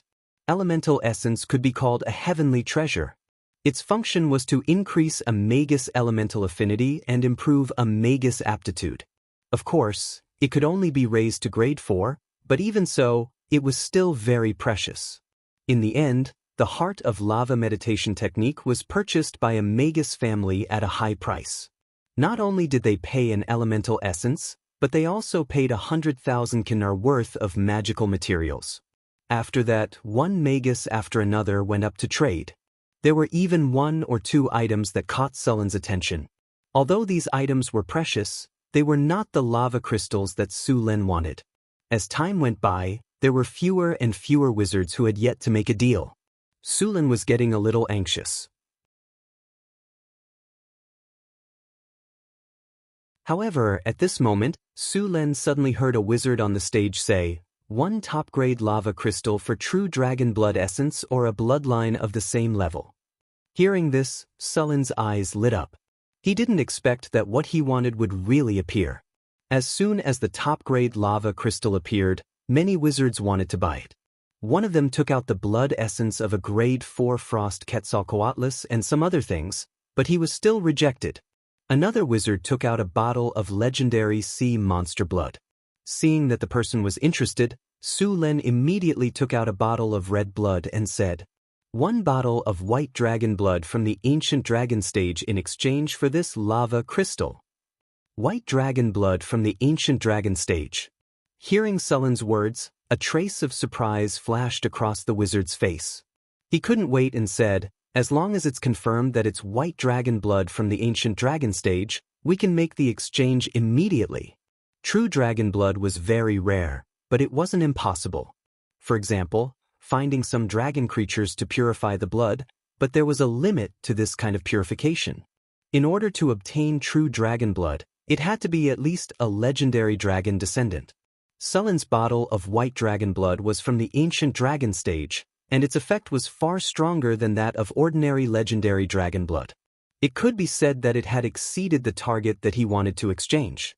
Morton looked at the bottle of dragon blood that contained rich energy in Sullen's hand, and his eyes were full of enthusiasm. He thought to himself, dragon blood from the ancient dragon stage. Although it's from a white dragon, it's still not bad. It'll definitely be good to use it to make dragon blood potions. With my qualifications, it's impossible to rely on a wizard to advance to legendary.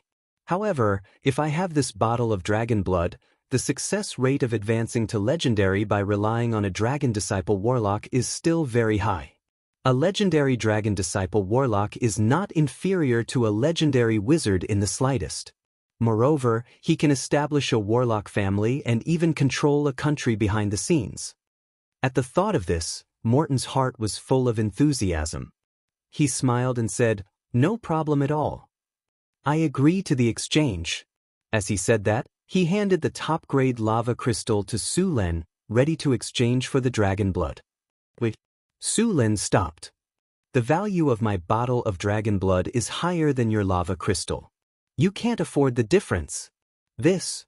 Morton was a little hesitant, but after glancing at the bottle of dragon blood, he immediately nodded and agreed. "I can compensate you with 20,000 kiners worth of enchanted materials." But Su Len nodded and agreed.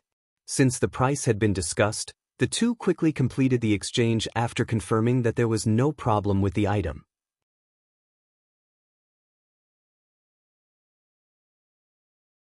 Su Len held the fist-sized lava crystal in his hand and sighed in relief. After the exchange was completed, Su Len was not in a hurry to leave here. He had to bring some gifts back for a long trip, didn't he? Otherwise, the few people at home would be in a mess. Su Len already had a target. The enchanted pearls that the wizard used to exchange were pretty good. Although Hathaway, Chris, Alex, and Karina were all long-lived species and could be regarded as eternal youth, no woman would refuse to become more beautiful. Therefore, Su Len planned to buy or trade some enchanted pearls from the wizard. Soon, Su Len found the wizard and used 100 milliliters of spring water and some other magical materials to exchange for 5 enchanted pearls. It was not that he did not want to exchange for more, but the key was that these were the last 5 enchanted pearls he had. The production of enchanted pearls was not high. It was mainly produced by a special kind of enchanted clam. If one could obtain an enchanted clam, it was equivalent to obtaining an endless source of wealth. Of course, enchanted clams also had a limited lifespan. There were many of them in the hands of the sea folk. Su Len found some pearl clams in the sea of the eastern continent and wanted to cultivate enchanted clams. Unfortunately, the experiment ended in failure.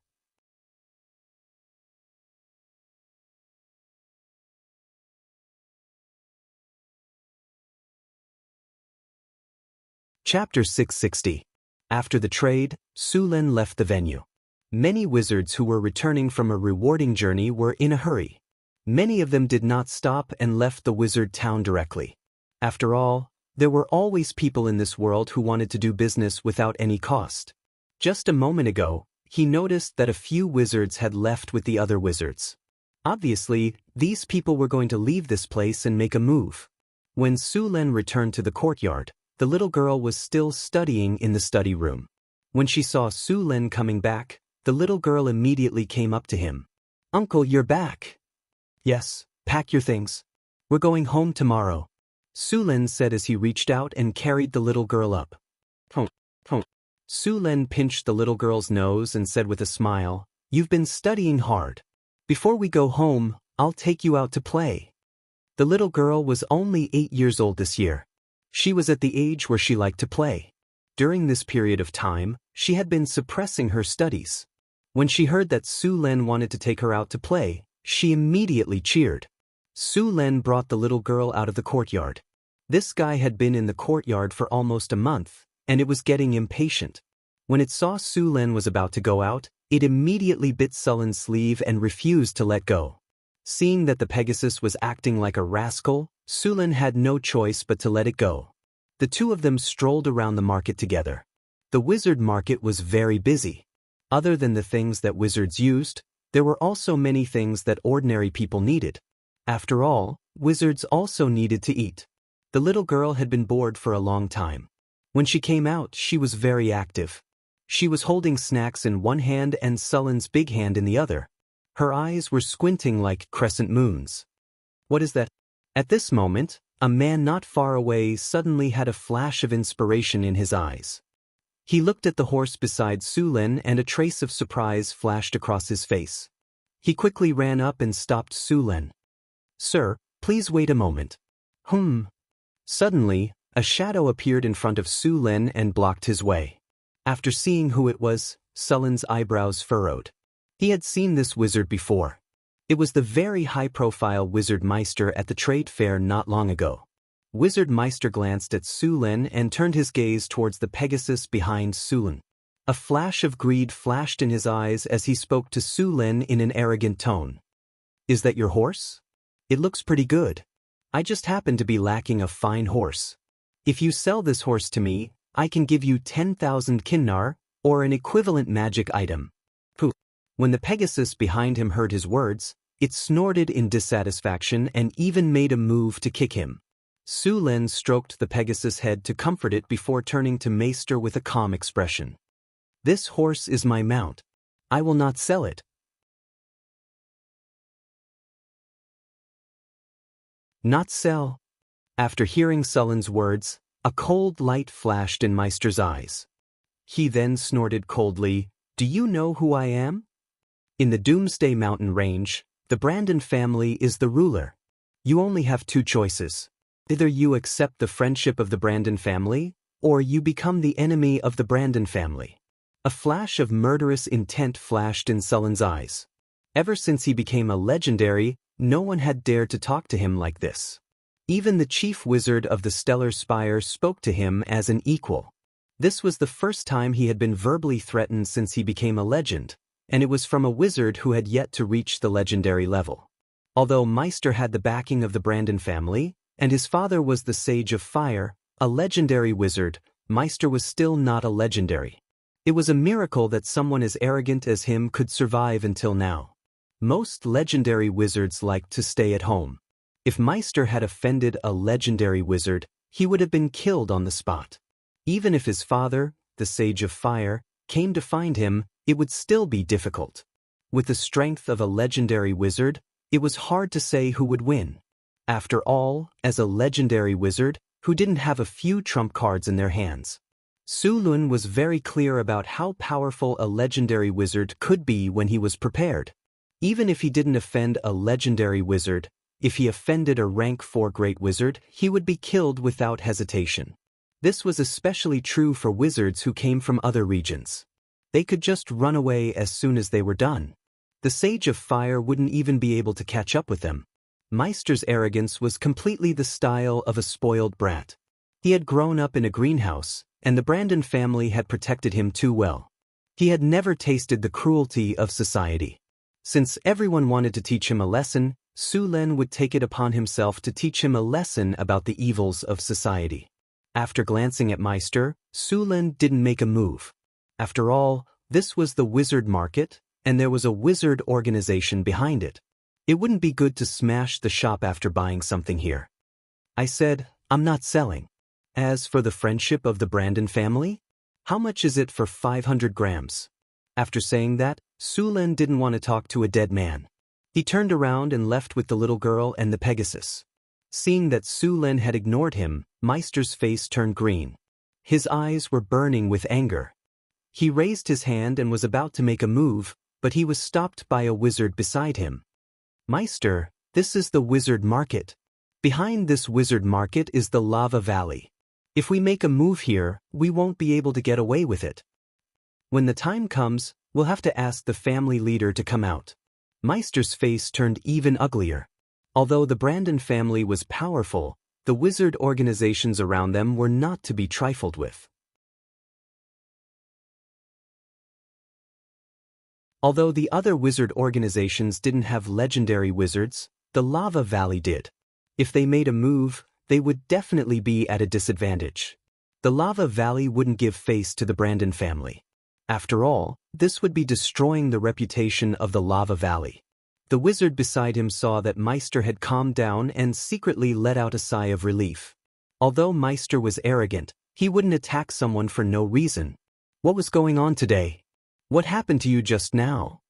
That's a Pegasus, Meister said softly, suppressing his desire to make a move. Meister was born with a pair of spiritual eyes. He could see through many things, including the essence of some things. This was a mutation in his bloodline. Although Sullen's Pegasus was disguised and looked no different from an ordinary horse, Meister could see through it at a glance.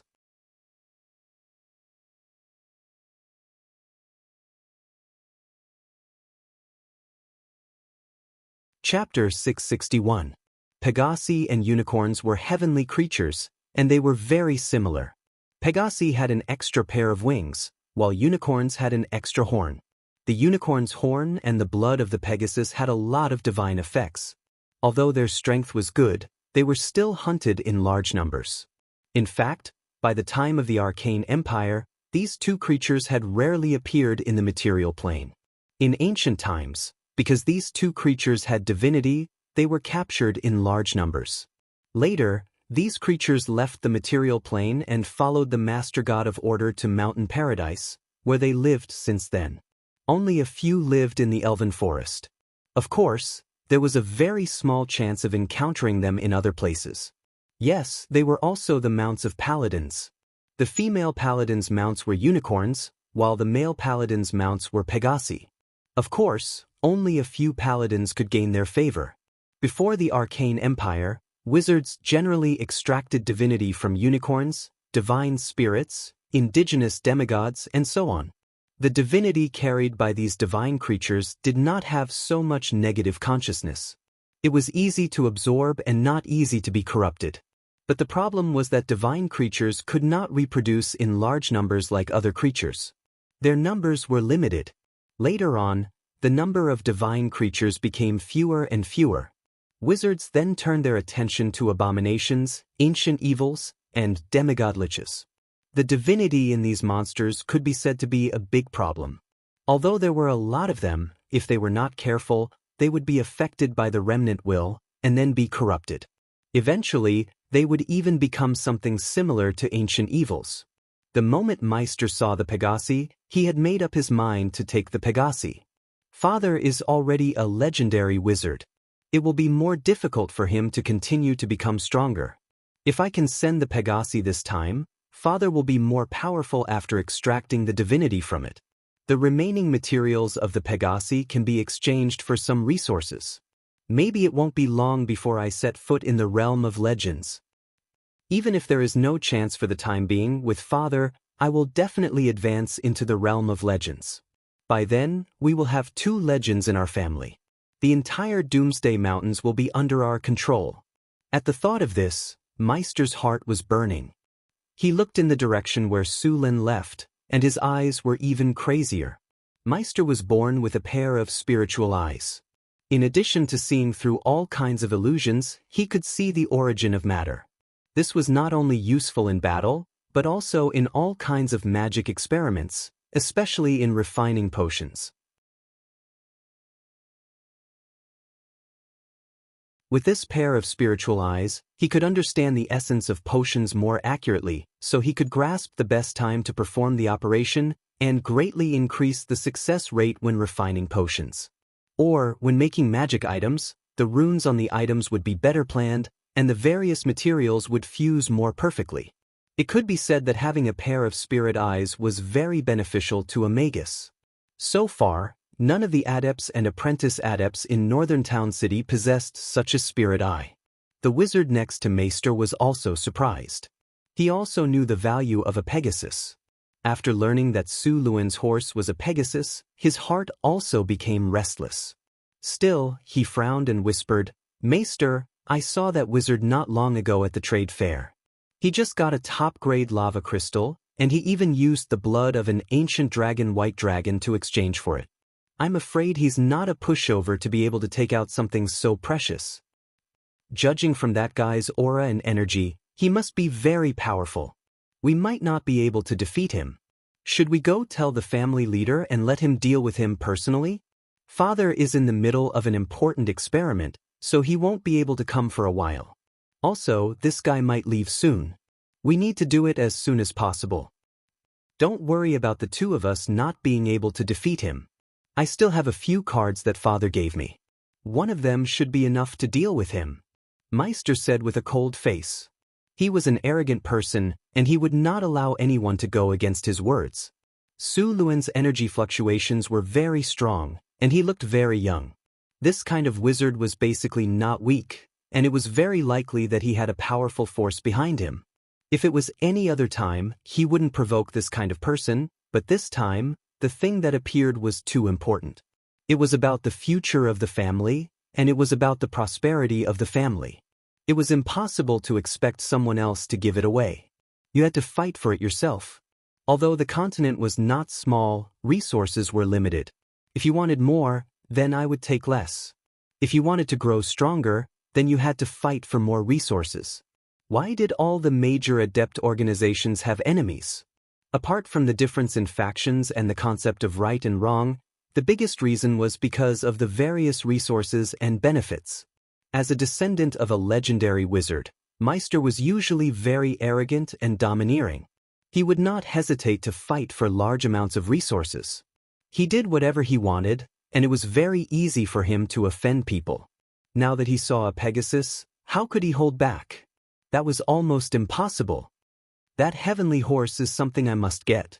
It's related to the prosperity of our Brandon family. My brother is proficient in tracking magic and has extraordinary strength. If we work together, we will definitely be able to successfully kill it. Please help me. After it's done, I will personally tell my father about it and give you more cultivation resources in the family, Meister said directly. All right. After a moment of silence, the wizard from the Brandon family agreed. But don't be impulsive. Give me some time to find out more about him. Then I'll leave it to you, brother. Meister finally smiled when he heard that the wizard had agreed to help. After being spoiled by a fly, Su Len did not continue to stroll around. He brought the little girl and the Pegasus back to the small courtyard he rented. In the next 2 days, Su Len bought some other things in the wizard market. Then he left the wizard market with the little girl. As soon as he left the wizard bazaar, Su Luan directly opened the storage space and released several investigative eyes. In the past 2 days in the wizard bazaar, he found that someone had been following and observing him. Although that person's spells were very clever and his movements were very concealed, Su Luan still easily found him. Although his hiding ability was very strong, Su Len had the talent of the sixth sense. In addition, he was much stronger than the person who was following him. From the first time he was followed, Su Len found out.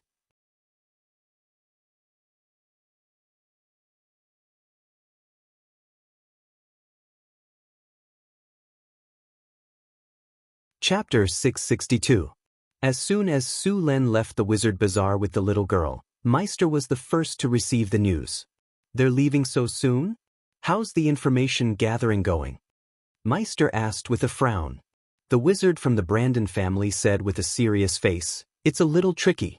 Time is tight, and the target is a stranger. He's not from the Doomsday Mountain range, and he doesn't know anyone here. The information I can gather is limited." Meister snorted coldly. So what if we didn't get any information? Look at his skeletal age, he's not even 30 years old. How strong can a wizard this young be? At most, he's only a high-grade wizard. With the two of us, and the trump card that father gave us, even a grandmaster wizard wouldn't be a problem. Meister snorted coldly, then continued. Also, he brought a little girl with him. That little girl is just an ordinary person. How can she be a match for us? Let's go and get the Pegasus first. After Su Len released the Eye of Detection, it immediately entered the high-grade invisibility mode. The Eye of Detection was very small, and it was basically the size of a human's eye.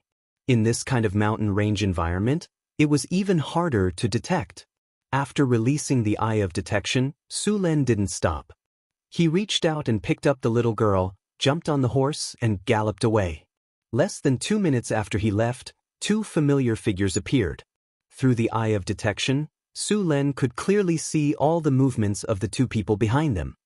They really dare to chase after me. Seeing the two figures that suddenly appeared in his mind, Su Len sneered in his heart. The image transmitted by the eye of detection was very clear, and it could directly see every movement of the target. It could be said that this was one of the best ways to monitor. Looks like I'll have to take care of them before I leave. A trace of killing intent flashed in Sullen's eyes. To those who dared to reach out their claws to him, Su Len wouldn't be polite. It's just two high-grade magi. Since you want to die, I'll send you on your way. With that thought in mind, Su Len lightly knocked on the horse's abdomen. The heaven horse jumped up and flew into the air. Then, it rushed towards the east. In fact, Su Len had originally planned to teleport directly, but with the little girl here, it would be very dangerous to do so. When the teleportation array broke through the void, the pressure was immense. Ordinary people's hands would not be able to withstand this pressure, and it would cause their blood vessels to rupture. Under normal circumstances, there would be special teleportation doors at both ends of the teleportation array. These teleportation doors would not only serve as coordinates, but also reduce the pressure of the teleportation array. With this kind of fixed teleportation array, even ordinary people could teleport without worrying about problems.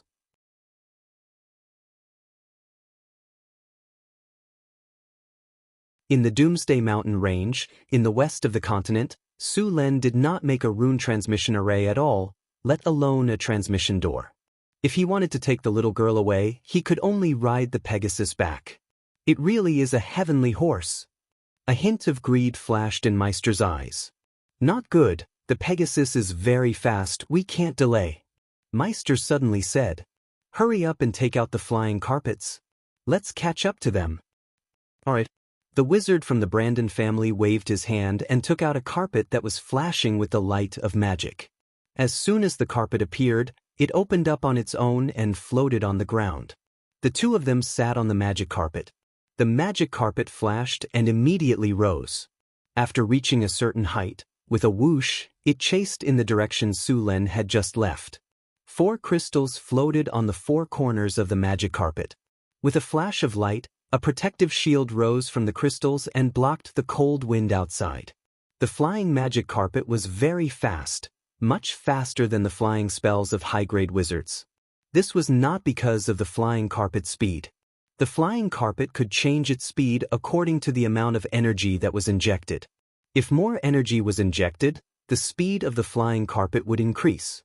If less energy was injected, the speed of the flying carpet would decrease. Of course, the speed of the flying carpet could not be increased infinitely. After reaching a certain speed, no matter how much energy was injected, it would not increase its speed. This limit was close to the speed of sound. This was mainly due to the air resistance during flight. In their current position in the atmosphere, it was very difficult for wizards to break through the sound barrier. Of course, it was not impossible to do so. For example, using anti-gravity spells and some other runes, one could break through the sound barrier in the main material world. However, the gains would not make up for the losses, and the cost would be too high. Using the flying carpet at close range was no problem at all. As for longer distances, of course, teleportation would be used. Teleportation could be easily traversed as long as one had the coordinates. Because of this, there were very few people in the material world who would study how to increase the speed of flight. The flying carpet's speed in the material world was close to the speed of sound. In the astral plane, without the suppression of the laws, the flying carpet could reach sublight speed. Of course, this method was meaningless. In the astral plane, a single teleportation could cross tens of millions of kilometers. Flying was basically on the verge of being eliminated. However, flying tools were still very popular in the material world, especially this type of flying carpet. It was comfortable and fast, and much better than the brooms used by some wizard organizations. Flying brooms were one of the less valuable flying tools. They were not very fast, and they had no protective barriers. The seats were also very simple. The only advantage they had was their low price. The flying carpet was very fast. Su Len could see the two people on the flying carpet cursing as they sped up. The Pegasus was very fast. It did not take long for them to leave the wizard market far behind. On the other hand, the speed of the magic carpet was also very fast. The Pegasus and the magic carpet were like two meteors streaking across the sky. However, in comparison, the speed of the magic carpet was still faster. Galloping a Pegasus also consumed physical strength, but in addition to using its own magic power, the magic carpet could also use energy crystals as a substitute. In order to catch up with Su Luen, Meister had already used energy crystals as a substitute. The two were adjusting themselves to their best condition, waiting for the Pegasus to slow down. Although the Pegasus was very powerful as a divine creature, its own energy was also consumed. Naturally, it could not be compared to the energy crystals used by the flying carpet. Su Len did not plan to use the Pegasus to escape. He just wanted to lure the two to a suitable place. The Pegasus had been bored for a long time and wanted to run. Soon, the Pegasus would be tired and it would be time for the two to die. You're tuning in to the Wandering Hero YouTube channel. Don't forget to subscribe and join us on this journey to catch the most captivating stories.